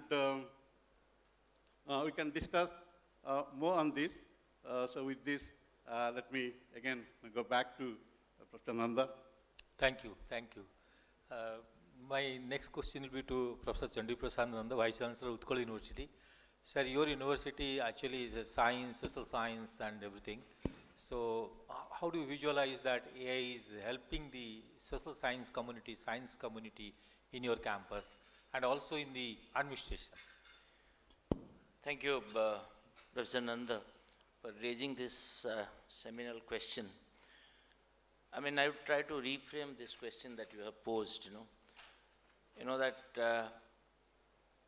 being a social scientist, being a historian by training, when I joined this campus, joined this university just a fortnight back, let me give you a concrete example of looking at the university along with its problems, the areas that needs to be engaged with, and the challenge before all of us today. how do we bring in technology, bring in AI, and how we revamp the higher education landscape. And the challenges are to be seen in multiple registers. A university like Utkal University, as you know, that which was, came up in 1943, has a legacy burden, It's a public university. It's at par with, universities like Allahabad or Banaras. And this is an university which came up, if you look at historically, at a time when midnight children were there, like 1943, 1947. So it had some promises at that point of time. So we are still wrestling with that unfulfilled future, something which should have been there, it has not been there, despite, and the challenges of time have really, continuously shifting, In the 70s, the demand was something else. In the 80s, it was something else. 90s, we were told that we should go global and go digital. And today, if I go to my university, in this 15 days, time frame that, almost like 15, 20 days that I have spent with this university, I thought that let me have an introspection. Let me try to engage with this university. So we did a cleaning drive, the idea was epistemic. Like it's not cleaning the physical space, cleaning your table, cleaning all clutters, cleaning mental landscape, cleaning your intellectual, at the intellectual level, you should also cleanse yourself rather. So then the question came that this is a sprawling 500 acres of land. I can't see this as a, only a barren land of 500 acres, having some concrete, structures. I saw a lot of forests. I saw a lot of activity centers, center of excellence, 27 programs, 20 programs. Remember that I'm trying to talk about a university which is only a public university, basic social science and human science and natural science. It's not like technology like OUAT or other engineering. So that kind of comparison would be meaningless. No. And I saw that we're still pushing files. And the files have become so heavy in the table. The momentum of, the speed has really is on the wane. It's not going up. And despite the fact that in the 90s we were told and we were, chided, the slogan was that we should go, not digital at that point of time, global and technological. Today is 2026. We are yet to have Samarth. We are yet to have teaching learning done through technology embedded into it. And our students' welfare, which is a major area of contention. All the time there is a dominant media narrative saying that it was a glorious university, it is a university with a history, with a past, with some kind of heritage value, but nothing is happening. Something has to be done, some surgery has to be done, hand-holding has to be done, IIT has to come in, or IIM has to come in, some collaboration has to be done. Technology is the only solution. Most of the times we talk about that. Yes. But now, when I found that the student, when I tried to engage with a major sector of it, when students are our lifeline, 4,000 students inside the campus, 4 lakh students outside the campus, 442 colleges, 2 campuses. Huge. 2 campuses, 1 campus now newly built with 100 crores being spent but not yet used. We don't know when to use. True. So 500 legal cases. What to do? Whom to look for? Multiple stakeholders, government, industry, corporation, alumni, global alumni base 50,000. So many opinions, so many advisories, NIRF ranking, NAC ranking, QS ranking. So many things we are surrounded. And there is only one person, a vice chancellor. What to do? How to prioritize? Sir, are you planning to use AI for all this to address some of these So now issues? the question, obviously, somewhere technology has to be used. But just to give a concrete example, I thought that now this is a case study that we have asked all of us, I mean all the departments and all the hostel governance people, those who are associated, to give, produce some ideas about their own domain of activity so that it can be translated into a white paper. Let us come up with a white paper through cleaning drive. Let us try to know what are our potentialities, what are our challenges, how the way forward, and something like that. Everybody should come. So I'm expecting that by the end of this month, we should be having it. The point that only one segment that I'll take up.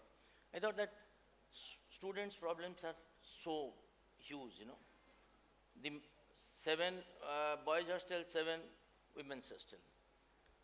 Out of 7 boys hostels, 5 hostels do not have mess facilities. And this is man-made. Or many of the hostels do not have, fire extinguisher. The number of, CCTV camera which are supposed to be there is only 1/4 or 1/5 of it is being used. How to get a concrete energy audit, how to get a audit of the, resident, the 500 quarters. So how to do it? So obviously technology comes to play. The point that I thought that let us have a digital dashboard so that like gated community, we are also a gated community, but our, security system is so leaky at the moment. We're trying to revamp it.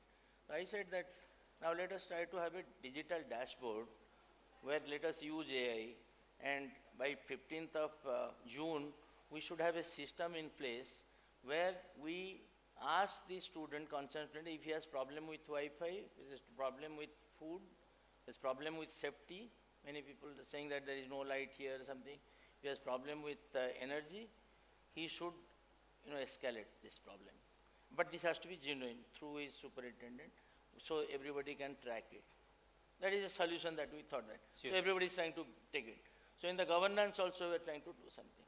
So my submission is to use technology for a huge geography like this in multiple areas needs your, you need to put in your thoughts at a particular Sure, level. sir. So that I think can you have a do. good, So you can good thinking that yes, that- use of that AI is will what solve I many would like things. to say that. And true also, sir. That will help you to achieve some of the goals you have planned. Actually.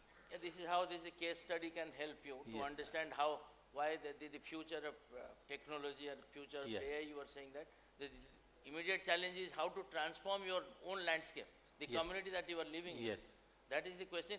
So this should be more practical in orientation. Correct. So there are small segments that you need to take up and to do it. Thank you, sir. My next question will be to Professor Rahul, who is heading a university of very old, second oldest university in agriculture in the entire country. And sir, I have a question like AI is now pervasive, and a lot of application of AI in agriculture is happening. And you have agriculture, veterinary also AI started happening. In our university also we have initiated something.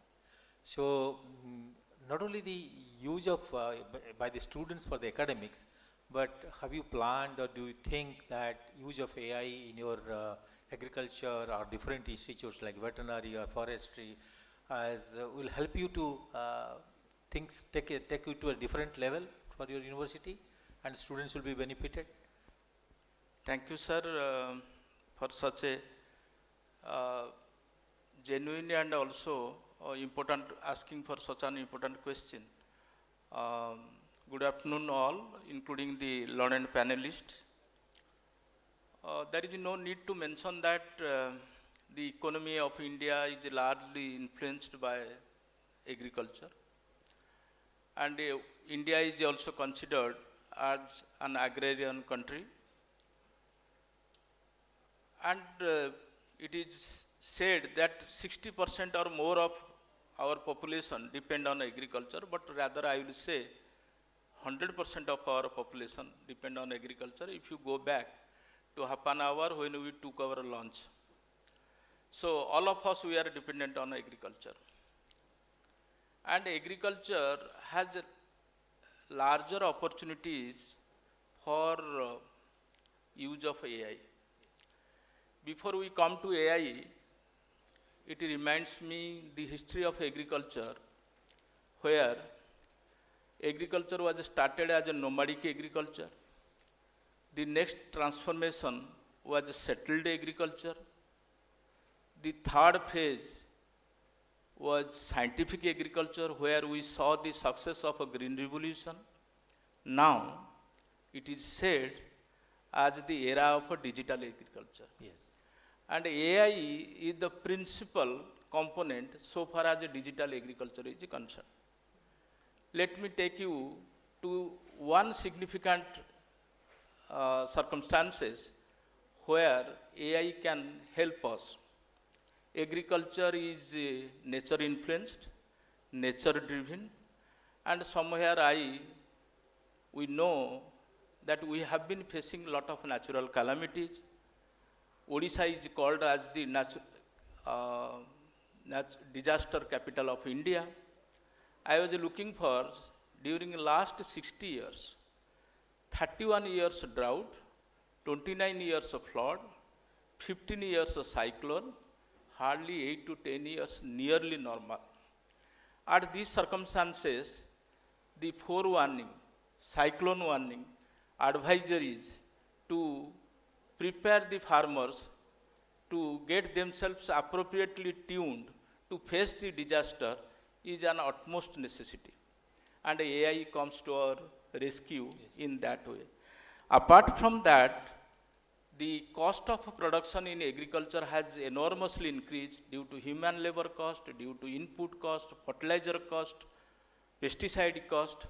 So precise use of such inputs is the need of the hour. Sure. If we can generate real-time information, what is the exact need, how much is the need, when it is the needed, hopefully we can customize our fertilizer application, we can customize our pesticide application, we can customize our water application. So it is a way forward for precision farming. Apart from that also, the smart irrigation system, water has become a scarce commodity very often, and people say that we are going to face the water scarcity if at all. Then to overcome that, we should have a judicious use of water so far as the crop irrigation is concerned. And that can be best monitored so far as artificial intelligence utility in agriculture is concerned. Hopefully these are some of the good opportunities where it can help not only in enriching science, but also helping the people to face the situations. Thank you. Thank you. Thank you. It was a nice initiative. I'll come to Professor Partha Sarkar, who is leading a JIS University, Kolkata. I think you might have noticed there is pervasive use of AI among students and all. And there is a challenge in the classroom now, and also in all spheres. There is another challenge in the university community, that the ethical use of AI. So how do you see that the students who are using AI is for the kind of improving their level further, and how teacher and student relation will improve, and how to protect or navigate or engineer the safe use of the AI among the students? Good afternoon. Thank you, SOA, for giving me an opportunity to come down over here to participate in this National Conclave on Cybersecurity, AI and Emerging Technologies. The question which has been raised by Honorable Vice Chancellor P. K. Nandeshwar, I'll derive the thing, or I'll describe the thing, how I am handling or how I am facing the thing in the institute right now. With few examples, I'll try to explain the thing. First of all, sir, I have taken this university charge just 1.5 months back. But before to that, I was heading an engineering college for last 7 years in the same group as JS College of Engineering. Presently, I am the Vice Chancellor of JS University. The use of AI, the question is that is use of AI, how best can be utilized by the students. The thing is that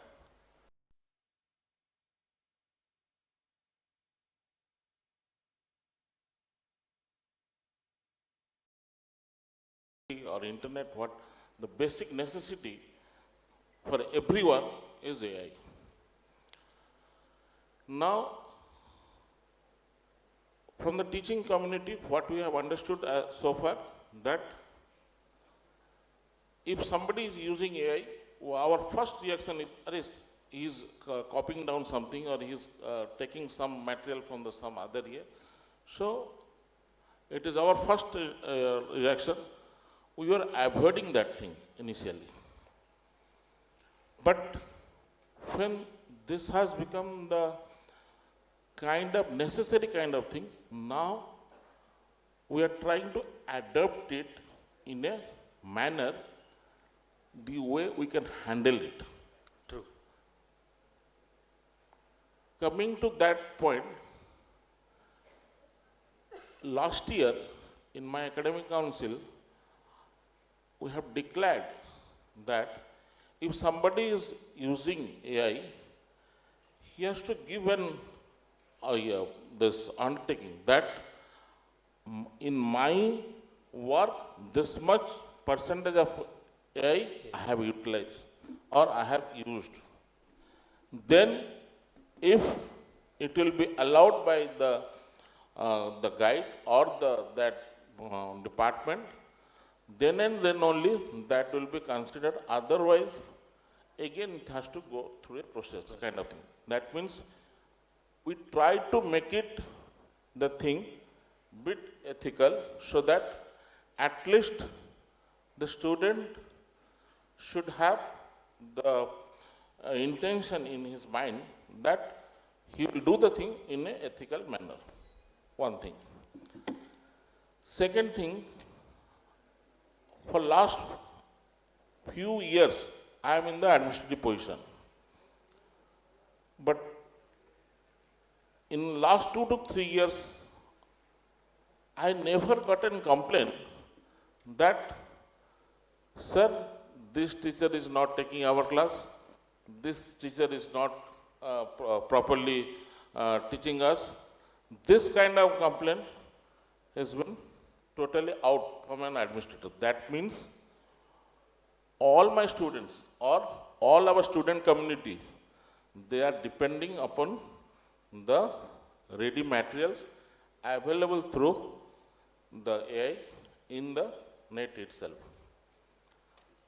Even if you take an example of our own home, in our childhood days, we feel that before the examination, my parents should sit with me to teach something for the next day examination kind of thing. Like in mathematics paper, generally I expect that my father should sit with me to teach for the next day mathematics paper. But if you see today's children at home, they never bother. They say, Papa, it is done. We have taken up. We have got it. That means even a small kid also or small child also now depending upon the thing, this kind of thing. That means it has become the part of the life. So we are undergoing through that. Now the question is that if this is the completely part of our life, then how we modulate it and how we'll go beyond this thing. That means we should revise our curriculum in such a way that AI should be a part. Let me tell you one thing here also, sir. When students get admitted to the colleges, all the students are not come from the affluent family. Many students are come from the rural background also. So, during induction program also, we made it a point that we'll make them learn how to use AI in their mobile or in the thing. That's practice last 2 years we are doing in our institutes also. Good. So that way, no student should feel that he is far behind or something like that. So this way, we encourage the student. At the same time, we revise our curriculum and try to do something which will be better for the student. But honestly speaking, if it can be merged with industry's problem or industry kind of thing, then it would have been much better. So we are looking to the industries. We are trying our best. 1 or 2 industries also we have tied up. But it is our aim that more and more industrial kind of problem which will be taken by the university and or the engineering college end, so that the things will be more easier. At the same time, on the same platform, the students get trained. Because we need a manpower for our country in coming days in AI a lot. Even the Google, they have also set their mind to train students up to 10 millions with the certification course kind of thing. And students are doing now. So that means students are already getting geared up. So they are the workforce for the coming generation. Thank you. That way we can proceed, and that we are proceeding also. Thank you, thank you. Students are using AI, that's good sign, and we should not prohibit them, rather should actually encourage them to use with a rider, with our ethical point of view. Come back to Madam, you are Additional Dean of Students' Affairs of our, one of the institute, very strong focus, I think students focus.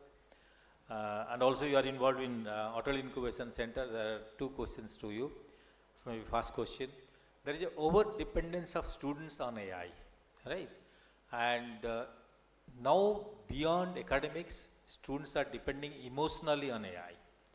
And how do you feel that among the students community, because you are the Dean, Additional Dean Students Affairs, the students before use of AI and after this pervasive use of AI, how the behavior of the students have changed and how they are over-dependent on AI and how we should caution them not to be over-dependent. Thank you, sir, for a wonderful question, a very timely question. First of all, I thank our management for placing me at this stage where I'm sharing the stage with so many eminent personalities on National Conclave of Cybersecurity, AI and Emerging Technologies. Also, I want to thank DSCI, NRDC, STPI, CSAI and Future India Foundation. The question what sir has asked is something which is very close to my heart, because I belong to the department where I deal with the students in academics and also handling various cases where emotional cases are coming, where the students, they do use AI, but they do not know how to use the AI. They come in a trap, like whatever they are doing is correct. They continuously give commands. They do not know actually how to give the commands. This is one of the best horse, I can say, AI, but how to ride it, it must be known to the student. So in our curriculum, we have introduced several courses where AI, cybersecurity, AI/ML and other things have been introduced, and the latest algorithms which are going to elevate the efficiency of AI has been also introduced. But as the course duration goes on, they learn step by step. but once they have entered, they don't know about it. So they use AI of their own, and they sometimes come with the cases that they are emotionally down, because they don't have that much of creativity. So are the clubs in our institutes, which are going to give them the overall holistic development, not totally depending on AI. So that's my say, sir. Okay, thank you. I think I'll come back again to Professor Biswal. AI is also extensively used in research, and research scholars and faculty members, students, everybody are using extensively, helping them. And because there is a tendency to use it quickly and also have quick result with the use of AI, I think the entire teaching community or the research community is scared, kind of skeptical about the ethical use and ethical kind of the research which will propel further. AI is helping, no doubt, but for the could be literature survey, could be understanding what has been done, could be articulate a paper. So how do we think that we will advise the research scholars or the research community that use AI, but with the caution that we should not have a plagiarism of similarity concept, which is also another alarming feature in the research community. So what is your viewpoint on this? Okay, so we have been facing a lot of difficulties with use of AI. We have been using AI for our benefit, and without AI, probably things will not move. But there are difficulties in using AI as well. A few months back, I got to know that hundreds of PhD theses were retracted, and that is the result of AI searching. AI searching definitely is used usually for carrying out research. It gives you a lot of advantage, time saving, so far as information collection, data collection, data arrangement, your thesis, research planning, all these need application of AI. While doing this, AI has to be used with proper questioning. Any AI tool. First of all, actually, there are large number of AI tools available for free, which probably the universities will not agree, but most of the researchers are using it for free, whatever. Very difficult to check it right now. But we need to know which AI tool is to be used for what. For searching, what is required. For analysis, what is required. For, kind of, planning, designing, or searching a new problem, which tool is to be used efficiently. That one must know. Secondly, while actually making analysis or making predictions or whatever, we need to be very careful in putting the correct question to the AI tool. Yes, that's or else we get probably misaligned with the kind of thing. So we go in a very different direction, and at the end we arrive at certain things which are not desirable. Probably we get mad that when the result as desired or as expected is not obtained. So that is to be done. And the search has to be done in such a way, the research has to be done in such a way that human, not everything should be done with AI tools. A part of it is to be used, and it should also, what is desired in the research is, most of it is to be used by analysis of human being, not by AI tool. That is to be checked by the evaluators, the supervisors, and all that. So that kind of checking should be done.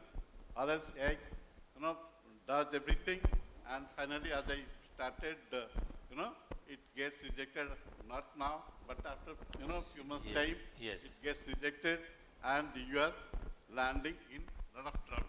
So you have to be very careful about this. Thank sir, you. Can I speak some? Yeah, further? sure. So, actually, as you all know that we are talking about new education policy in India, NEP 2020, which provides a lot of scope and including research as well, where AI finds a very significant role in putting our education system to a higher level,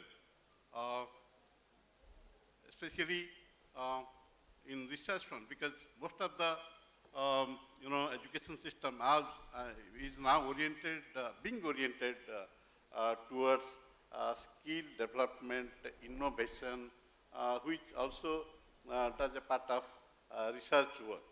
And what we need to do tomorrow, so should be decided today. For example, only when we came to know that people have started using AI, companies are looking for AI experts, and probably we have no other way out than using some AI tools in our daily life.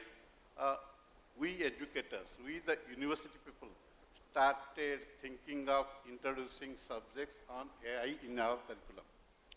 But in advanced universities, probably they thought it much earlier. Can we not use these AI tools for advantage and plan it now? Research, innovation, in which direction? There will be, kind of thing 10 years down the line. Can't we think of right now and use it for that matter? This NEP 2020 provides that kind of flexibility.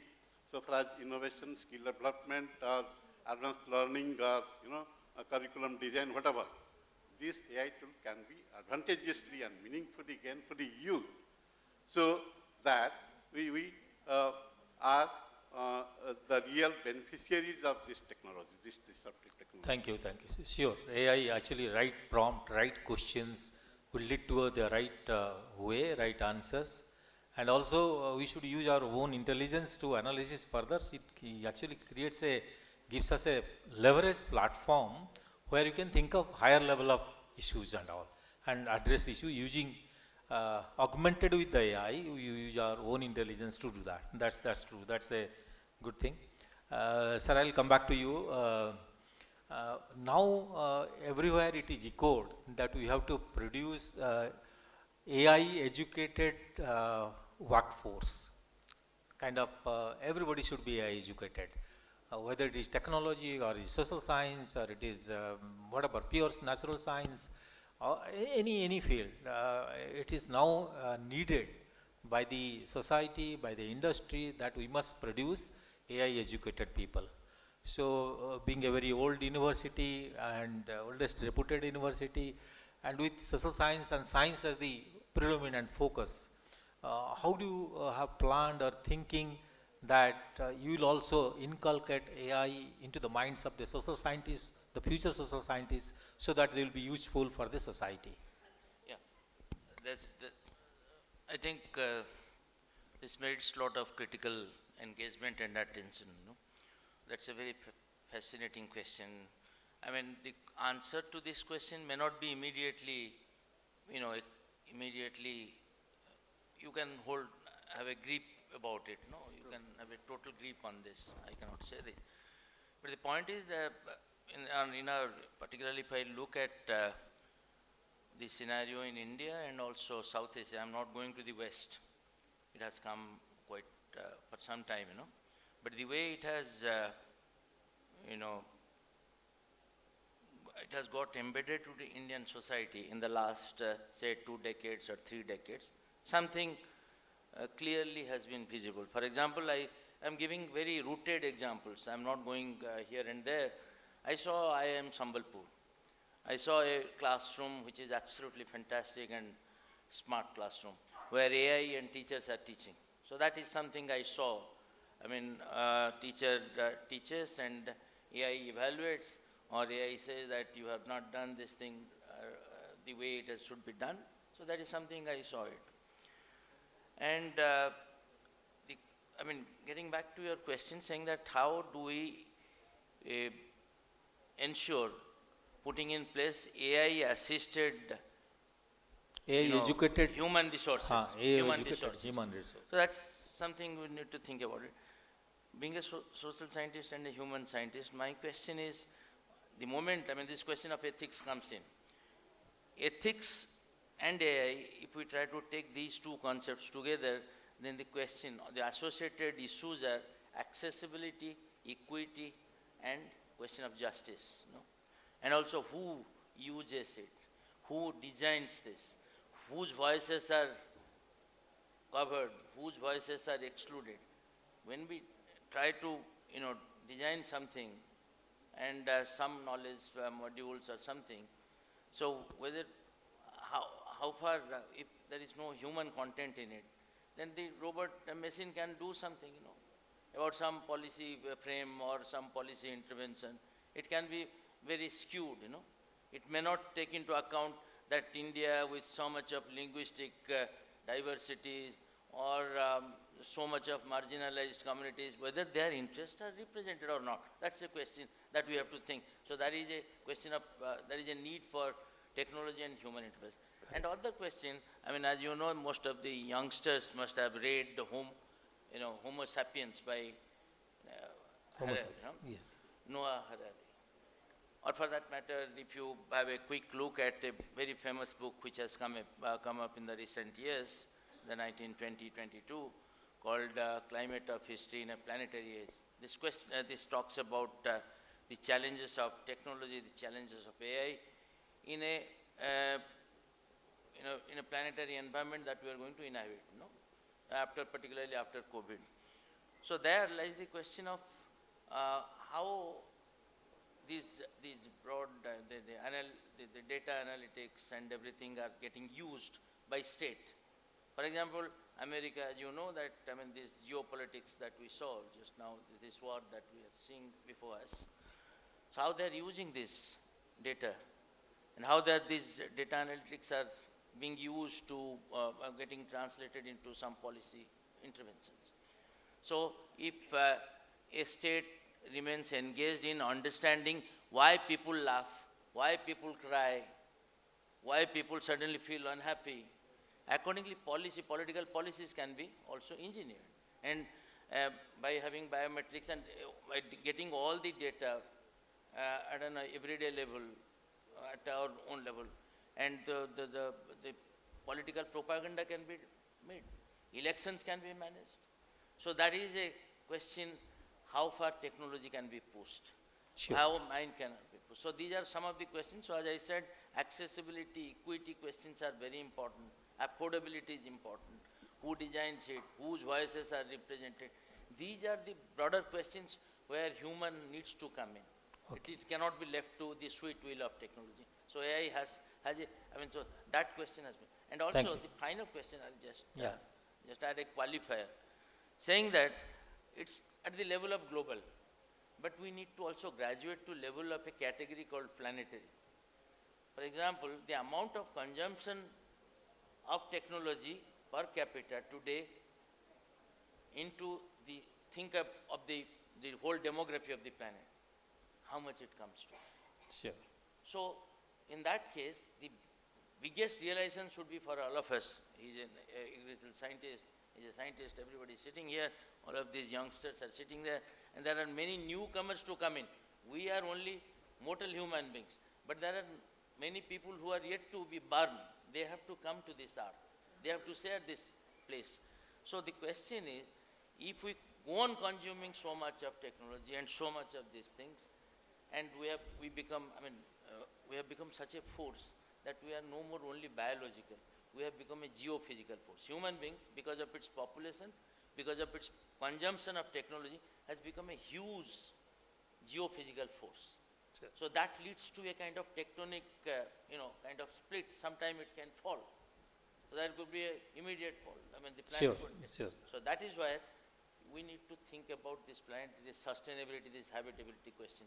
So we have to be very careful about using it. So a lot of students are using, people are using in social science, AI, also in science, already people have been using, and there are a lot of results on that. So definitely I think this will take a new level. Professor Rahul, I'll come back to you. There is a buzzword of translational research, and your field is really befitting for that, because your scientists go to the farmers and really transfer the technology, and which will really help the economy. That's the country. And AI should help in this endeavor as well, I feel. Whatever the AI-based precision farming or whatever the research community will develop in your university must go to the farmers. And therefore, farmers must be AI educated. So how do you think you will take this kind of the endeavor in your university? Yeah. Because you are KBKs also across the state. Transformative research, it aims at benefiting all the stakeholders. It is not only benefiting the researcher, the scientist, the academia, but also maybe in our field the farmers, the industry, and a common man also. Yes. So it seems to be a diverse community. Yes. Coordinating and also controlling a diverse community is always a challenge.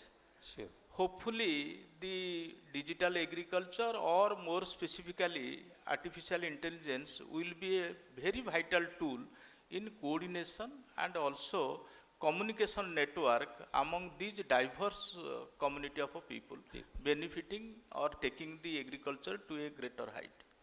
I think AI should help the scientists of the university to connect to the farmers and should educate the farmers about AI, and so that they will use AI in their own community. I am giving a very realistic example where we are having a database of 81 lakh farmers under AMO Krushi program.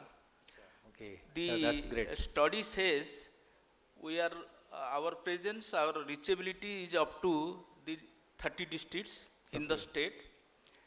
Farmer receiving advisory is 79%, and also advisory compliance is 49%. Oh, that's good. That's It would good. have never been possible to reach such in the pan Odisha and to address 81 lakh farmers who are connected to us.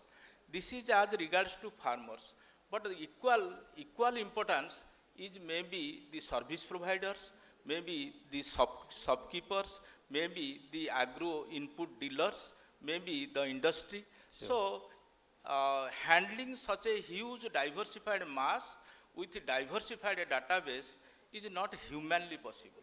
Okay. And the challenges that it was being discussed previously, it is a boon or bane that remains always. Even when we started using computers, Y2K, if you can kindly recollect, Yes, yes. bankers were on strike, we will not get it through in banking system. Railway people were not accepting that ticketing should not be done through computer, then people will be unemployed. Think of this simple device makes everything easy. So this is always at the initial stage, there are a lot of resistances, but ethical use, impact on intelligence, impact on creativity, that has to be given focus. Thank you, thank you. So I think there will be a great use of AI in agriculture, and it is already visible, tangible things are coming out, and more will come. Professor Sarkar, I'll ask a question that AI used in academics, in academia, and also industry, also policy, everywhere, it's being used everywhere. As a university system, we cannot isolate ourselves from the other entities, like industry and other things. And the pace it is evolving is phenomenal. because AI is evolving every day almost. And now collaborative research and collaborative work is the actually has to help us. So how do you feel AI will help us to collaborate with industry, with other kind of the stakeholders, and also academia, and maybe other social entities, so that the university will evolve as a holistic ecosystem to serve the society? I mean, collaboration, cooperation, AI should help us. Yeah, that's a great question. The thing is that, sir, this is the time where everywhere collaboration is needed. That means what I mean to say is that industry and academia should come at one par, so that the development happening in the industry will be also seen at university part. At the same time, the students, those who are graduating from the university, they will be equipped with the kind of knowledge which is available or which is ongoing. I mean to say how AI will help you to collaborate. Yeah.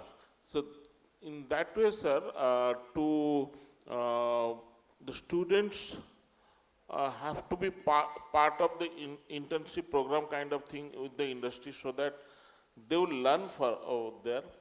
And at the same time, if those students will do their real problems from the industry at the university level, then the solution that will be coming, that will enrich both the student and the industry also.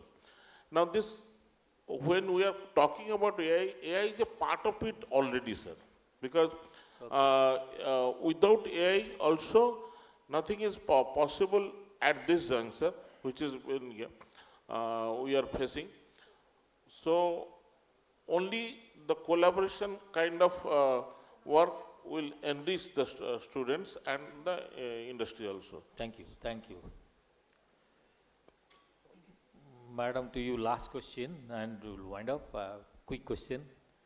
You are involved in Atal Innovation Center, where startups and other things are. You are interacting the different startups and also have seen their growth. How AI is helping them? How AI helping startups to come up fast or address their issues, and how it is helping them to think in a new dimension? Thank you, sir. Any startup which comes starting with an idea, sir. So that idea need to get validated. It needs a lot of research. So AI is helping them in finding out the literature, what has been done earlier in that area. And for example, if it is an idea, then it has to be protected. Then after, how to get it protected, how the IP can be filed, all these things they can find out with the help of AI. Also, they are not getting, they are not infringing any of the norms. That also AI give them, that you should not do this, you should not do. That is helping them. That's how it's going to help them out. And they're giving, AI is helping up in scaling up the product also. Like these are the products already in the market, now at what level you can go. Yes. Yeah, thank you, sir. Thank you. I think we had a wonderful panel. We discussed at length varieties of things, how future of AI in different disciplines, in education, in research, in industry, in startups, in agriculture, in social science, and also in collaborations. So that was the entirely, we discussed all through, all the learning panels actually have shared their views. I wish, yes, true, AI, we should not kind of think it is a kind of a panacea. We should not think it is everything of us, but it is something, it is helping us, and we should use it effectively and judiciously, and to also produce the AI educated kind of students or the manpower from the university, which is the need of the hour. I think the threat or the skepticism that there will be no kind of the jobs and all, that will go away if the university will produce AI educated human workforce. So I wish that something will do on the university side I'll definitely wish that different sectors, and university is not a standalone entity, it is connected with the society, connected with industry, and collaboration should happen, startup ecosystem should be there. So therefore it is a holistic development. AI should help us for this holistic development aspect in the university. I think with this, let's thank all the panelists, wonderful panelists, for a big round of applause, and we had a wonderful discussion with this. Thank you very much. Thank you to be part of the panel. Thank you, honorable panelists. I now request our Vice Chancellor, Honorable Professor P.K. Nanda sir, and Renu ma'am to kindly felicitate our guest speakers.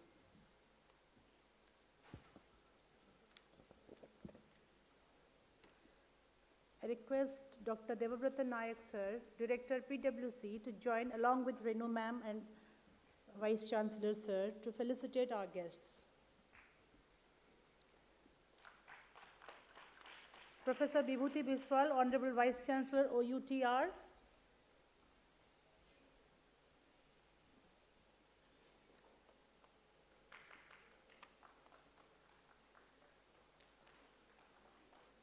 Professor Prabhat Kumar Raul, Vice Chancellor, OUAT.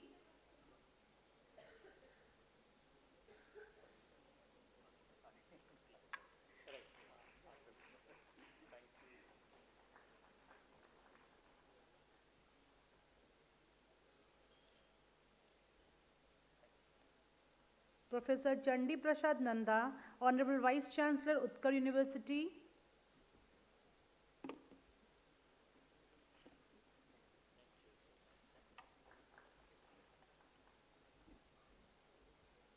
Professor Partha Sarkar, Vice Chancellor, JIS University.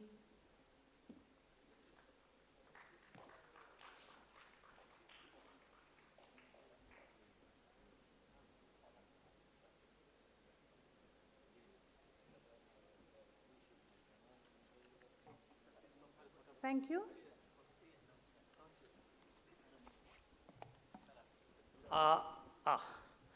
In the interest of all the Vice Chancellor present here, I just want to make one announcement. I always told to my son, I spend 3 hours per week, 3 hours per week with him. Your teacher spends 30 hours with you. So ladies and gentlemen, please give big hand these teachers. They are our nation builders. And these are the people who builds the nation, creates people like us. So therefore it is very important to give respect to them. So I always told my son and my daughter and son, all you are present here, please give the big hand to our teachers. Thank you, sir, for this appreciation. The teaching fraternity.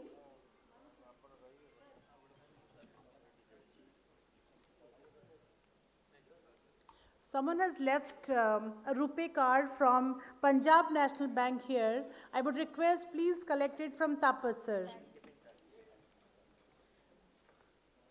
We are now moving on to the next panel discussion, that is Women Panel. The topic of discussion is Empowering Women in Cybersecurity and AI, Driving Innovation, Inclusion and Leadership. The speakers are Mrs. Mohini Singh, co-founder and CEO, CXO Junction, Mrs. Archana Kaul, HPE, Dr. Sheila Mahapatra, Associate Director, Research, Academics, Alliance College of Engineering and Design, Professor and Head, Dr. Suchismita Chinara, National Institute of Technology, Rourkela, Mrs. Sonal Khanna, co-founder, SecureBlink, Dr. Manisha Acharya, Startup Advisor and Mentor, British Engineering CRISP, Fellow at University of Oxford, Founder Director, Mrs. Lopa Mishra Janam, CEO AIC-SOA Foundation, Professor Renu Sharma, Additional Dean, Students Affairs, ITER, SOA, deemed to be University.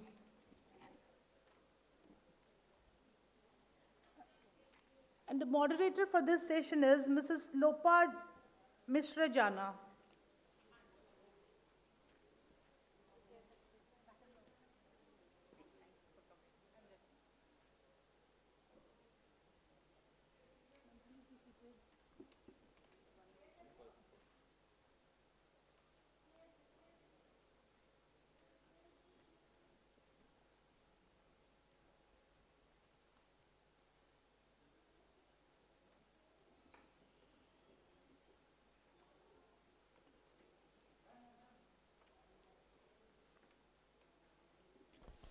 Namaskar and good evening everyone. So it's a privilege to welcome you, each one of you, to this very important conversation on empowering women in AI and cybersecurity. I'm Lopa Mishra Jana and I hold the position of CEO at AIC-SOA Foundation.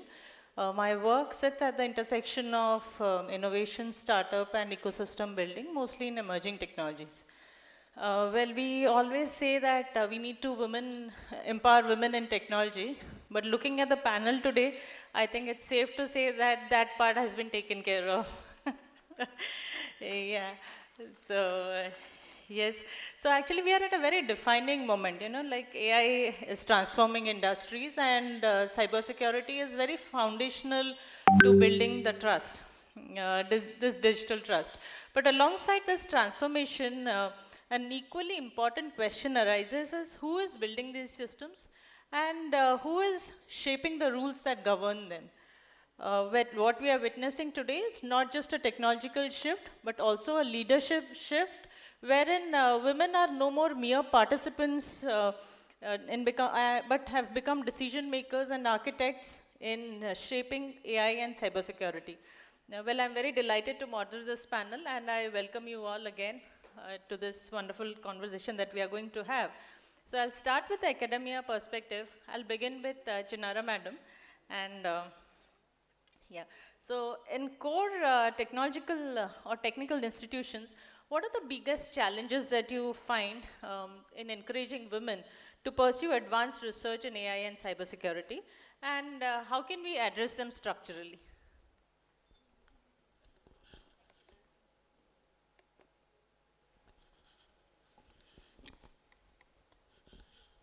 Hello.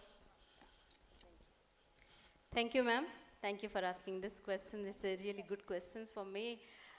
Being in the academics, first of all, I'm in the background in the engineering institute. We know that encouraging especially the women children or the girl children for this kind of education, earlier it was really tough, but now the time has changed. When we find there is a really exponential growth in the number of women, in this education especially. And coming to this cybersecurity, AI and all those things, I don't find there is any much difference for especially for women or the boys, there is not much difference. But yeah, there are certain things like I like to say, especially for the students of the core institute like NITI Aayog or any other similar institutes, students think that AI is a magic for them and they can do anything with AI. They don't understand that AI is just a tool that they can use for their career shaping or for anything, but they assume that AI is something, if I know about AI, I can do anything. I'm just a magician. If AI can do anything for me. You give them the assignment, you talk about anything, they will just put in the GPT and they will give you in 1 minute and feeling proud that, yeah, I could do it. But they, at the background, they do not understand. They are losing the creativity. So my suggestion, advice to all my students as well as for the students I can see here, use judiciously AI as a tool for your career, for your any of the growth. You use the technology, don't depend on the technology. And especially for the female students, there is no difference, if you use AI or do not use AI. It's just a tool, it's just a technique that you should use for your career growth. That's my say, ma'am. Thank you. Wonderful points, madam. Let me widen the lens and coming to Dr. Sheila Mahapatra. So, madam, as power grids evolve into smart interconnected systems with IoT and real-time data flows, they also become very vulnerable, right? And from an electrical engineering perspective, that's your background. So what do you think are the key challenges and solutions in ensuring that cybersecurity of these grids? Thank you. First of all, before I begin, I just wanted to thank Manoj Naik sir. I am an alumni of this institute. I started my teaching journey here And sitting here, I feel life has come to a full circle. So that's one way what you are asking. Yes, cyber security will play an important role. See, what we have as the current grid, we are looking at only revamping the grid infrastructure, and what we call today smart grid is nothing but the existing grid, which has, the sensors, the IoT-enabled grid structure, the smart meters, SCADA that comes into getting the real-time data, and that makes it really vulnerable. That's true. Now, what to do the next layer is when you're looking at the communication layer, and if you are looking at the interface that it has with the existing system, cybersecurity would play a vital role in making the system secured. So, if you are asking something about one practical thing which we can say is the northern grid failure of India, which was actually a lapse, and that was supposed to be one of the biggest cascading failure. Here, cybersecurity would have played a part. If you're looking at 2015 Ukraine attack on the on their grid, which was a cybersecurity failure. So these are some of the things which we need to understand when we are looking at smart grids. That's a great insight, and let's look at it from a different perspective.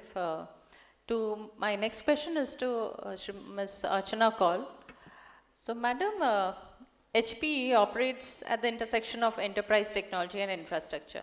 How is AI reshaping the enterprise security architecture and resilience strategies?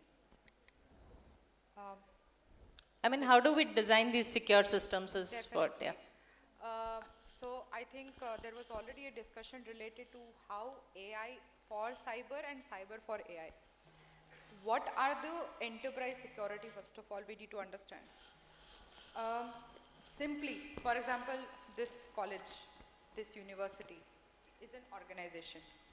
It needs to be secured. Archana has walked down here, it needs to be secured, but what needs to be secured is the identities, your applications, your data, your devices, right? When Archana is coming with a green tag in this organization, Archana is allowed to come into this organization, right? But she is not allowed or authorized to go back into the file servers, into the HR systems and finance systems, right? In the same way, we need to have authorizations in places. We need to identify, we need to strategize, we need to detect and respond.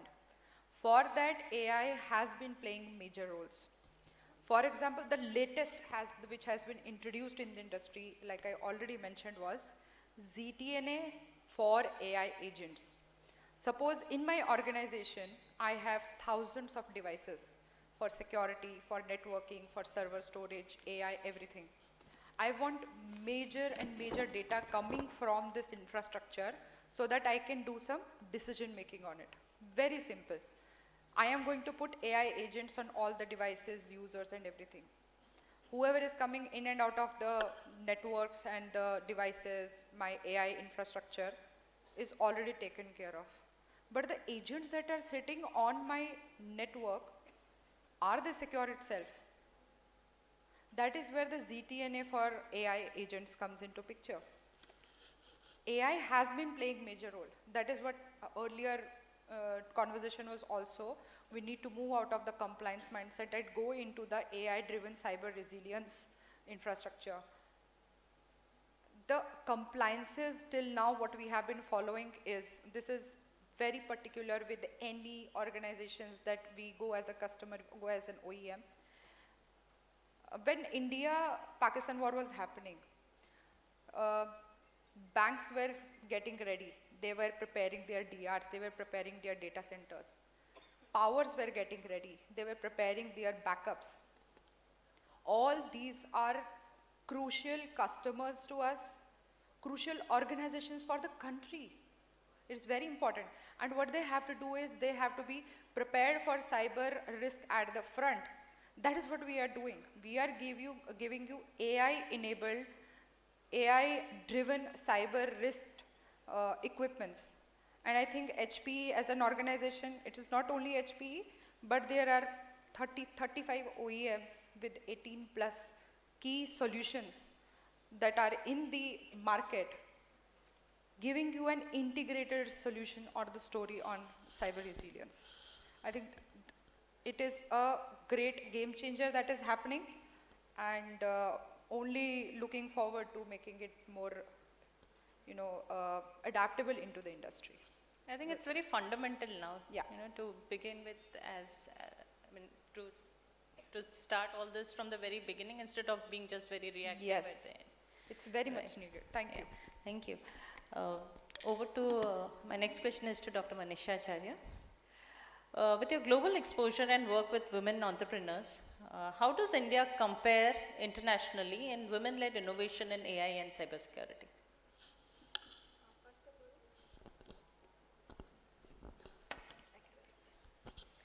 Yeah, thank you. First of all, I'd like to give my thanks to SOA University for giving me this opportunity to be the part of this panel.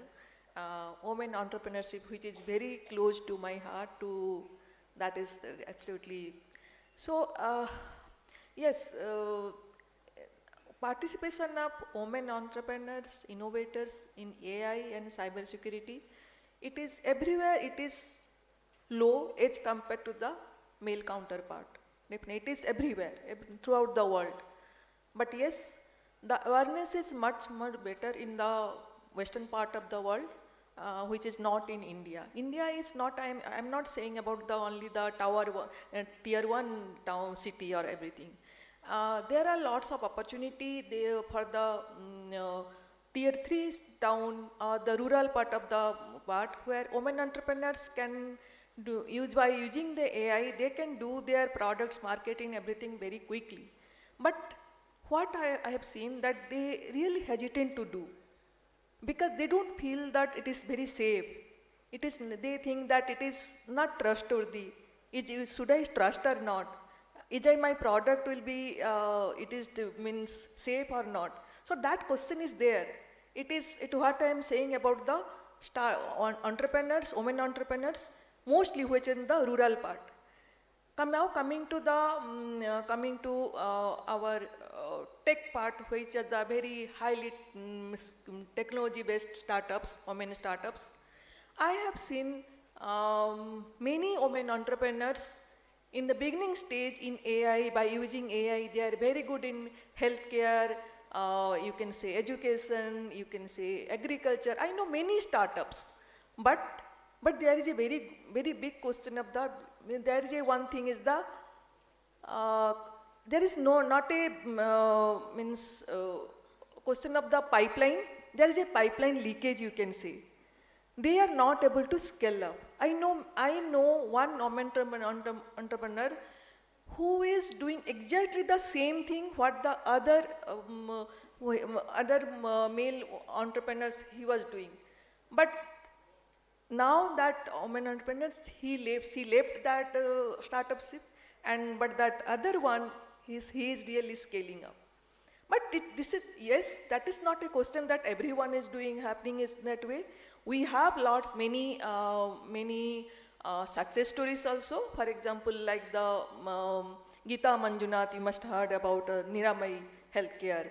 It is a very well recognized, and they really, by using the AI, by early detection of the breast cancer, they have found. And that's why in one of our acceleration program, I have arranged her, we invited her to give a motivational story so that more women entrepreneurs, they should motivate by listening her story. So that is, if you say, we need to create more and more role models, more success story you need to create. That is for our tech startups. For the tier 3, tier 4, that is the small cities, small towns, we need to create more awareness, we need to give them more trust that yes, if you will use AI, this will happen. And some skilling also required, that how they will use AI, that is also required. So we need to divide the things. It is not that is a direct part that how we will do, and why there is a difference, why there is a line of difference between the other global and in India. Yes, there are many success stories, but we need to travel a lot also. Yeah, thank you. Thank you, madam. On a lighter note, they say if you need to get something done, give it to a woman and she will make sure it does it successfully. My next question is to Ms. Mohini. As a platform connecting leaders and innovators, what trends are you seeing in AI-led cybersecurity innovation, especially among the emerging and women-led ventures? Thank you so much for this question. Just to begin with, I would like to take this moment. First of all, thank you so much, SOA University, for giving this opportunity to share my views on this forum. So, myself, Mohini Singh, I'm the founder and CEO of a global tech media house, which is CX2 Junction, where we are creating a fraternity with like approx 10,000 plus CISOs, CIOs, and CTOs in the cybersecurity and technology space. So, in this, journey, when I speak about my own journey about entrepreneurship and becoming a leader at my early days, early 20s, is because of the importance of mentorship. I feel in the entire industry, like whether we are talking about technology, cybersecurity, or any other domain, and empowering women, which is the topic right now for this panel, I believe mentorship plays a very crucial role. And that's how even my journey started. I started working in a company as an intern, and because of the mentor, because of the people who trusted me and created a roadmap for me and believed in the problem statement which I found in the cybersecurity industry, I was able to, create my own organization in the cybersecurity space. So I have seen that in this fraternity, there are several women leaders out there who are in the position of a CISO or a CIO in all kind of organizations like large enterprises or even in government sectors. Yes, globally, if we see, the number is quite small. It's like globally 10% are there in the women leadership role. However, there's a lot more things which are taking place, like the shift is happening where women are redefining the meaning of leadership. So, of course, there is no comparison in between, but it is about the shift. Like from years ago, we have seen that people who have created the industry from the scratch, they have built the systems, they have built the processes in place, and a lot of things in place. And now, when women comes into this space, they are bringing more empathy, more inclusiveness in the decision making, as well as, more, empathy in the entire workplace, which means that they are bringing more inclusiveness in the environment. And that's how the two, like the genders which we talk about, like male and female, they have to come together instead of comparing who should go first and who should take out this place. So coming to your question, which is about bringing more innovation in the IT and technology, I see women are playing a very crucial role. When I see like the CISOs of maybe like Mahindra and Mahindra, like so they are the women leaders. They are reshaping in the entire group company and creating a difference in AI and cybersecurity. So yes, the shift is actually happening, and we are doing a lot of innovation in this space. So that will be my answer to your question. Thank you. Yeah, thank you so much. Women are by default nurturers, so more power to them. Yep. Yeah, my next question is to Ms. Sonal Khanna from Secure Blink. So as a startup founder, cybersecurity startup founder, what gaps in the ecosystem led you to the creation of Secure Blink? And how are startups uniquely positioned to innovate faster than large enterprises? You can have this.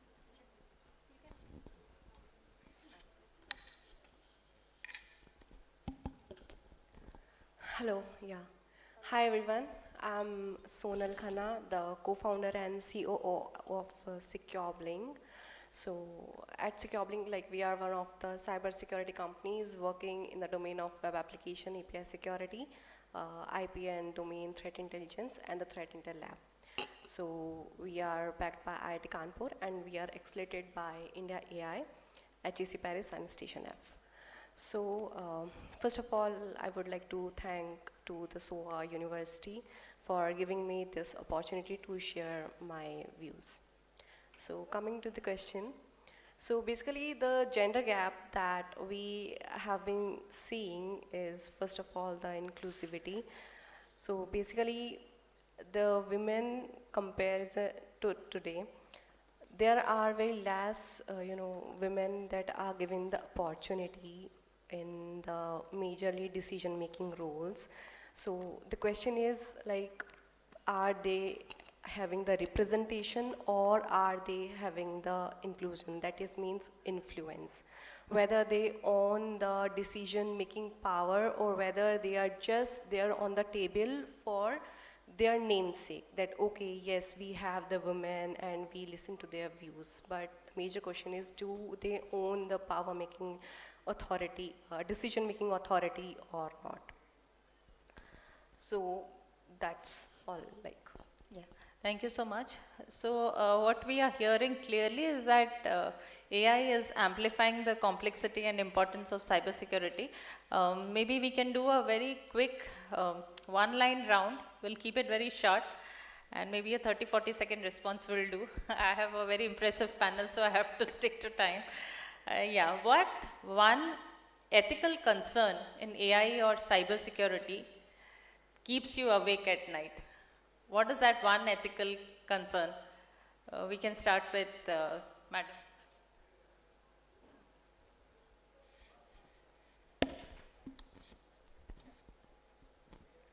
Yeah, can you please reframe the question? Yeah, what is one ethical concern in AI or cybersecurity that keeps you awake at night? I will say the ethical question is how we use the utilization of AI and the cyber security into the human life, especially for women.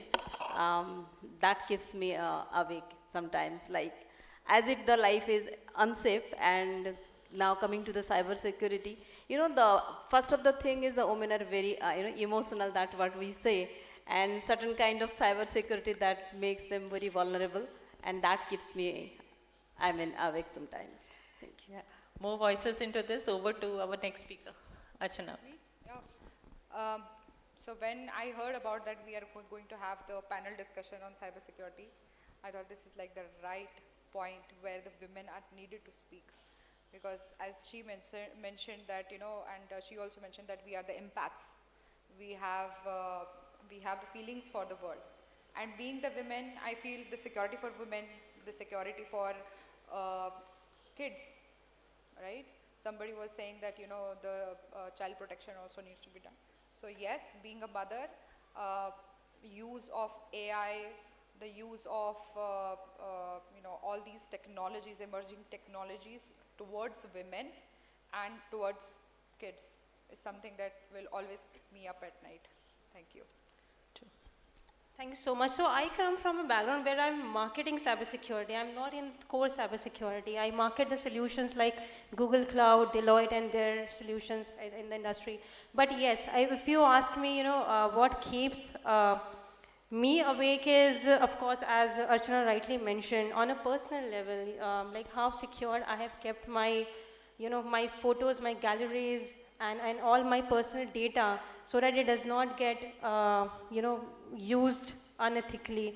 In fact, I would like to share two small examples. For example, like recently, we have launched one initiative in our company where we want to promote more of offensive cybersecurity and defensive cybersecurity, and we created our, our own pictures with some AI-driven, kind of Avengers of cyber fraud and CXO junction. So we created a team of ours, and then we created that AI pictures, and now we are going to create some comic strips out of it, creating characters. So I've named one of my character with something, and some other employee's character with something, and we are going to promote it for cybersecurity awareness.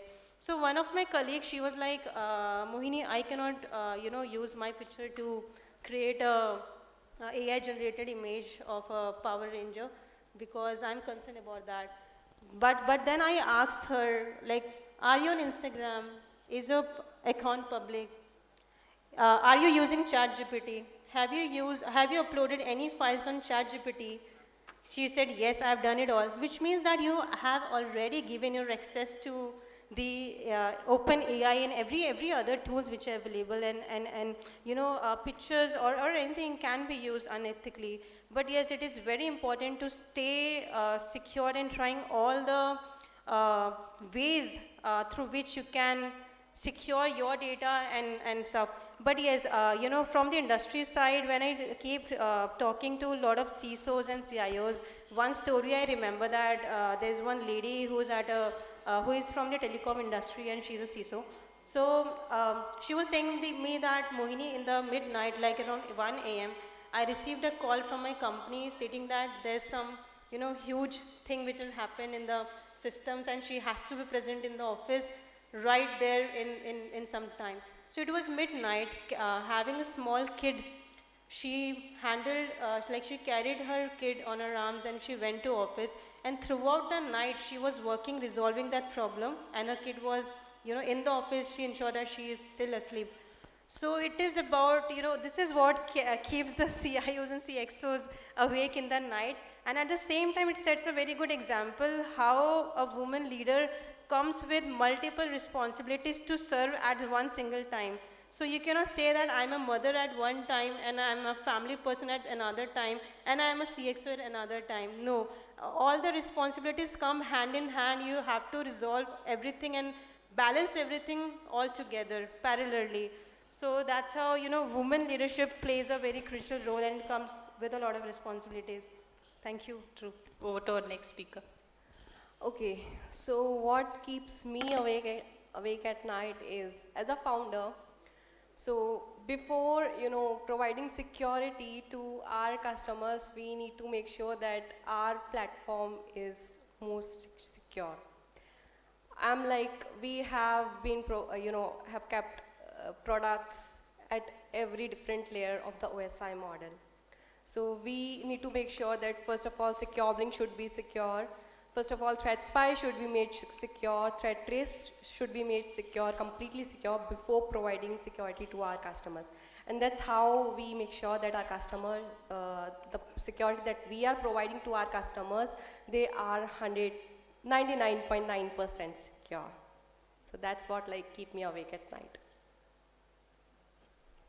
To Sheila, madam, please. Mostly we heard from the industry's perspective. Coming from academia and heading the Center for Research, where we are looking at scholars, postdoctoral fellows who keep on publishing, right? And publication comes with an ethical compliance. So that is one thing where, the AI has brought in a lot of change.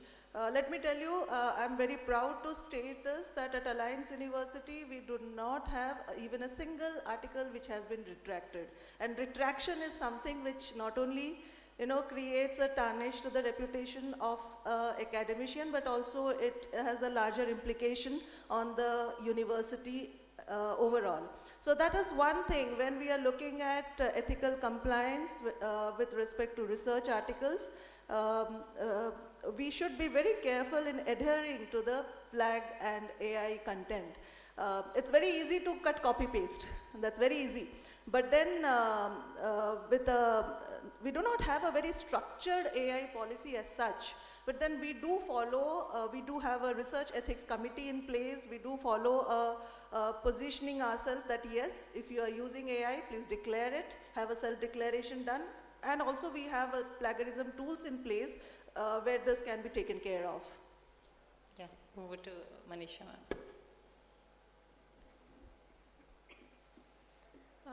Ethical compliance being first of all, I'd like to say, being just a woman, how I can use. It is really sometimes, I'm not feel safe always by using AI, because sometimes I feel where my data the people are using, where they are giving my, using my data and all. If I feed everything, my data and everything to AI, then where people will use that? That is always there is a question.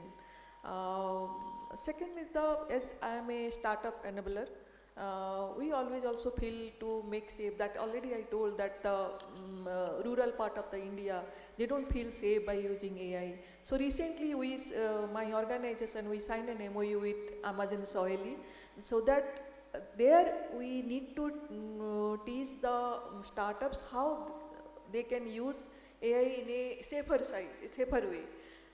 Recently also during February we did a 9 days hybrid workshop that is for the how AI can help to scale up their business. It is a Asia Productive Organization program.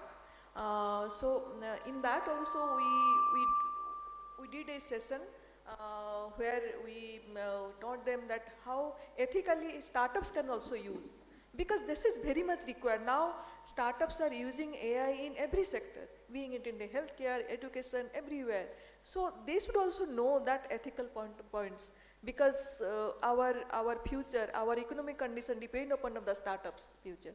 So that should know how that ethical point, that is because we can't avoid AI now. Whether we like it or not like it, we need to use, and our startup will use. But my question is here how they can use ethically. So that is we need to taught them. We need to give them several awareness camp we need to do so that they know about this thing. Yeah, thank you. Yeah, and I think alongside data breaches or impersonation, what scares us is, what are the vulnerabilities that we are building into our own system unknowingly, right? Maybe that is one thing that scares the hell out of us. Yeah, my next question, I'm just keeping it open to the panelists here. I would like to bring in both academia and industry, that how can we align or better align the curriculum with real world cyber threats? May I? Yeah, please, ma'am. I was just having a discussion with sir during lunch, and AI is everywhere. AI is in healthcare, AI is in agriculture. Like the previous panel of vice chancellors, they were telling about digital agriculture.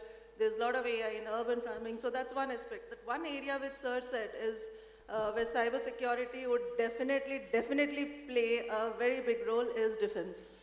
Right? And like we at India are sitting quietly here enjoying this panel discussion, but there is a war going on, right? And so cybersecurity in defense, and my brother happens to be in Air Force, and one casual discussion with him, and he was telling me how AI has actually enabled us to enhance our defense mechanism. One example, some panelist was mentioning about Operation Sindoor. So the bombardment of Noor Khan Air Base of Pakistan, which was one of the major strike during Operation Sindoor.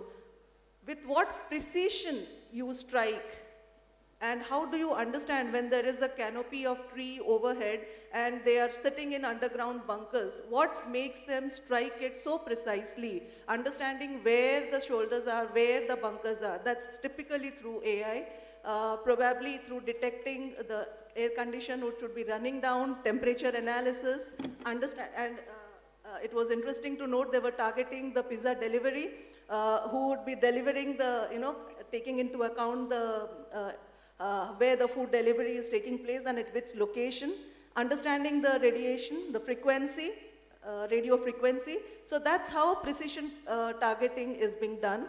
And that's one important way in which threat detection is also being done.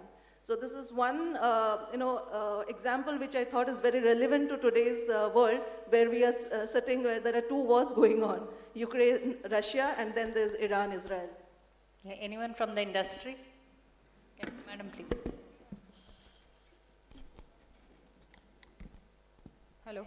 Yes, so what ma'am has told, just to add with that, just adding the AI/ML cybersecurity into the curriculum is obviously not enough. The reason behind is we can teach about AI/ML, cybersecurity, all those stuffs just for one semester, max for 1 year, which is not at all just the basics.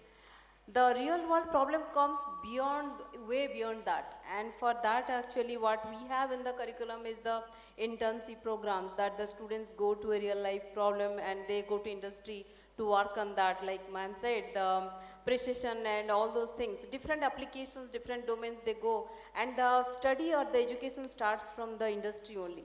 So we just start with the syllabus, with the curriculum, just teach them the ABC. But when they come to the real world, they really learn what exactly has to be done. That is why NEP comes with the industry academia collaboration very strongly, and there is a, flexibility of coming in and going out. Any age, anyone can come in and go out, so that facing the real world problem and implementing, studying the things and implementing into the real world problem will be a, real teaching for the learners. That's what I'll say. Thank you. Anybody from the industry who would take this? And I think the industry is open for a lot of collaborations in terms of academia, because providing a lot of internship opportunities is one thing. Again, not only giving a gyan on cybersecurity, but also doing a lot of workshops and hands-on trainings which can help the students to directly get placed at the right time in the right organizations. And as part of, when I talk about our organization as well, there are several initiatives which we are doing in collaborations of universities where a lot of students are getting trained in cybersecurity, which can later on get hired by Big Fours. So that's how I think, the industry is all open to get explored as well as do collaborations for the betterment of students, which will lead to betterment of the nation. Thank you. So, adding to this, like first of all, if we see today, only 20 to 25% women represent the cybersecurity, and around 25 to 30% women in AI. So if we see, this is the world stats, but if we see to the India, it's slightly higher, but far from parity still. So if we see, like, there should be women-specific tech sessions, cybersecurity workshops to be organized in the universities and the colleges. And further to that, there are more than 200 plus cybersecurity plus AI openings are there in government, like I4C MHA, where they can go ahead and they can apply. This is for the internship, this is for the freshers as well, and for the experienced persons as well. So there are huge openings, there are huge opportunities that are still there for students to be there in industry and organizations. Thank you so much. Thank you so much. My question to Archana madam, what do you see the biggest compliance risk in the coming or the emerging next 3 to 5 years? I think I was discussing it with someone that if you look at India, everything is a risk right now. Government has been doing lots of things, which I already mentioned with the certifications, protocols and stuff, but there are multiple things which are causing the gaps and the leaks. But can you be specific, like if organizations are underestimating any specific risks? I can't pin it out because they are not taking security in mind at all. Like I mentioned, the conversations that I was having with one of the co-working spaces, meaning the WeWork, Space SmartWorks and all the co-working spaces that we have, they are hosting customers like Deloitte, they're hosting customers like EY, they're hosting customers like maybe PwC, right? They have they have the entry point of all of my data. What if they are being compromised? And one of the customer conversation that I've had was, my firewall is outdated. I am now asking it to be renewed. I don't know how my network was working till now. So the mindset has to change first of all. The security has to be at the forefront. AI will adapt, it is inevitable. But you have to take security at the forefront. There are no specific pointers that I can point out right now, but changing the mindset towards security has to be at the forefront, be it any type of organization. Even the schools, right? The kids' school, they need to have security in mind, how their data is being accessed through the cameras on the parent's phone. What if my phone on the parent's app is compromised, right? So on those levels we need to think, and everybody needs to think. Everybody on this panel is already thinking about it. Everybody in the audience is also thinking about it. Should also be. Yeah, do you think like secure by design is more important than post-deployment security? 100%. There is no doubt about it. People are trying. There are always day zero attacks. There will always be day zero attacks. The ones where the phishing or the wishing attacks are happening on many organizations till now, there will be many hacks. So how did Kasab enter the India? He entered on an Indian boat. So every time when I'm saying identity, it's very important. So every time any user is coming into your network, hackers are not hacking the systems now. They are logging in, like you and I are logging into all the systems. Very simple. They are logging in, they are traversing in your network, they're traversing in your systems, and they are getting access to all your data. They're wiping out the data like I already mentioned. Simple. So we need to have the security first mind and be prepared for the zero-day attacks. That's it. Yeah, my Can next I add into that? Yeah, sure, please. So since the topic is secure by design, so we have a platform with the name ThreatSpy. So on the proactive security side, our platform, which is helping teams to develop their web applications and APIs secure by design, to identify the security gaps, to identify the vulnerabilities in the initial stages of development, and then you can fix them, and then you can ship the secure applications and APIs to the production. So that's what we have developed a platform which will help you in security by design. Yeah. Okay. And following up on that question, I mean, now that we have so many tools, platforms, softwares, do you think human analyst is becoming redundant? I mean, or it's more critical than ever? It's open to the panelists to answer.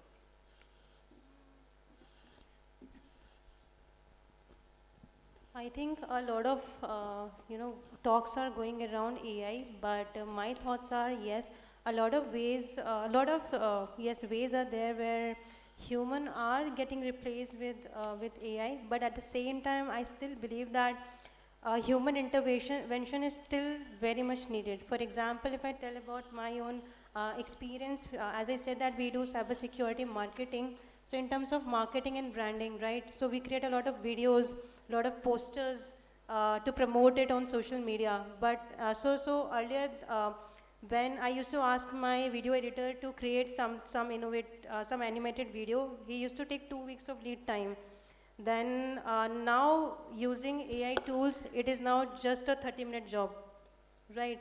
The content can be created through AI tools, the video can be created through AI, the posters can be created, which has led to save a lot of time as well as the cost in terms of spending money on human resources. But still there will be a human who has to guide AI what exactly it is needed in terms of creating video, right?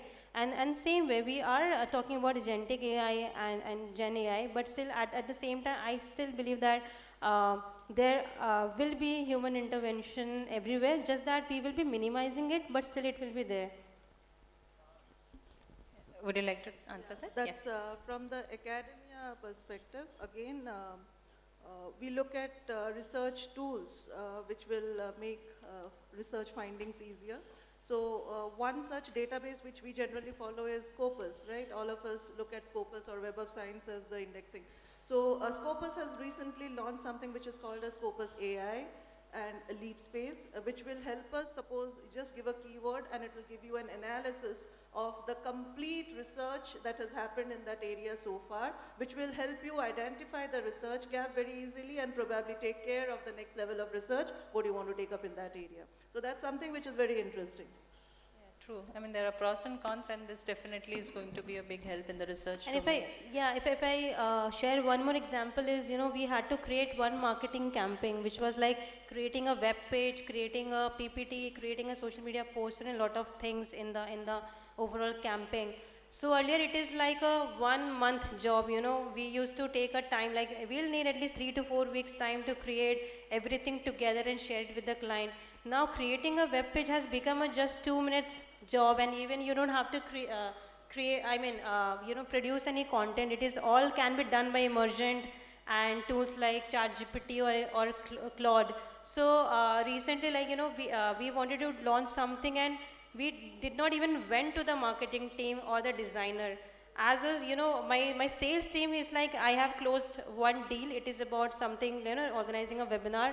It's like, I will create the campaign myself, right? So of course it has reduced the number of people who were involved earlier in delivering a project, but still I believe that people will be there. Yeah. Would you like to answer? So whatever other panelists told, that definitely AI tools that saves time. But one thing I noticed that of course it depends upon what type of prompts we are giving. Because sometimes when I looked after in different social media, all AI images are looking the same type, same explanation, same, if you see the language, it's almost same. So there is something missing.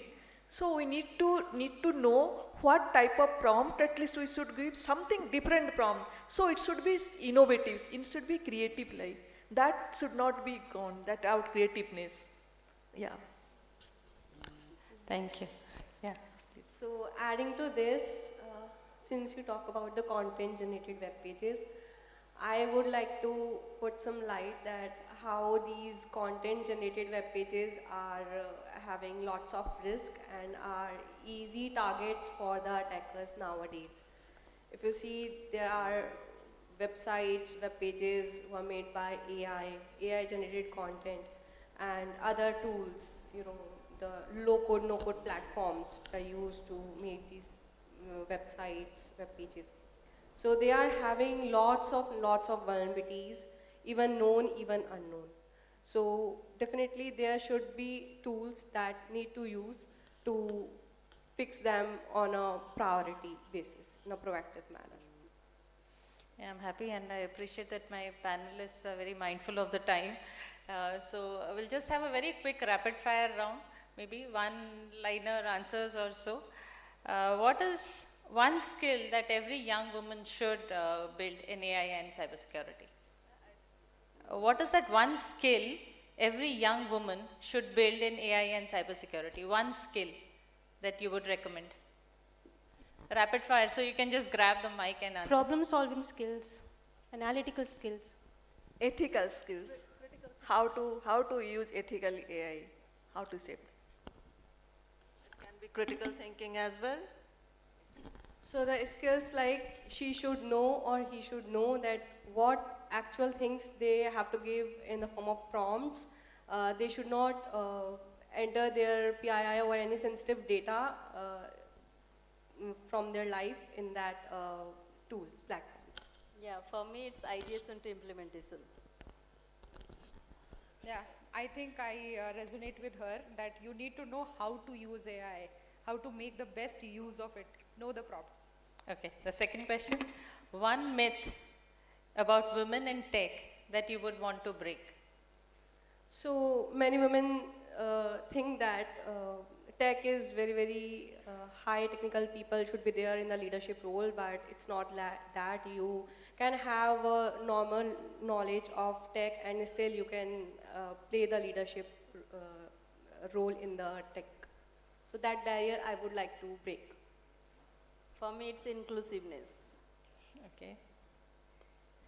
So building a more inclusive society, and at the same time changing the mindset of the society where the role reversal is possible and sharing the responsibility. Okay. Would you like to answer? Okay. One last question of this rapid fire. One change in policy or industry that you would immediately want to happen? One change. And equality. Same, opportunity. Diversity. So although I would say that government, they are having so many schemes to accelerate women founders in our industry. So the platforms like Women Entrepreneurship Platform and India AI, they have been giving tremendous opportunities to the women founders like us. So as an example, like in the recently AI India Impact Challenge, there was a challenge with the name AI by Her, where I was given the opportunity to present Secureblink on the global stage among the top 10 women AI startups. So that's what I would like to thank the government for these schemes, and I would appreciate if we can have more such schemes to encourage women founders like this. Yeah, actually many women are after career break, they come to the next page of their, you can say the career 2.0. So that reskilling is very much required. That's somewhere in the policy, yes. That reskilling is, because they are a break. So that is very much required. I would like to just echo on all these and make a summative statement. It's not about what are the schemes that are available. It's about taking implementation seriously and how far we as a society want to do it and bring that equity into picture. So my perspective says that there are already a lots of opportunities which is there. There are a lot of space which is there for women to come in. I truly believe that women has to come out more and grab these opportunities, because creating a forum like this, right? And there are several events and forums and conferences. We are seeing a lot of male leaders and professionals coming in. There should be more and more women coming in, but it's about them, right, to come themselves and creating a visibility. The main gap about industry or any space is women are not so much visible. They are already there. There are so many CEOs in the space. There are so many CFOs in the space. It is about them coming into the forum and showcasing the visibility. So that's what I believe in. Thank you all. You have fared very well in the rapid fire. I don't have any prizes today, but heaps of appreciation and gratitude. At AIC-SOA Foundation, one thing that we have observed very clearly is that when women are supported with mentorship, networks, and access to capital, they just don't build startups, but they build highly resilient and impact-driven enterprises. So as we come to a conclusion, one message clearly stands out, and that is the future of AI and cybersecurity is not just about algorithms or systems. It is about leadership, responsibility, and representation. So like I mentioned at the beginning, women are not just participants in the journey, but they are the architects of digital future. The real opportunity ahead is to move from individual success stories to systemic inclusion at scale, and that is what we just witnessed. So thank you all my esteemed panelists for your insights, and to the audience for being a part of this important conversation. Thank you so much. Thank you. A big round of applause for the panelists. Thank you, esteemed panelists. It was a very insightful session.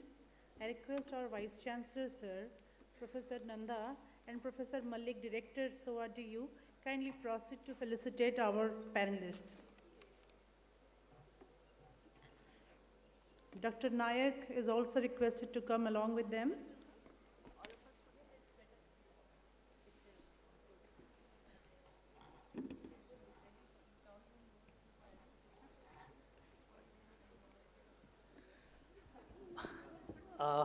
First of all, many thanks. When I invited all of them one by one, they all accepted my invitation. So the question she asked about what quality women have to succeed in cybersecurity and AI. I think to succeed in cybersecurity, they have the patience. Patience is the key to succeed in cybersecurity, because it's a very complex subject. Lot of algorithms, a lot of things, and they have that. So I want you should clap for them. They have the real patience. And to succeed in AI, the most important difficult challenge is how to handle emotion. Everything you can handle, but how AI is handling emotion. And women, I have seen my wife, my mother, they handle emotion very well. So therefore, I know that they will handle emotion and they will handle AI. Thank you. Thank you, sir, for acknowledging the emotional quotient of women. To start with, first guest to be felicitated is Mrs. Mohini Singh, co-founder and CEO.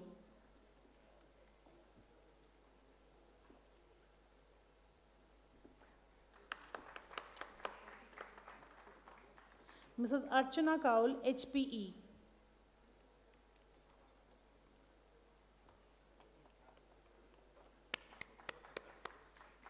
Please clap for them.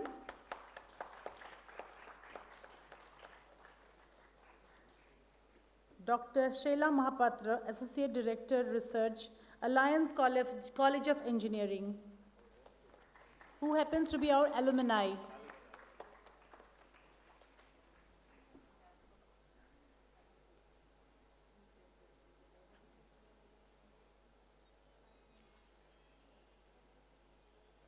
Dr. Suchismita Chinara, National Institute of Technology, Rourkela.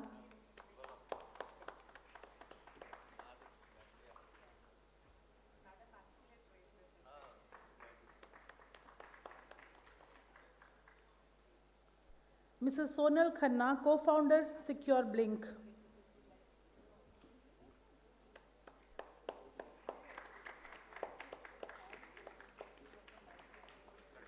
Dr. Manisha Acharya.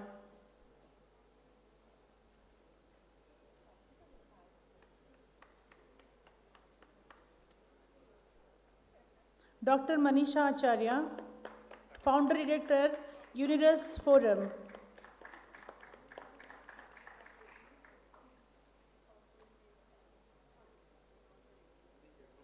Ms. Lopa Mishra Jana, CEO, AIC-SOA Foundation.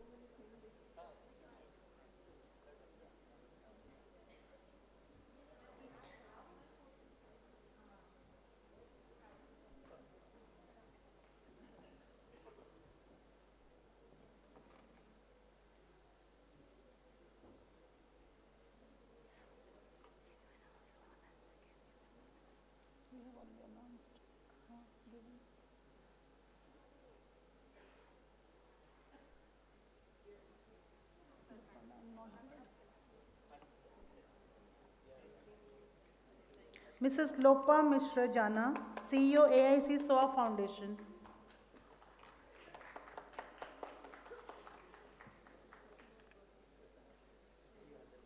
Thank you very much. As everything comes to an end, we have come to the end session, that is the concluding remark sessions. The speakers are Shri M. Murali Krishna, Additional Director General, Department of Telecommunications, Odisha License Service Area. Professor Chandi Prasad Nanda, Vice Chancellor, Utkal University. I'm sorry, he's not there with us. Dr. Sanjay Kumar Das, Joint Secretary and State CISO, Government of West Bengal. Professor P.K. Nanda, Honorable Vice Chancellor, Siksha, Anusandhan, deemed to be University. Dr. Kanish Gaur, Founder, India Future Foundation. Shri Smriti Ranjan Pradhan, CEO, Startup Odisha. Shri Rashmi Mohapatra, CEO, World Skills Center. Dr. Vijay Kumar Sahu, Senior Regional Manager and Head Outreach Office, NRDC, Government of India. I request all the guests to kindly proceed on to the dais.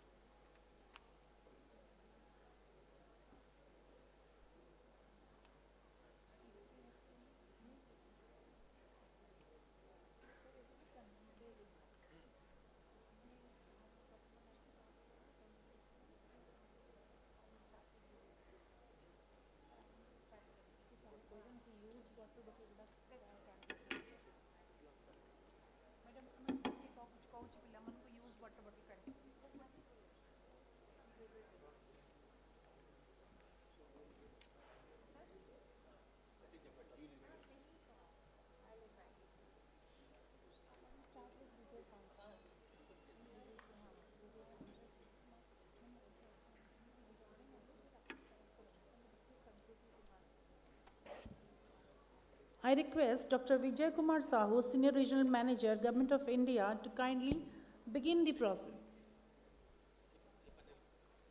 Sir, would you like to come here? Okay.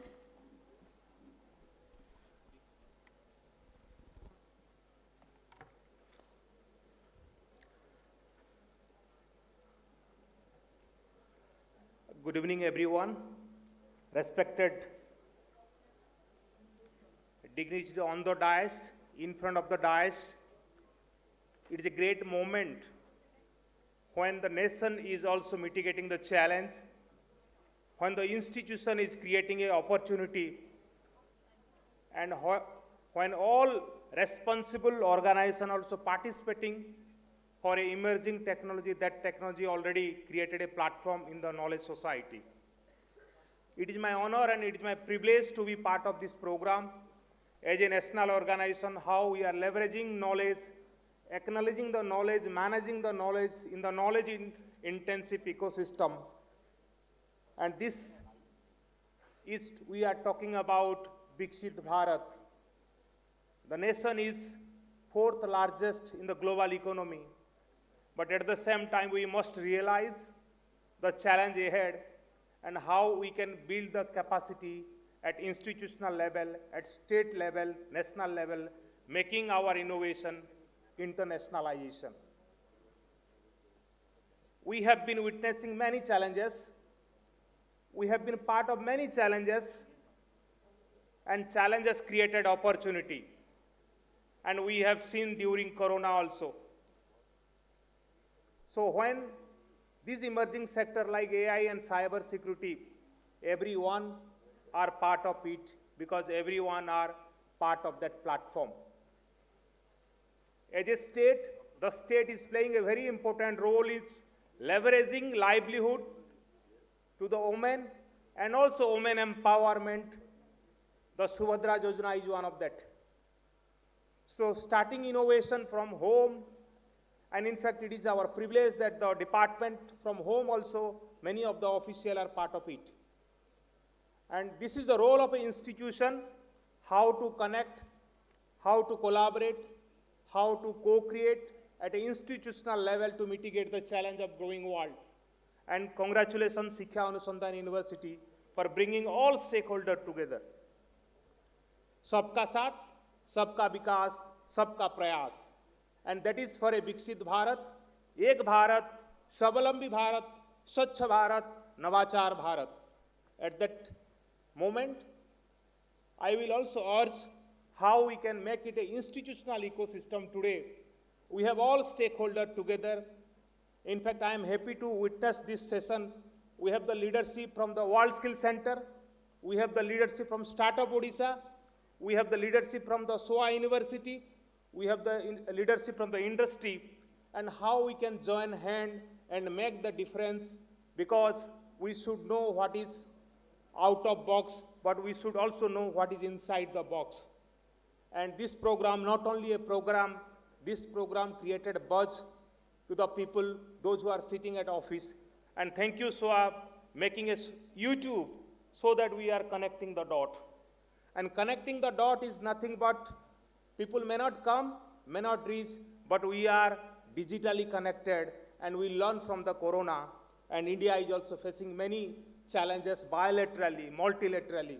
We have to bring that kind of innovation at our institutional level, state level, and we can make it national level by internationalizing our innovation in this emerging sector, which is part of it, part of our day-to-day life. Thank you, SOA, for giving this opportunity. God bless you all. Jai Hind, Vande Mataram. Thank you, sir. I now request Dr. Sanjay Kumar Das, Special Secretary and State CISO, Government of West Bengal. Sir, please.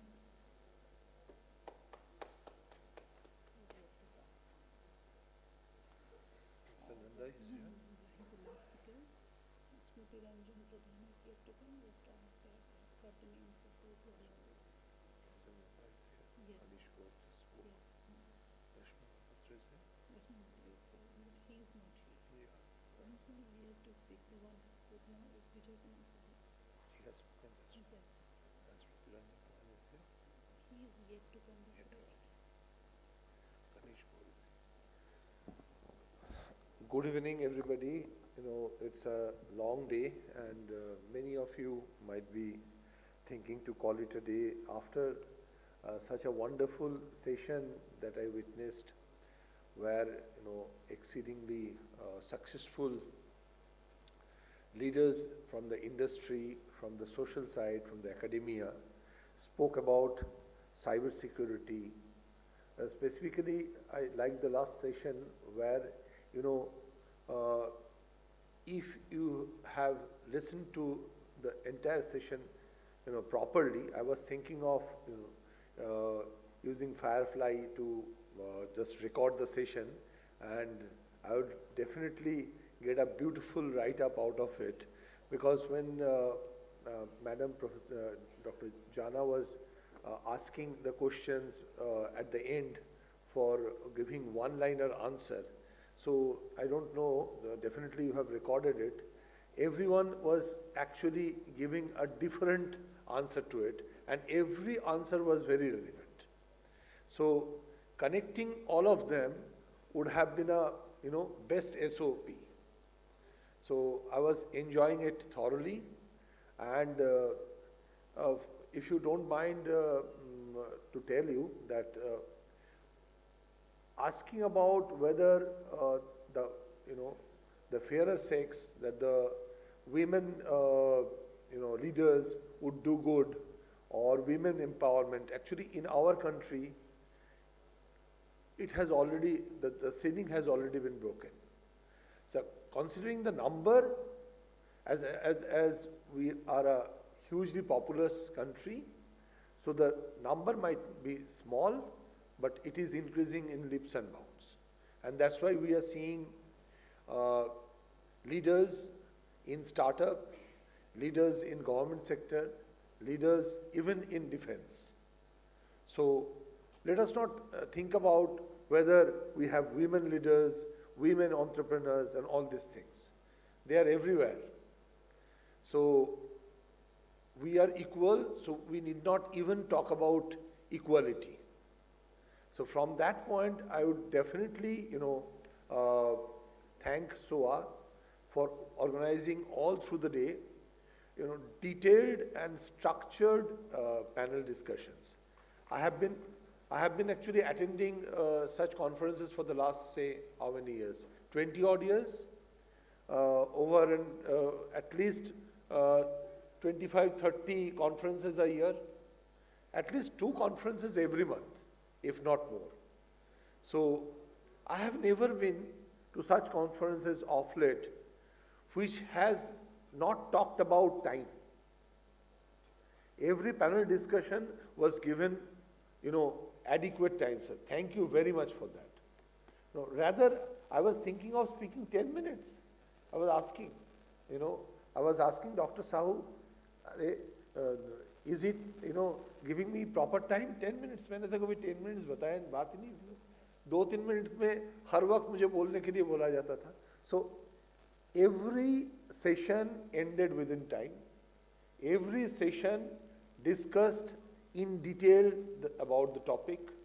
The questions were relevant, and it was so relevant and so pointed and so vast that there was hardly any question coming from the audiences. It is not about that audiences were not attentive. They are very attentive.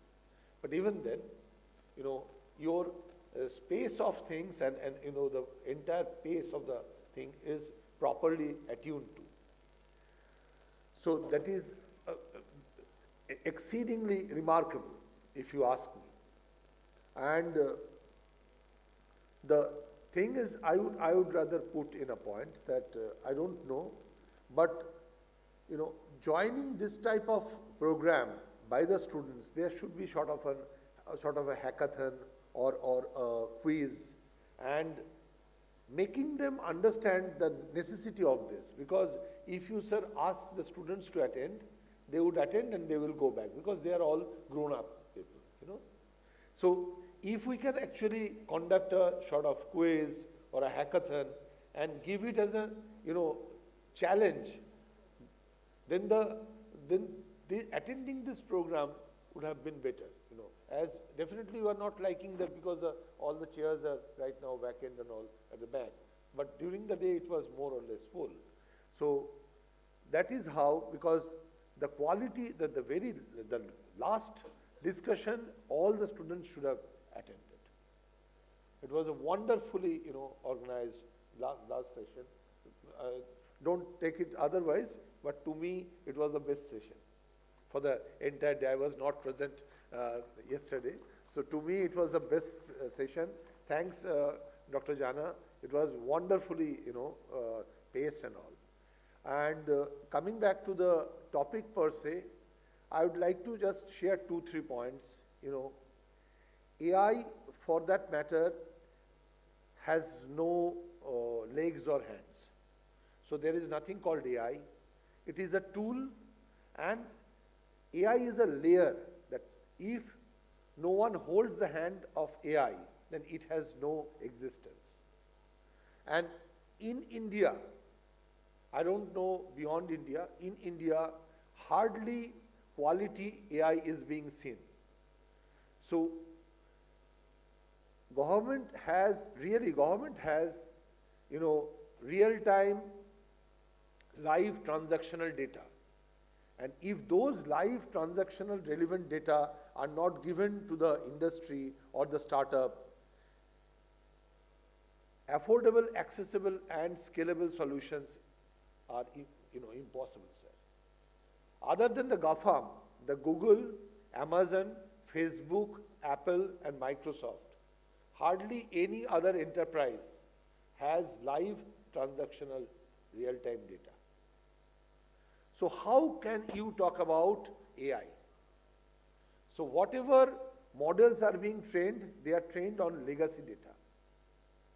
And as it has been discussed across the day, that by the time you complete even a certificate course, the you know, technology is redundant.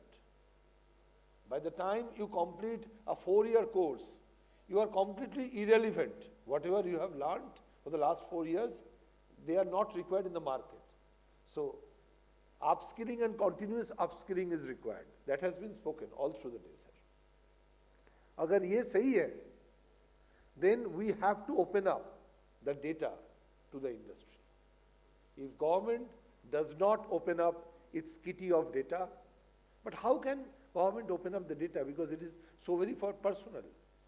No, it will definitely violate the DPDP, Digital Personal Data Protection Act. Then we have to understand that data has 2 legs. One is called attributed portion, you know, and one is identifiable portion. So we have to actually dissociate them, and we have to create anonymized data lake. My dear friends, my dear colleagues, and my seniors, all of you are here, this organization, every academic institution in this country should work upon creation of anonymization so that all live personal real-time data could be anonymized on the fly. And there could be an anonymized data lake. And if you can create proper anonymized data lake, that data lake would be completely devoid of personally identifiable data and sensitive personally identifiable data.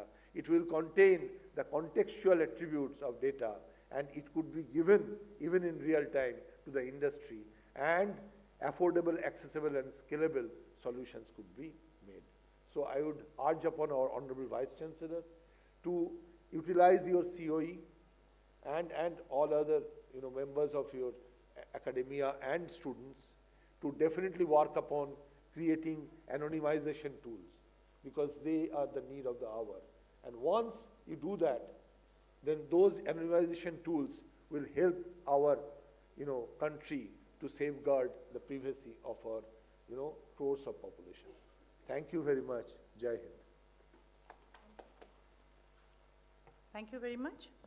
I now request Shri Rashmi Mahapatra, CEO, World Skills Center, to present the concluding remarks.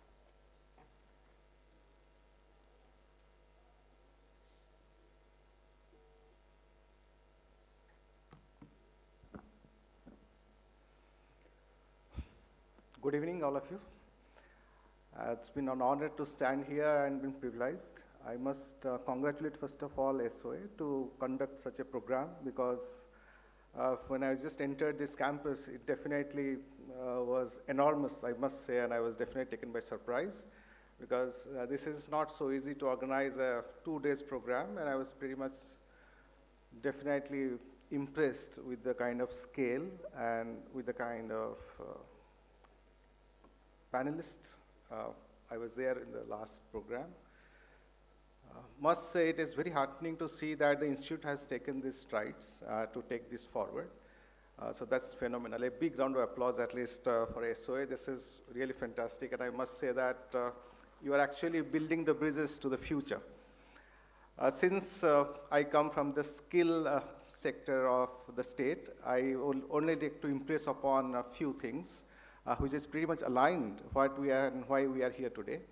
If you look at the World Economic Forum 2030, that's something which is coming up pretty strongly for the future of jobs. The first thing and most important thing which comes is the analytical thinking. But the second one is very important. That's what you're talking about, AI and the big data analytics. The 8th position comes for cybersecurity, but the 9th one is for the environmental stewardness. I will just talk about these two things, since we are pretty much dwelling into this. Talking about AI and talking about cybersecurity, I think it's a no-brainer. I think all of us pretty much are here to discuss these points and how relevant this is for today and for the future.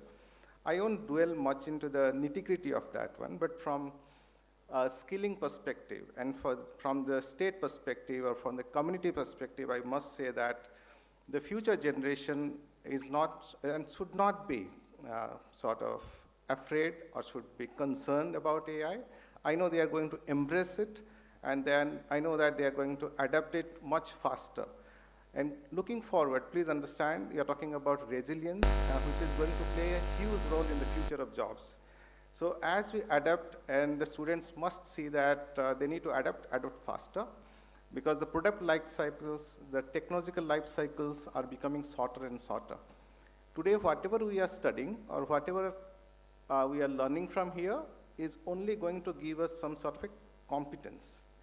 And please understand, this competence is actually something what you have done in the past. The most important thing is the capability what we are trying to build. And as students, as stakeholders, this is very important, because in the past, any interviews process, any job-related process was only challenging or checking our competence. So what we were measuring was actually a thing of past that is not going to hold good for the future. The real thing is we must understand the capability, which is, there's a difference between competence and capability. Competence takes care of the past, the capability takes care of the future. Like how capable we will be in the future. That is where the leadership skills, the resilience, and the adaptability will come into picture. Please understand, we need to upskill. We need to upskill ourselves. Probably I do not know, the cycles have been so shortened. I have no clue when I stand here and tell like in how many days I need to upskill myself. Imagine like me studying now, and I have a cohort who was just handling the panelist is my cohort. So you can imagine like I study with my sort of juniors. So that's how it works. And that's exactly where all of us stand to stay relevant. Because in case we are not standing relevant as individuals, as organizations, we'll be absolutely obsolete. It holds good for everyone. It holds good for us as professionals, as students, as educators, as institutions, as organizations, as business houses. If we are not staying relevant, we'll be nowhere. I think many business houses, I can just rattle off many names like Videocon. You talk about Videocon, which was such a big brand probably in the 90s, today they are nowhere. What happened? Where did we go wrong there? This is the problem. This is the problem of only looking at your own competence and not getting into capability, not scaling up, not staying relevant. And this is where many of us will also lose track when you talk about professional careers, when you talk about adaptability, AI, cybersecurity will be challenges, will be the challenge for the society, will be the challenge for the state, will be the challenge for the nation. But we must understand that these are things we have to adapt. I will only request you that please understand these are phases where organizations, where nations have to undergo with a line of fire. We need to reskill ourselves, we need to upskill ourselves and stay relevant. Once again, huge congratulations to SOA for conducting such a program of such nature. And I believe that this will go on making the future much more better and savvier, and wonderful to be a part of this panel. Thank you so much. Thank you, sir. I now request Dr. Kanish Gaur, founder, India Future Foundation, to present his concluding remarks on the conclave. Thank you so much. Wonderful to hear my eminent panelists, and they have covered a lot. I just want to make my final remarks that it was a great experience. I thank the leadership of the Institute and Dr. Debu for putting together. We had some of the best of the speakers. But the key thing is how we take this forward. There is immense talent in the state of Odisha, and there is this fear-mongering of AI. Ultimately, one has to learn to work with artificial intelligence and use it in the right regard. The human intelligence can't be replaced by artificial intelligence. So we must look at how we build forward and use AI as an enabler and stop fear-mongering with AI. The key part which plays an extremely important role is we have enough skilled resources in India right now. How do we help them move up the value chain? I recently finished my PhD from IIM Lucknow. What I could find is that with models like Mythos, what I've written, spent years, Mythos could do it in minutes. But it's only human intelligence that technology is learning. So if we look at enhancing on what we are building, particularly on how we secure some of this artificial intelligence, build governance models, or use AI in the right way for creating more opportunities, that's really the key through which we could put more partnerships. We definitely need more women in this area of cybersecurity and artificial intelligence. So the key part is how do we skill more people to find more employment opportunities. We've got the big tech and AI companies coming to India to find talent and take people from here and make them CEOs. So there is no lack of skills. It's more on how we build public-private partnerships and how do we ensure that our people are trained enough to become future leaders for tomorrow. Thank you. That's all from my end. Jai Hind.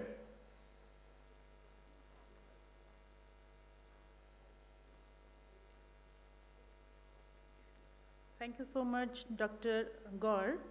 I now request ASP Ritesh Mahapatra, sir, to share his impression of the conclave.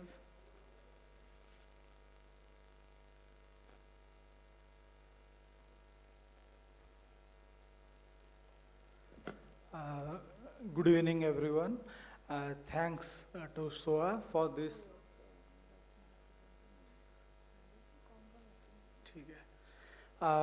So thanks SOA for giving me this opportunity, and thanks SOA again for this conclave so that everybody from Odisha can benefit it.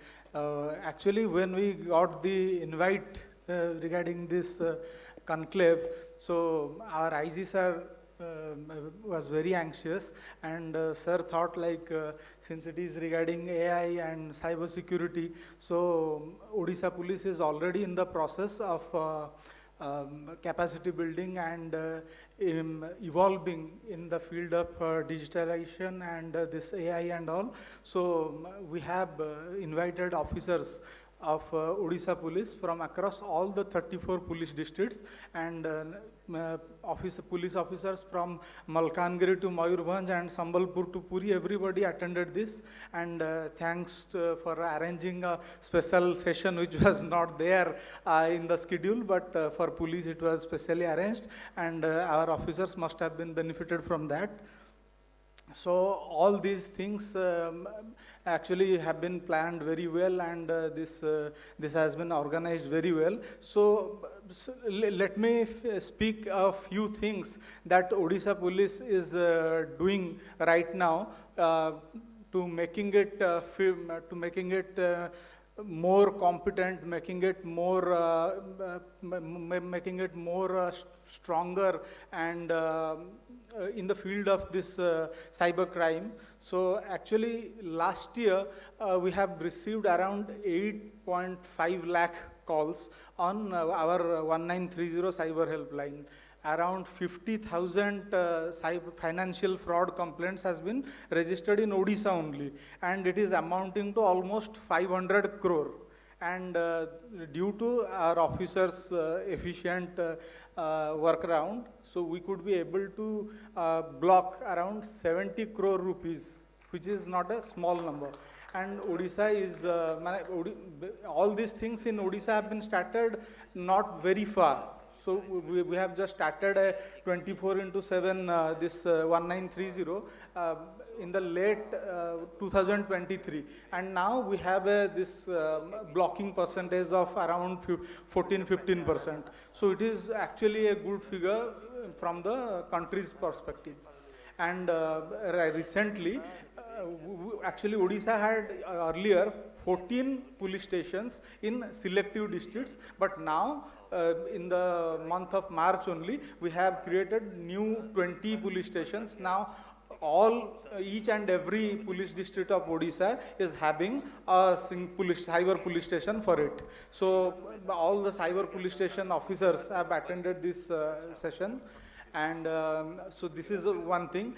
Another thing is Odisha Police and Government of Odisha is also believing in public-private partnership, because police has the legal experience, police has the idea of investigation, but there are certain technical skills which we cannot groom our people to that extent which the industry is already doing. So, the first step in this regard has been taken, like we had a MOU signed with IIT Bhubaneswar for this development of solutions for police and capacity building and academic research. So that has already been done.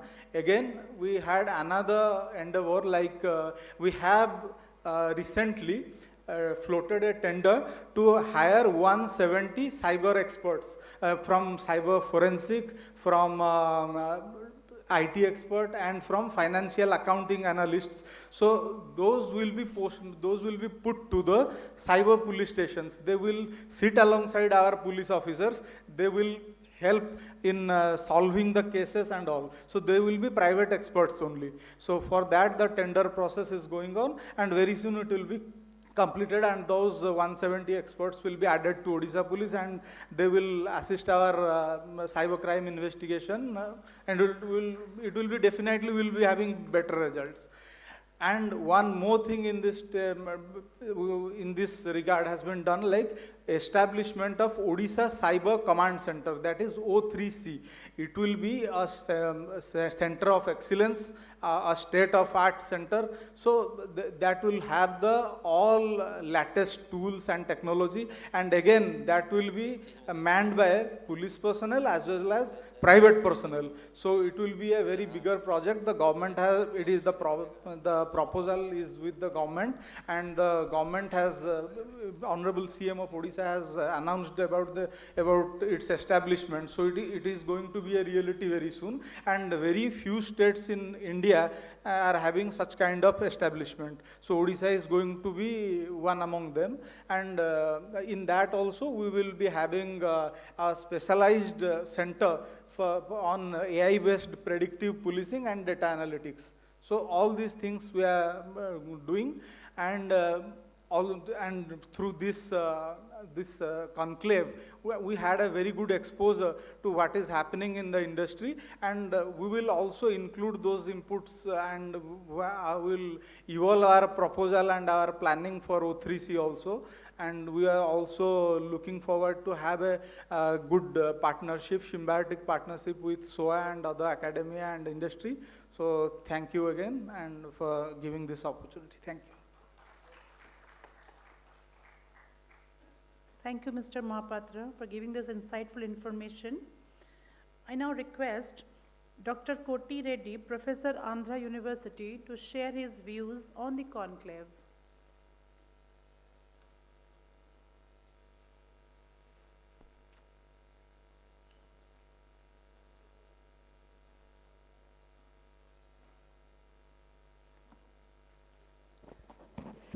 Good evening, respected dignitaries on the dais and off the dais. We are from the academics for the last 30 years. This type of conclaves is very useful for each and every stakeholder, starting from students, faculty, educational institutions, industry, as well as for the society. Regarding this conclave, when the transformation starts from craftsmanship to mechanization, then automation. After that, we had listened about smart systems, intelligent systems. In all these transformations, a large opportunities for both entrepreneurs in the point of view of entrepreneurship as well as for job potential. There is a large scope is there, and it provided large jobs also. Similarly, the another transformation is taking place, that is AI systems. AI, we will, in future, everything will run with AI systems. So, to make the world ready for this transformation, these types of conclaves are very, very useful for each and every stakeholders.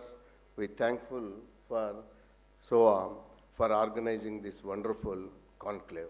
In every transformations, definitely we have increased our efficiency, and similarly in this transformation also, the world is going to look forward for with the higher efficiency and with the greater opportunities.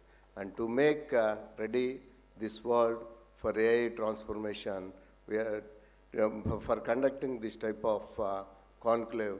I am personally thankful to SOA organization. Thank you very much, sir.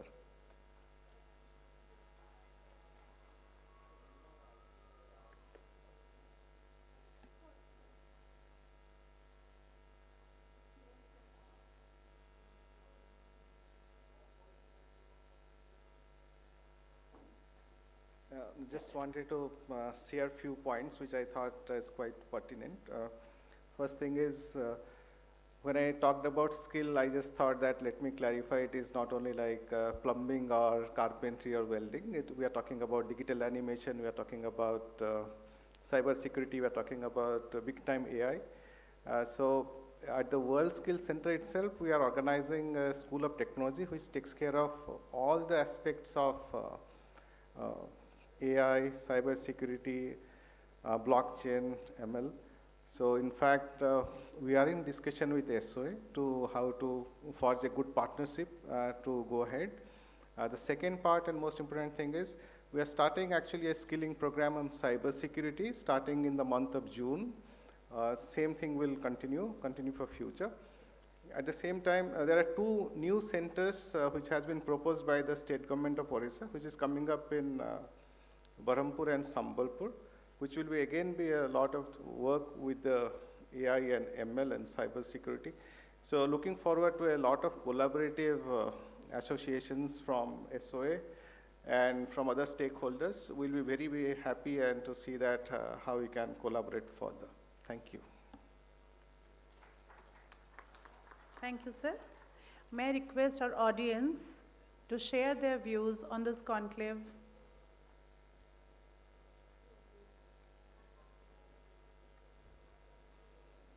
Anybody from the audience would like to share their views?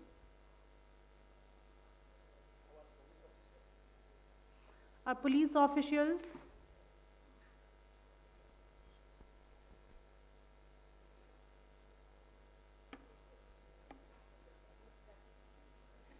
Yes, so you can come over to the desk and you can share your opinion. If you want, you can please proceed on to the dais and share your impression of the conclave.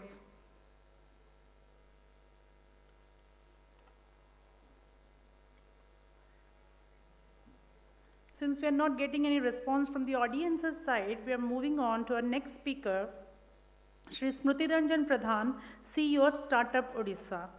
Sir, kindly share your concluding remarks on the conclave.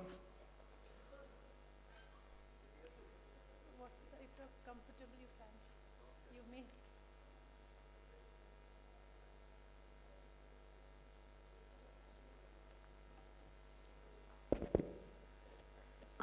Good evening. My apology, I'm late. I came from Cuttack, but things are beyond my control at times. The traffic, and I also lost way. I went to the other campus. Anyway, thank you, audience, thank you, dignitaries on the dais for sparing some time for me and waiting for me. I do not know ABC of this conclave, but my good friend, Mr. Malik, has been reminding repeatedly that please come and attend. That's why I have come.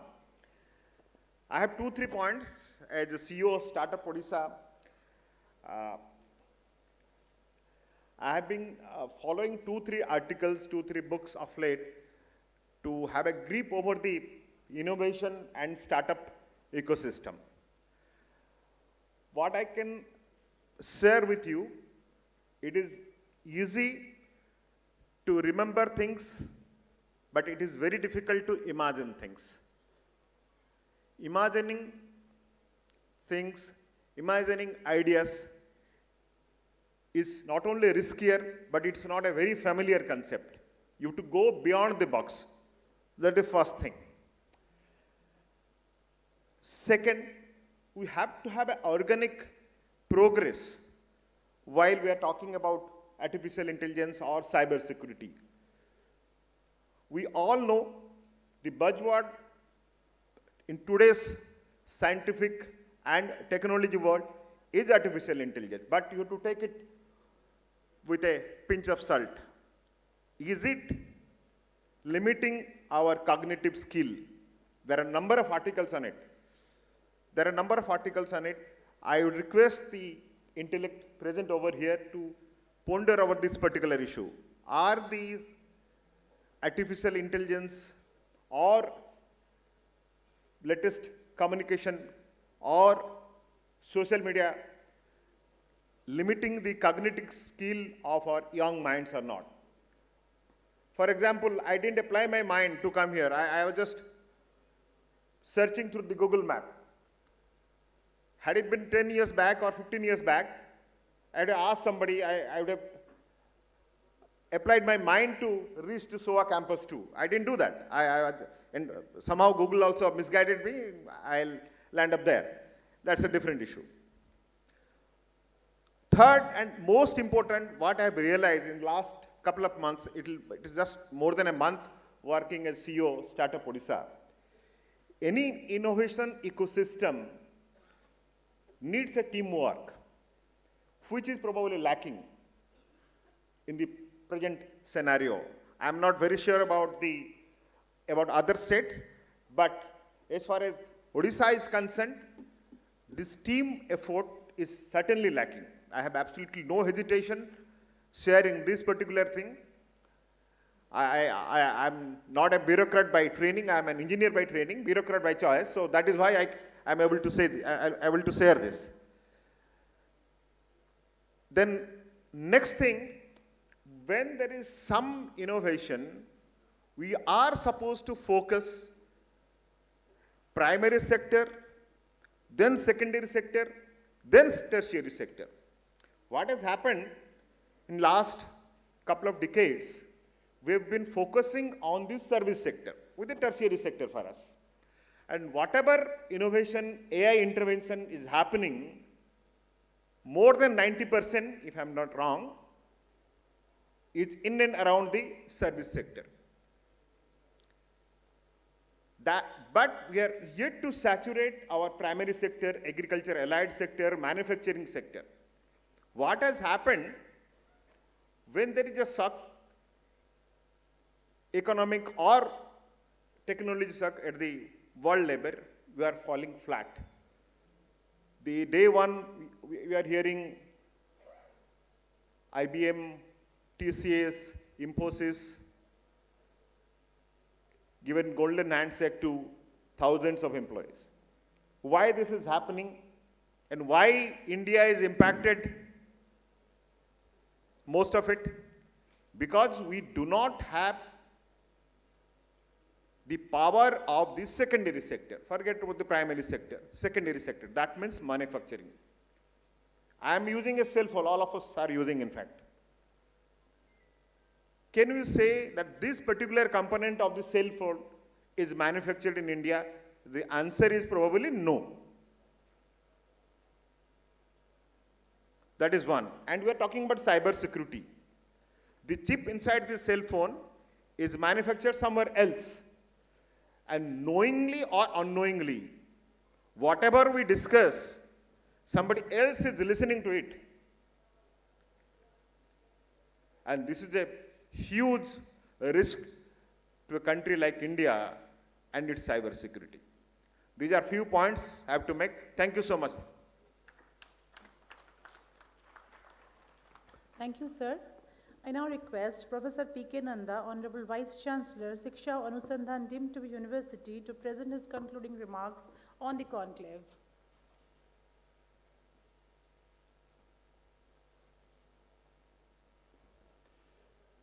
Good evening, everybody. All esteemed dignitaries on the dais, off the dais, I think few participants, delegates. We have come to the end of the 2 days conclave. I think, yes, there are sessions which are quite thickly populated, now it is thin, but nevertheless, we say, listen to all the speakers, that people have expressed satisfaction. With the rapid evolvement of the digital infrastructure, and we need it, it's not absolute, we have to have the digital infrastructure to get connected to the entire planet. And the more the evolvement, the more risk with the security. To have a sustained digital infrastructure, security is a big concern. And this security concern is more compounded with the advent of AI and quantum. That's why the conclave theme is the AI, cybersecurity, AI, and also emerging technology. And since the two technologies are evolving faster and uncertain and not matured enough, therefore the problems also creeping in a multidimensional fold. Therefore security has to be quite important, pertinent, and should be pursued with more vigorous way to protect the system and to have a sustained ecosystem in the digital infrastructure. And India is the largest public digital infrastructure, which is evident from different kind of applications. So therefore, security has to be understood well, and more personal, more kind of experts on the security, they have to be there available. And also in the education landscape, there should be interest in the security. Because couple of days back, last month, TCS had a hackathon, nationwide hackathon, and they invited some of the university vice chancellors and all leaders also to share. There they asked a question, why the students are not very much interested, inclined to the security, cyber security. So it was echoed with all that probably the awareness is lacking in awareness. The avenues for the job, career prospects, they also be highlighted along with security. I think this is a platform, and this is security cannot be addressed by a segregated group of people or experts. It has to be a joint venture, synergistic effort of academia, from policymakers, I think from experts, from startups, from industry. I think all together have to address this, because this is a very, and from the police personnel. That's a very vital thing. The data, the additional SP, Mr. Mahapatra was presenting that more than lakhs complain, and it's an alarming state. And that's how they have, is a good welcoming step that the police department itself has taken initiative to converge people and to make a synergistic effort with the all partners to have more effective and tangible solutions. So that's what this conclave was aiming at, and I think we have all panels. We have invited people from experts from all walks of life, right? From policymakers, from startups, from women, from academia, I think from industry, from all walk of, I think from the government agencies, police personnel who are actually directly dealing with the problems. Altogether, I think it's a good platform. I think first of its kind in our university, we organize such a platform, I think with convergence of all the disciplines. That I am very happy. And yes, we could have planned in a different way for the benefit of students, like more lectures and some panels. That I think I listened feedback, also you are thinking in that line, we'll do that. I wish there should be greater participation now for academia. We'll invite more students and faculty across the kind of the different universities and institutes in the state of Odisha. So we'll have a bigger plan, and we have signed MOU with I think 3 organizations where we'll train our faculty and students, those who are interested. We will strengthen, reinforce our cybersecurity group with the establishment of a center of excellence. I think as Mr. Mahapatra also said, we can have MOU with them and start working on practical problems, our students and faculty. I think Dr. Nayak, who is the prime mover of everything, he will also help connecting others. So I wish we will have a hub in this cybersecurity center in our university where we'll connect to different agencies, different kind of the disciplines, and definitely contribute to the society. I wish it was a successful, wonderful, and I think all have enjoyed. I wish everybody had a wonderful stay and wonderful kind of the different flavors from different sessions. I wish there will be a lot of takeaways, and wish that people will come back for the second round of the conclave in the near future. Thank you. God bless you. Jai Jagannath. Thank you, Professor Nanda.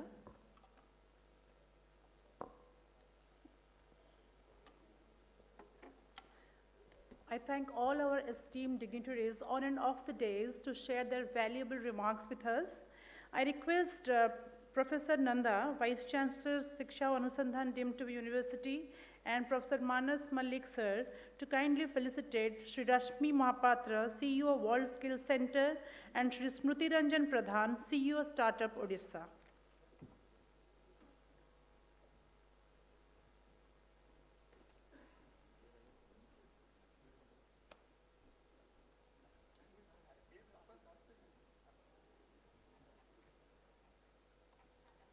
Shri Smruti Ranjan Pradhan, CEO Startup Odisha. Shri Rashmi Mahapatra, CEO World Skills Center.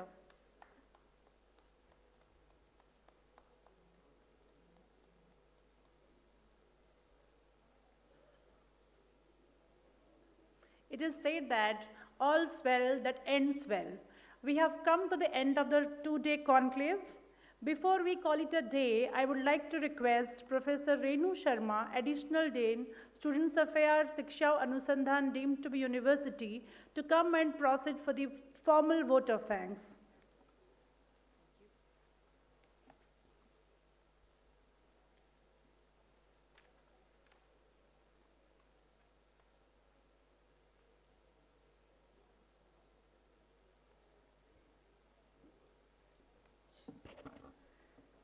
Honorable Vice Chancellor, Siksha Anusandhan deemed to be University, Professor P.K. Nanda sir, Special Secretary, State and CISO, Government of West Bengal, Dr. Sanjay Kumar Das sir,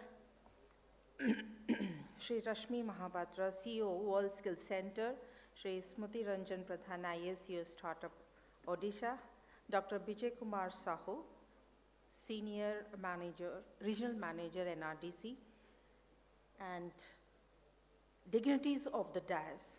It's my privilege to extend the vote of thanks with the galaxy of speakers.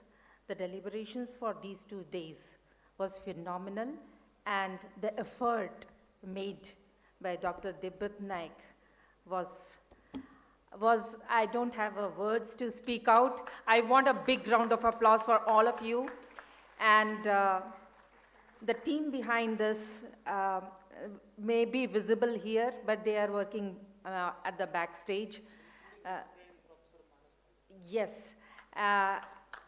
The man or the spine behind all this program is Professor Manas Kumar Malik and our founder president, Professor Manoj Ranjan Naik. The stage management team led by Bharat Jyoti Ranjan Sahu. He's also head center of cybersecurity, and Ritesh Mahapatra sir, SP from police cyber crime department, and all the officials, those who have taken a lot of pain coming all the way from various districts of Odisha, making this event a grand success. The deliverables have been categorically discussed. I am not going to tell once again. With this, I take permission to close this session, and thanking all of you. Jai Hind, Bande Utkal Janni. Thank you, everyone.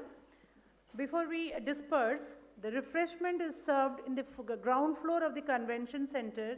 You can proceed for that. Thank you very much. Take care, all of you.